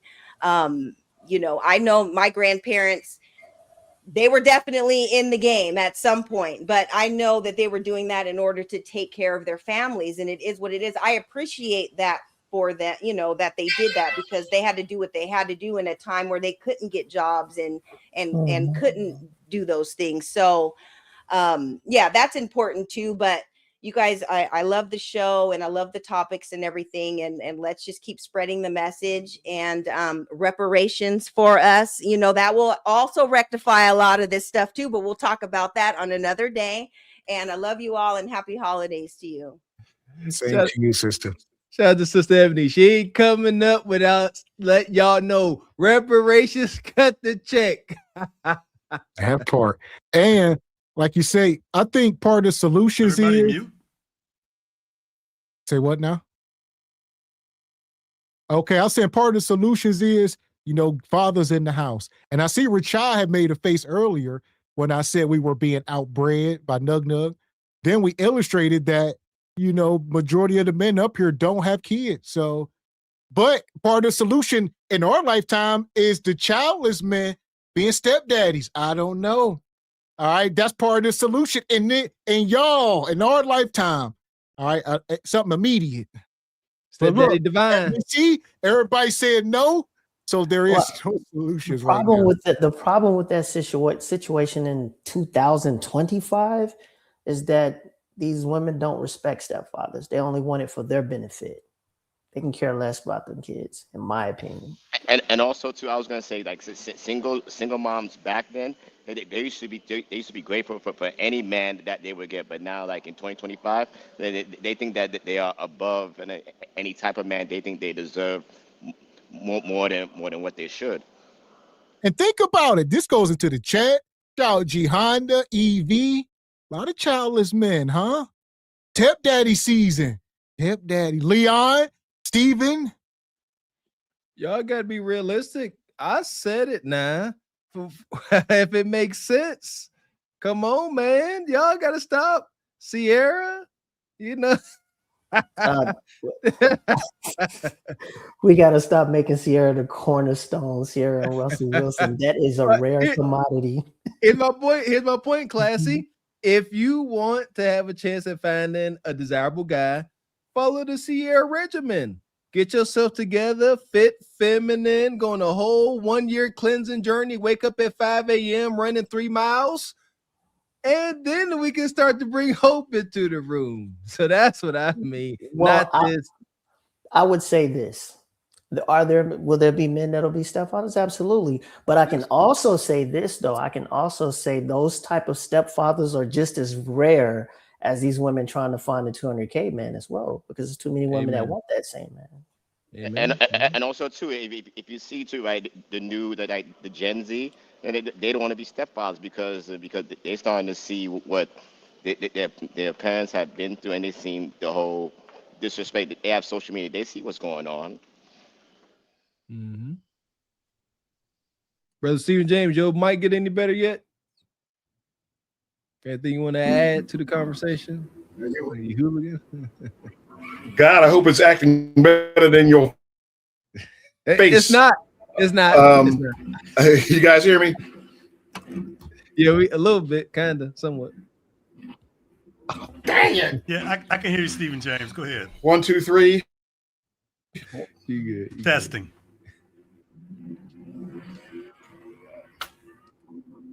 You good? You good, man? I can't hear anybody. You guys else. still there, or am I still there? I hear Steven. Okay. Because my screen is acting wonky now. I just want to say what you just said about people being stepdads, but stepdads get divorced too, right? So that's another reason why that would be an bad deal. I would never advocate for somebody to do that, because how many videos have we seen where she's had 2 or 3 kids by 2 or 3 guys, and then the third guy or fourth guy, he's paying child support on kids that ain't his and never were. So I agree. I would agree with that. 2 to 3 kids is tough. Well, I ain't gonna hold y'all. When I'm talking about when you guys get to the point of asking the question, well, what is causing all of this? Then I'll be all ears. I mean, Dean, I can't read what your shirt says, but does that say get under some butterscotch? Go ahead, girl. Go ahead. But Mr. Walker, your face is bad, so I got to say, my comment for you tonight is You guys just stop. Y'all keep talking. You have a die for life. You keep talking, man. And you shut the fuck up.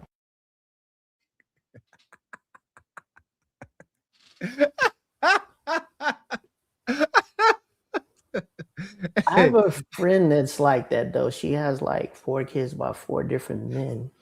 And I never understood it. And actually, I remember she jumped on me one day. I didn't say anything about her situation. She always asked me for money. And I'm thinking to myself, in my mind, I was just like, and actually, I remember she jumped you have. I didn't say anything about her situation. She always asked me for money. And I'm thinking to myself, in my mind. Stephen. Oh, Stephen. Sorry about that.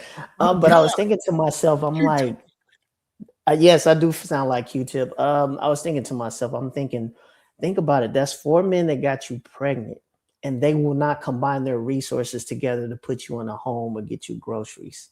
That's crazy work. And also too, I always wonder, classy, don't they feel shame that they got pregnant 3 times by 3 different people? And it's like at some point you have to come to realize you fucked up. I'm sorry for my language, but Well, eventually, from what I've saw, a lot of these women, and I can test this from people in my family, they won't admit it. Most of them will go into a stupor by doing a lot of drinking. I've seen that a lot too. So no stepdad. And I see y'all in the chat. Not to cut you off, I see Uncle Tall said he ain't got no kids. All right. What, Project Leroy, I think. SBC Nation. Stepdaddies. Y'all are the beacon of light. Y'all are the hope. 1 kid. That's what when I think of a woman that could be, and I gotta be clear, I say, because y'all like to crucify me, that qualifies to be a wife. In my mind, and the way I think, I'm thinking of a sister, like we said, that gave it a shot with a guy she thought is forever, and it didn't work out. She got 1 kid. I can't think past 1 kid and think of stepdad. That's just me personally. But a sister, 1 kid, 7, 8 years old. She cool. She down to earth. She's self-aware. You telling me you gonna turn your nose up to that, knowing what's out here? And that's why too, and that's why too, when Media Man said people with kids should get with people that have kids also, not no childless man. A childless man is not going to understand the plight of having a kid. Well, I agree, because I'm a childless guy. I like to get up and go whenever I feel like it. I like to have my own certain type of peace. That's why I date women with no kids, because first of all, I can do anything I want with her. We can go out to the beach, butt naked, skinny dipping. We can go travel. We can get up and do whatever we want to, and there's nothing holding us back. And that's not saying there's something against the kids. I'm just saying there is no restriction. There is no boundary. There's no barrier. You can do whatever you want. I understand when you have a kid, you have responsibilities that you have to take care of. And personally, me, I'd rather you get together with your baby father and make it work. If you don't want to be together, at least do the best you can to make that kid the best human being he can be on this planet while he's on this earth. My opinion. But listen, this is a hell of a case study. Like I said, SBC, we know 56% will get you in, Leon, single and childless, but the study is being shown right here. Appreciate you, brother EV. Says me a stepdad. The devil is a bastard. one kid, y'all see, y'all, I feel like it's too much cap going on. I didn't see too much to know. I know I'm talking about. One kid, 7, 8, 9, 10, 11 years old. You ain't changing no diapers. Appreciate GV with your cap yourself. Says Stephen James got his phone from radio. At best. He got that phone from the Chinese nail shop. You want a telephone with your mail? Yeah, that's wonton. That's wonton Wi-Fi. Oh, Stephen James. Shout out to Uncle Tall. Says we talk about this. Them kids know they mama ain't ish. Oh. So here we go. We'll get you in, Leon. What you got? All right. What you got, Leon? On the stepdaddy. Would you be? I think we talked to you about this before, Leon. Oh, of course. Without question. I would be stepdaddy. But that's because I know the secrets of success of being a stepdaddy. What you got? And but I wanted to say that this is an excellent show. It needs to be chopped up and it needs to be studied because there are so many good points that was made tonight by all of the people. And I was at the library today, and my library still has DVDs that you can check out. And this is one of the DVDs that I checked out.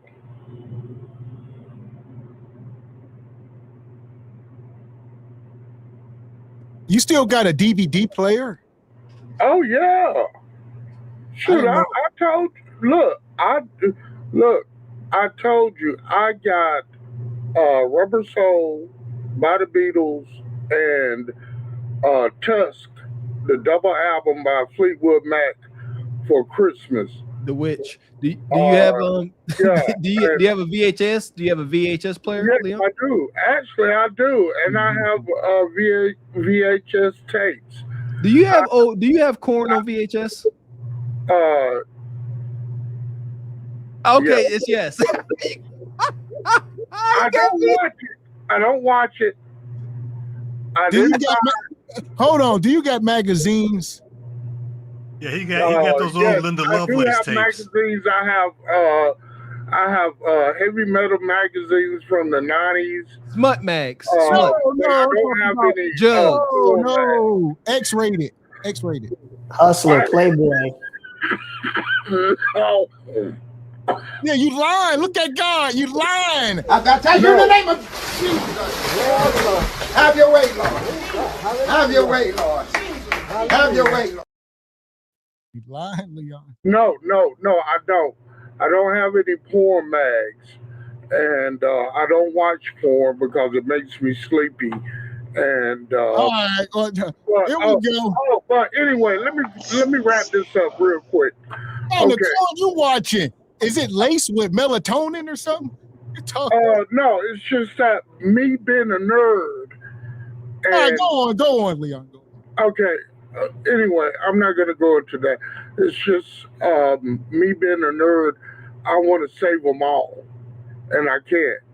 You know, that which is crooked cannot be made straight. But one thing that you guys have been talking about tonight was get into the bag. Get into the bag. That's all over the black community. Get into the bag. Get into the bag. But guess what? You don't even know what the bag is about. You don't even understand what this is. You know, you need to, first of all, you need to understand what currency is. You know, what money is, where it comes from, how, you know, but, you know, kids need to understand that. But the first car I've ever been given, my very first car was a 1979 Maverick that was given to me by this old white lady that I used to cut her yard for 4 years from. Well, hold on, stop. You wasn't just cutting her yard. You was munching grass, a lot of stuff. I was just cutting her. Go on, Leon. No. Look, I'm a nerd. You know, I don't look at myself as anything that a black woman would find attractive. I'm just me. So if a black woman wants to walk my way, then yeah, that's the Hold look. on. My next car is Leon. gonna. My next car I want to be a 1977 Lincoln. Wait, Leon, you moving too fast. You moving too fast. What you do for this 4x4 vehicle here? Ain't no woman No, just give you this vehicle. it was a '79 Maverick. Yeah. It's Yeah, 4.2 Maverick. liter wagon, 4x4. That's No, Maverick. Look it up. A 1979 Ford Maverick. Hold on. Look, that's 89. That's 89. Oh shit. Yeah, Leon wasn't that up to rolling. No, his phone. Leon, you got a house phone? Yeah. You got a landline? Yeah. Okay. Oh, check it out. Okay. So this lady gave me my first car because for 4 years I did, yes, 1979 Ford Maverick. And it was given to me. All I had to do was put a battery in it. And that was my very first car. And what I'm trying to say is this, is that because I had integrity and I I did a good job for this woman. And, so it's just like, look, you got to have integrity. It's not based on your blackness does not give you integrity. So if you're black, you should be proud, like the man said, and you should take an opportunity like classy, like Mr. S, like Mr. Walker, like all of us. That doesn't mean that we haven't messed up in life at some point. But it just means that we changed our minds at some point. See, the shame is not in messing up. The shame is keep messing up when you know to do better. That's the shame. So these people are talking about the streets. And yes, there are some people that can be put out on the street at 9 a.m. and by 5 p.m. they have a place furnished, lights on, heat's on. There's street survivors.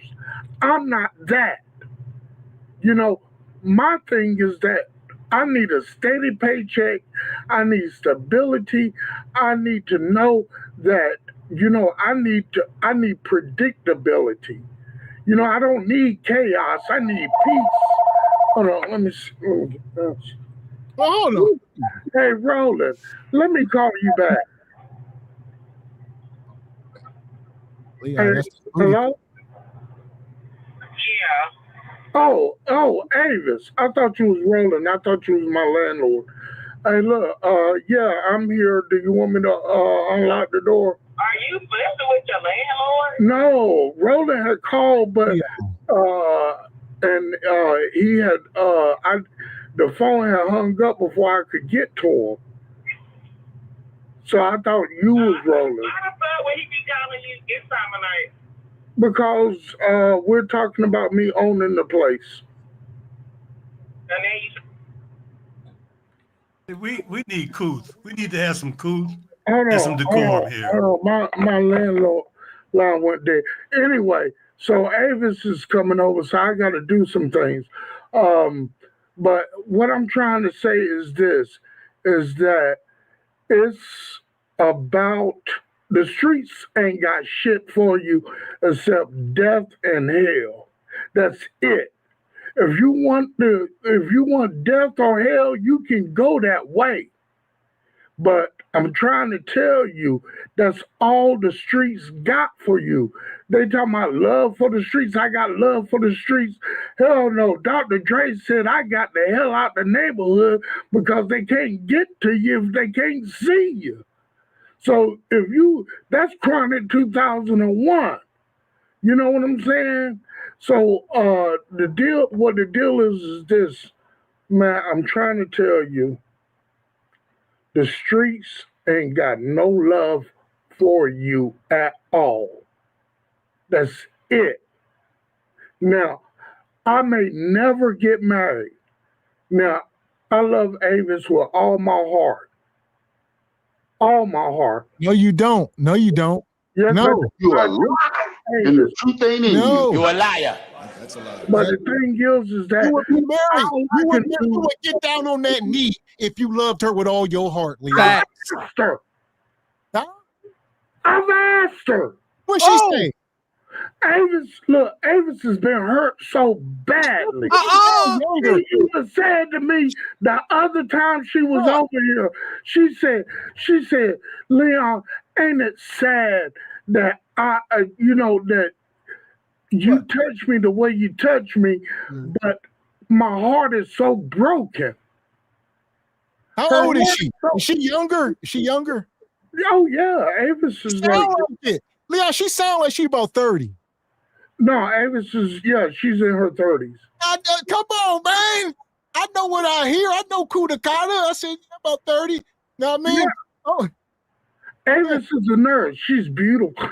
You think Ebony Dean is beautiful? Wait 1 second. So wait, hold on, slow down. You be moving so fast. So you asked her for her hand in marriage, and did you get Did you get down on one knee? No, we were just talking about it. Wrong answer. See, so you didn't do it. Now, see that? No, sitting there talking about marriage, that's nug behavior, brother Leon. You're supposed to be serious, get down on one knee, drop a tear, tell her how much you love her, and try to coax a yes out of her. Did she give you a definite no? No. Do she get kids? One. He's grown. Oh, okay. Has she grown? Was she? I think nonetheless. That's the West. No, she had her kid like when she was like 19 or 20. I know. All right, granted. All right. So why ain't you marrying this woman if you love her with all your heart? You can only ask. Or why are you sticking around? Why are you taking this abuse? You didn't ask. You never asked. No. Because not only is Avis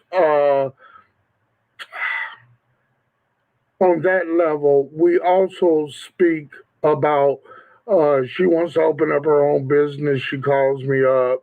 There's advice. So you're a sugar daddy. You a sugar daddy? No, I don't give Avis not one dime. Leon, you a lie. Not one. I refuse to give a woman money. Well, wait, see. Hold on, man. Stop lying. Why you lying, ho?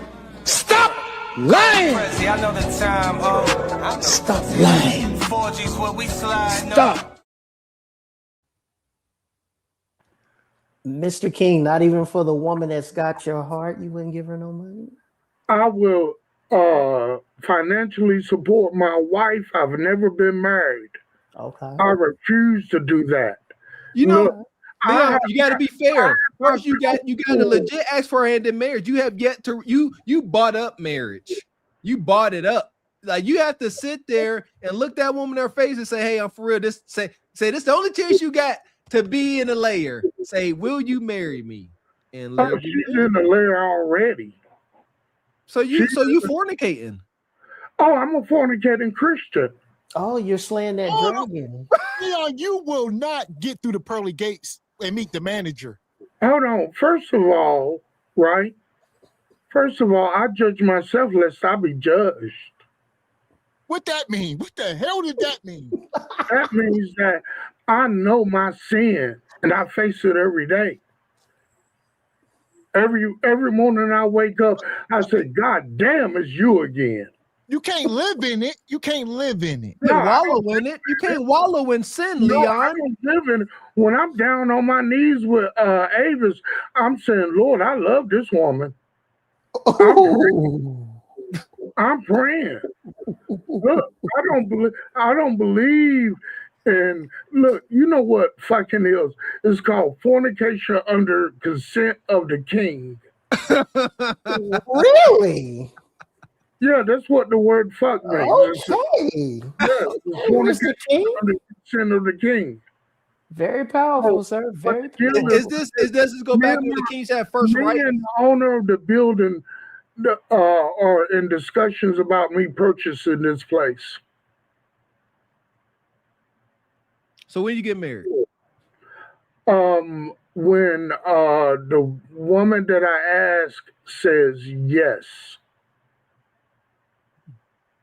But you never asked. Leon, you know what they would call you? They would call you a simp. There's a thin line between simp and pimp, and I damn sure ain't no simp. All right. Y'all hear that in the chat? Leon ain't no simp. Mr. King, how long have you been with this young lady? Avis has been coming by for years. Does she know y'all in a relationship? Shantae? Does she know about Shantae? Wait, god dang. No, Ava, Shantae, does Ava or Shantae know that they're in a relationship with you? Is that a nickname? We relate together on a positive note. I refuse to, they know that I refuse to deal in mediocrity or BS. So, you know, they follow under my instruction when they're here, or they don't be here.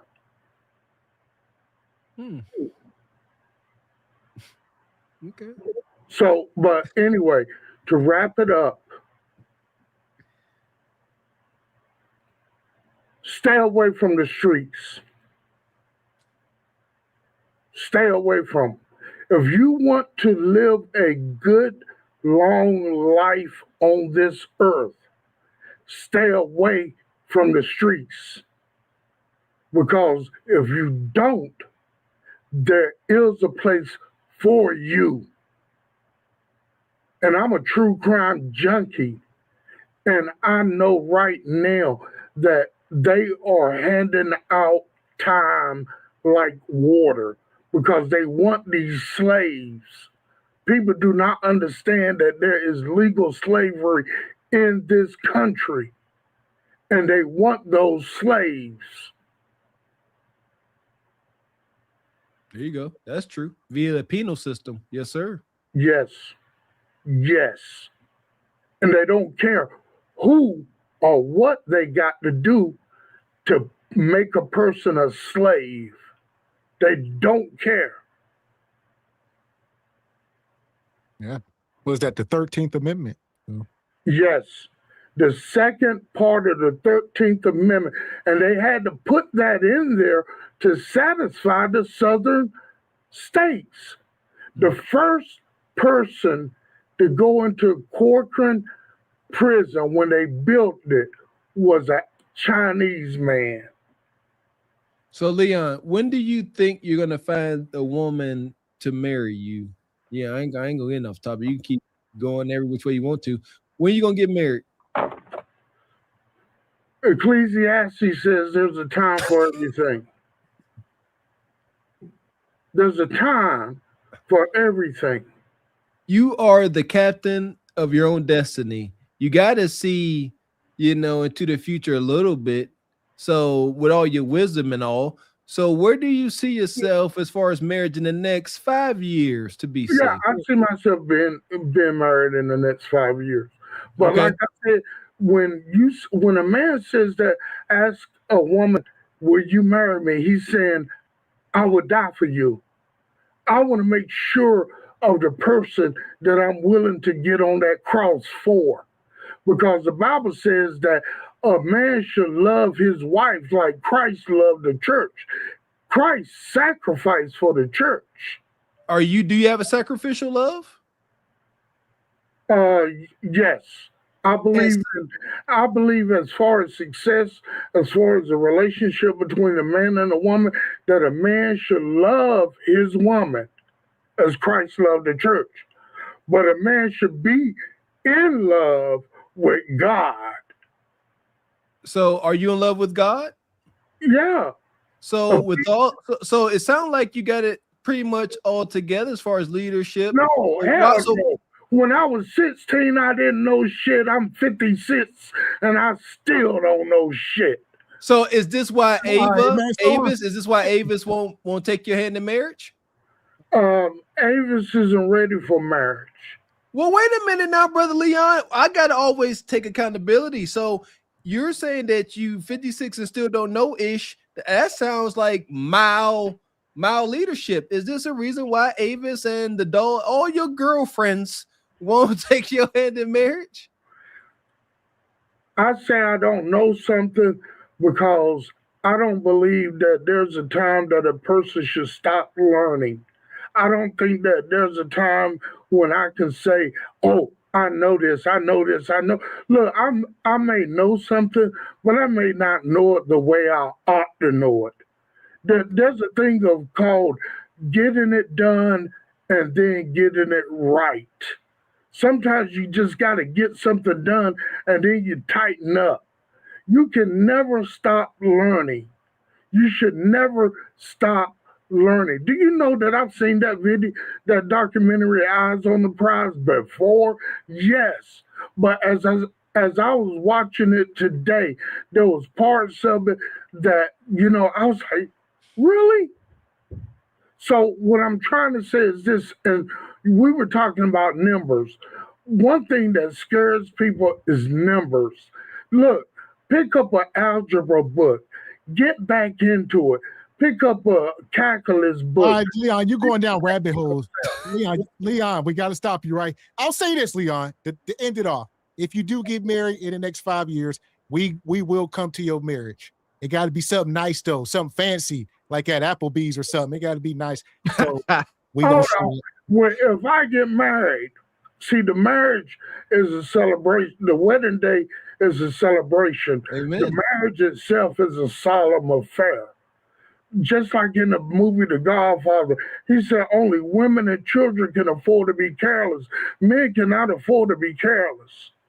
I can't afford to be out here playing in a joke and slipping in a slide. And, I got a wife, and if she got kids, I got to be ready to go to hell or jail for them. So it's like this, use Ebony as a hypothetical here, but I know Ebony got a child. That may not be my child, but by me taking on Ebony as my wife, I'm saying that, look, I don't know, Leon. I don't like this hypothetical. I feel like you've been dreaming about this hypothetical. Yeah. Leon, I feel like you're trying to manifest. All right. No, I don't believe in manifestation. Stand down, Leon. Stand down.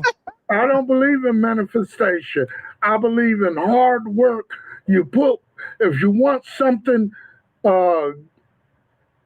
in life, if you want something good in life, you got to put the work into it. And you cannot have a microwave life. It takes brick by brick by brick. And if you go off the path, sometimes you got to tear down that work and start all over again. You got to be patient. You got to sit. Look, do you think that you guys are the only ones that I've sent videos to? Because in the multitude of counselors, there's safety. You got to surround yourself with like people that you can hold yourself accountable to. I'm 56. You think that I don't have people that get in my ass? Pause. Yes. Yes. I have white folks that are older than me that I look up to that correct me when I go off the rails. And they reward me when they see me doing what I need to do, but you don't get no credit for what you do, what you're supposed to do. I don't get no credit for paying my light bill or my rent. Are you insane? No. When you're on your deathbed, and this is what is going to take for people to succeed. You have got to envision your death. When you envision your death, then you can decide how you want to live. Leon, how did we get here? It's about staying away from the streets and living the life of a nerd. Either you're going to live the life of a nerd or you're going to live the life of a thug. The choice is yours. Granted. All right, we're going to start getting final thoughts. We'll get you in, Richai. What you got, brother? We need wisdom now. Not that Leon didn't have wisdom. We need modern wisdom. Leon got that old, Old Testament wisdom. Leon got that old dark age wisdom. Yeah, y'all don't understand it. Y'all don't get it. I understand, Leon. Go ahead, Richard. What you got? A hard act to follow. I think I'm having problems again. That's a hard act to follow. I know it is.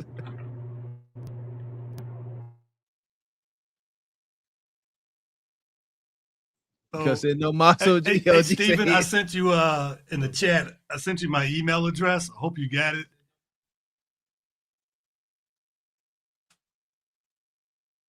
I think we'll check. I'll send it again in the regular chat, not the StreamYard chat. But money. But I'm having delays again, and I got to work out this StreamYard thing. Yeah, I see Leon was frustrating you, so it's a lot. Yeah, no problem, OG. Get the super chat here. Shout out to the brother Project Leroy. Appreciate you. Says called up 2 F-16s to bring down Leon King's plane, flying into legal airspace with his rabbit holes. I mean, he liked that woman earlier we was watching.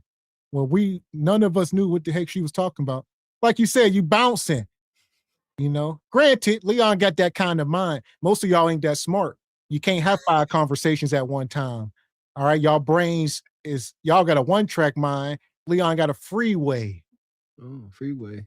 Yeah, freeway going every which way. Appreciate you, Uncle Tall. Sponsored tonight's show. Says we talked about this. Them kids know they mama ain't ish. We got that one. Still true. Okay, so we'll get you in, Sister Ebony. Let you get your final thoughts. What you got? I know you done sat here through a lot just now. We apologize for Leon's lack of coof. You muted.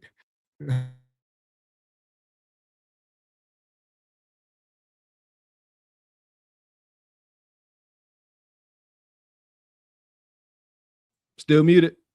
There you go. Can you hear me? There you go. Oh, okay. Well, Leon, I know you're still in the chat. Maybe Avis, maybe she will be more prone to marry you and stuff if you weren't hotboxing in the house like that. Like that's a lot of smoking you be doing. So I don't know. Maybe just look into it. Maybe you can go out back or something like that. Maybe she just wants to breathe some clean air. Just a thought. Definitely stuffy in there. Yeah, I talk about this. Intimacy, whether it's mental or physical, it's an experience. You don't want to be sitting there trying to vibe and you can't take a deep breath because you smelling, crusty menthols residue. It's a lot. Leon definitely took us way off track. If you just coming in, the show was not that lighthearted. We was having a serious conversation for a few hours, but per usual, Leon, but we needed it because it was, but we gonna end with some more thoughtful stuff. So, like I said, what you got, Ebony, as far as this F the Streets movement, they say it's dividing the culture. What you think? I think that if we just teach our kids to just focus on their goals and focus on their main goals and show them a different way, like, with our generations and stuff, maybe we didn't have as many options as our kids do now, but teach them about STEM and teach them about trades and, teach them about stepping stones because we all had to start somewhere and we're all working towards a higher goal. So I think all that is really important. And just kind of limit what part of the entertainment and stuff that you watch and that you take in and take the good parts of the culture and run with it and then leave that degenerate stuff alone, because you just don't need that in your life. It's not going to be beneficial to you. And reparations for all of us and cut the check. So amen. So shout out to Sister Ebony Dean. All right. What you got, Brother Divine? Get you in. What you got? It's hard to top. It's hard to top what Leon was saying because I was just in and out. So, but I will say this. Go ahead. But I will say this. Like, well, we live in a life where we have free will. Either you can be a product of your environment, or you can choose to do better. And it's like as far as the whole F the street movement, like what Ebony said. Sometimes we have to teach our kids to focus on trade school. Or keep the main thing the main thing. Don't worry about others. Don't try to compare yourself to others. Don't try to be like others. Always be yourself. Always be yourself. Whether you're awkward, socially awkward, continue to be yourself and don't worry about what those other people are doing. Keep the focus on yourself. There you go. Lean into it. I've been stressing that. This was also was Kevin Samuel's message. Like, be you, man. Don't be worried about trying to be like another guy. That is just cringe. Be genuinely yourself. I believe especially as men, when we are being ourselves, we always bring something special to the table. Something that's just unique to Stephen James, classy, divine photos. It's something unique. But you can't bring that out if you're worried about trying to act or be someone else. Amen, brother. Brother Stephen James, what you got? Closing statements. My closing statement is you still got a bad face. And Miss Ebony Dean, I hope you didn't take offense to when I called you butterscotch. That's what we called ladies who look like none you taken at all. back in the day, who was pretty fine. Of course, yeah, no one can follow the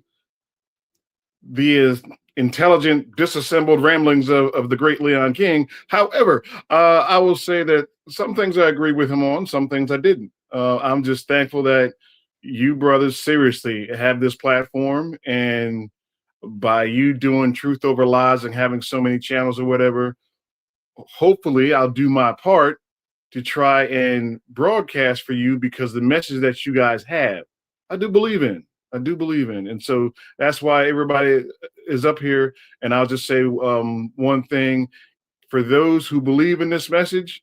If you join the Patreon, it's kind of like buying Gavin and Mr. Walker, for all their hard work, a #1 once a month. Can we do that? Can we buy them a #1 once a month?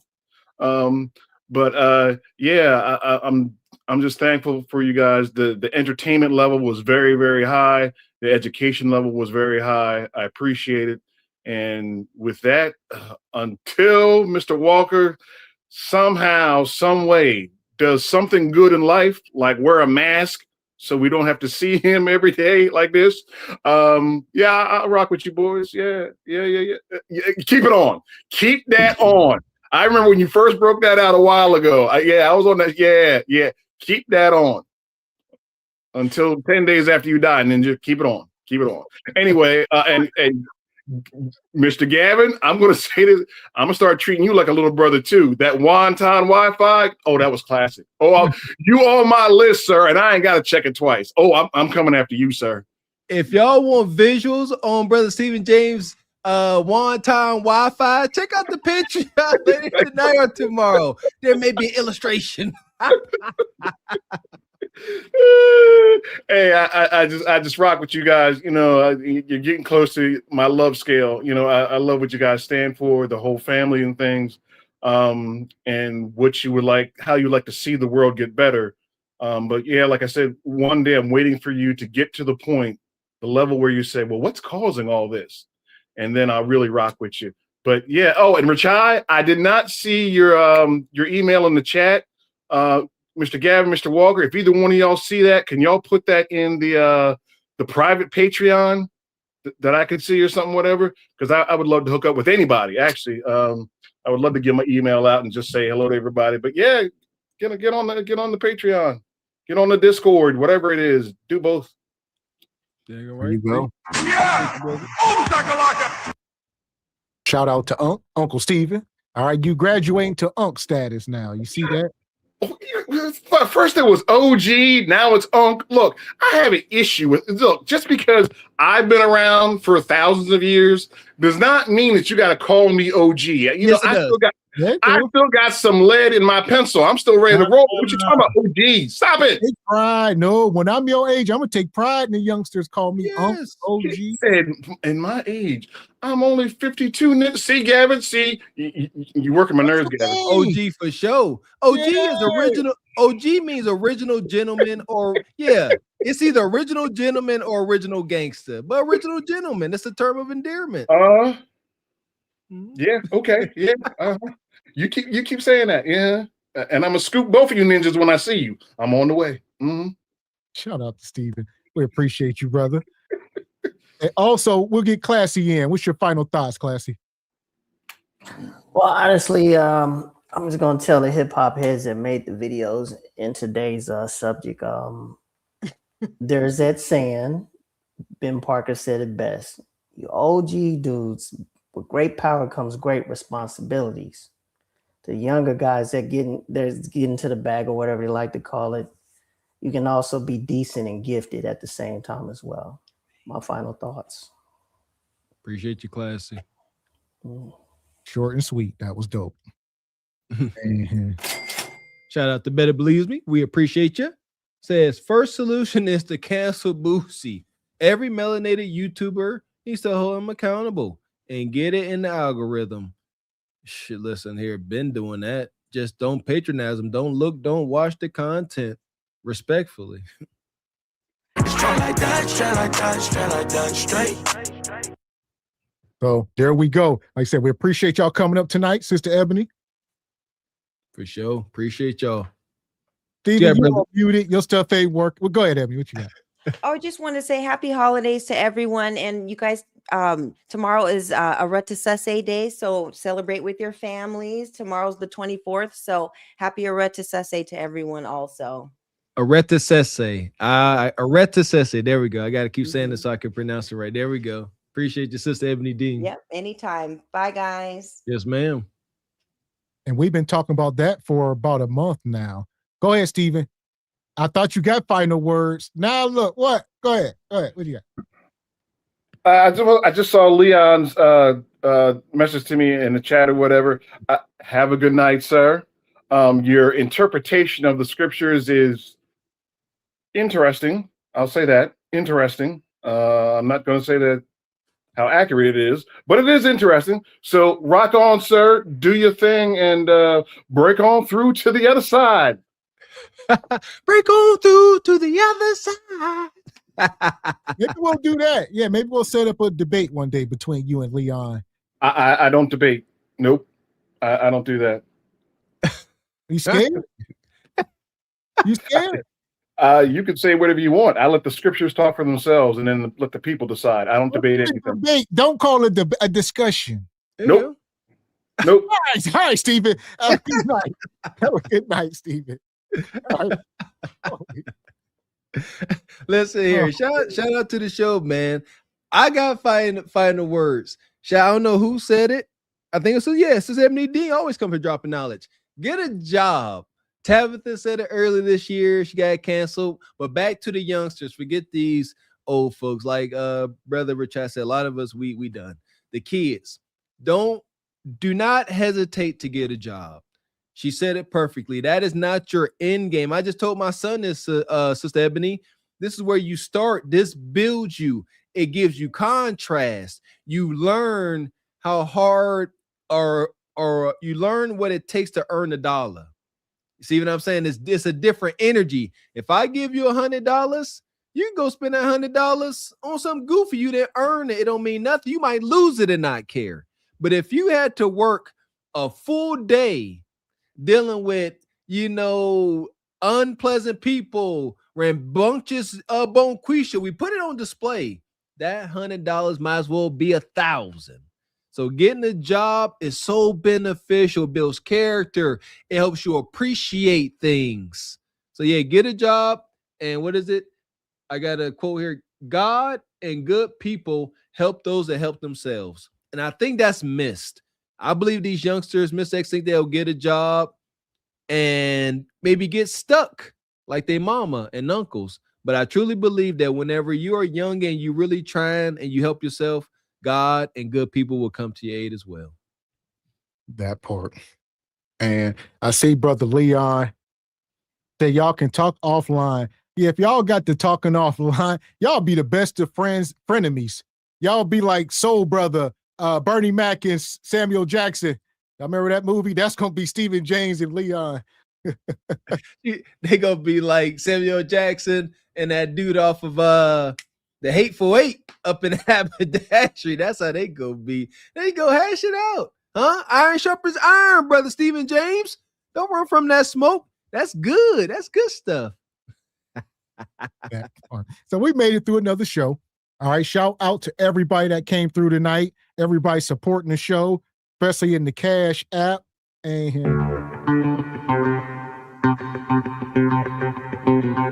shout out to Ebony Dean coming through, sponsoring the show late with a 25 ball. She says, "Happy holidays, fellas." Happy holidays. Happy Areta Sese. I think I got it right. And yeah, my bad. Yeah, we didn't forget you 3 a.m. Yeah, 3 a.m. came up here, blessed us with his presence. Appreciate you, brother. Appreciate you. Like I said, appreciate your sister Ebony. Straight like that, straight like that, straight like that, straight. And the rest of the sponsors here tonight. Uncle Tall came through in the Cash app. Shout out to Baba T. Get well, Baba T. Yeah, Baba T dropped a 20 ball. So hopefully next show you got to show up. We definitely need a welfare check. There we go.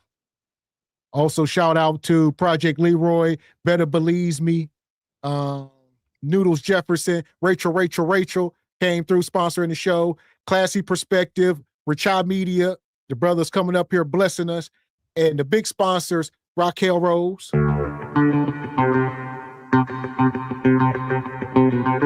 And also, shout out to Uncle Tom. Yeah! Boom, shakalaka! Appreciate y'all Jab Chickens rocking out with us this Truth Over Lies Tuesday. If you have not already, make sure y'all hit the like button and the subscribe button on your way out. We appreciate y'all supporting your channel, supporting your interests. Please and thank you. Continue to do so. Hitting that super chat, hitting that Cash app. And thank you to everybody gifting the memberships throughout the show. Can't thank you guys enough. Speaking of gifted membership, shout out to the brother 3 a.m. coming through at the end of the show, gifting one Truth Over Lies membership. Thank you, brother. So that's the show for tonight. We will be back up here Thursday. We plan on it. All right, y'all know it's Christmas, so anything can happen. It's Christmas. We plan on being here, but if not, hopefully y'all are understanding. Christmas time. How many of y'all buying Christmas presents? Huh? How many of y'all got that Christmas tree up in y'all living room, you pagans? Man, I think my mama got like 2 Christmas trees. I said, what you got 2 Christmas trees for? Ooh, double the fun, double the Jesus. But nonetheless, shout out to everybody celebrating Christmas. Like I said, we plan on being here, but if not, don't be in the thing, Stephen James, in the Patreon, raising hell. He will. They already know. It's already predestined. That's all right, because I'm going to be raising heck as well. If y'all want to learn about wonton Wi-Fi that Stephen James got, you might want to join the Patreon. You ain't going to see it nowhere else. That was wicked. Well, okay. We'll be back. So until then, until Thursday, I'm Gavin X. I am Mr. Walker. And we are Cart Before the Horse Productions. A good evening. We're trying to get you old now, viral online. Truthful lies, say it loud, say it clear. Left the streets when you need you here. Quarters of vision, fit your focus, kiss. Break generational suffering. Truthful lies, say it loud, say it clear. Left the streets when you need you here. Quarters of vision, future focus, kings. Break generational suffering. We don't profit off death. We don't clap for destruction. We here to build men. Not Berry Boys. Not Berry Boys.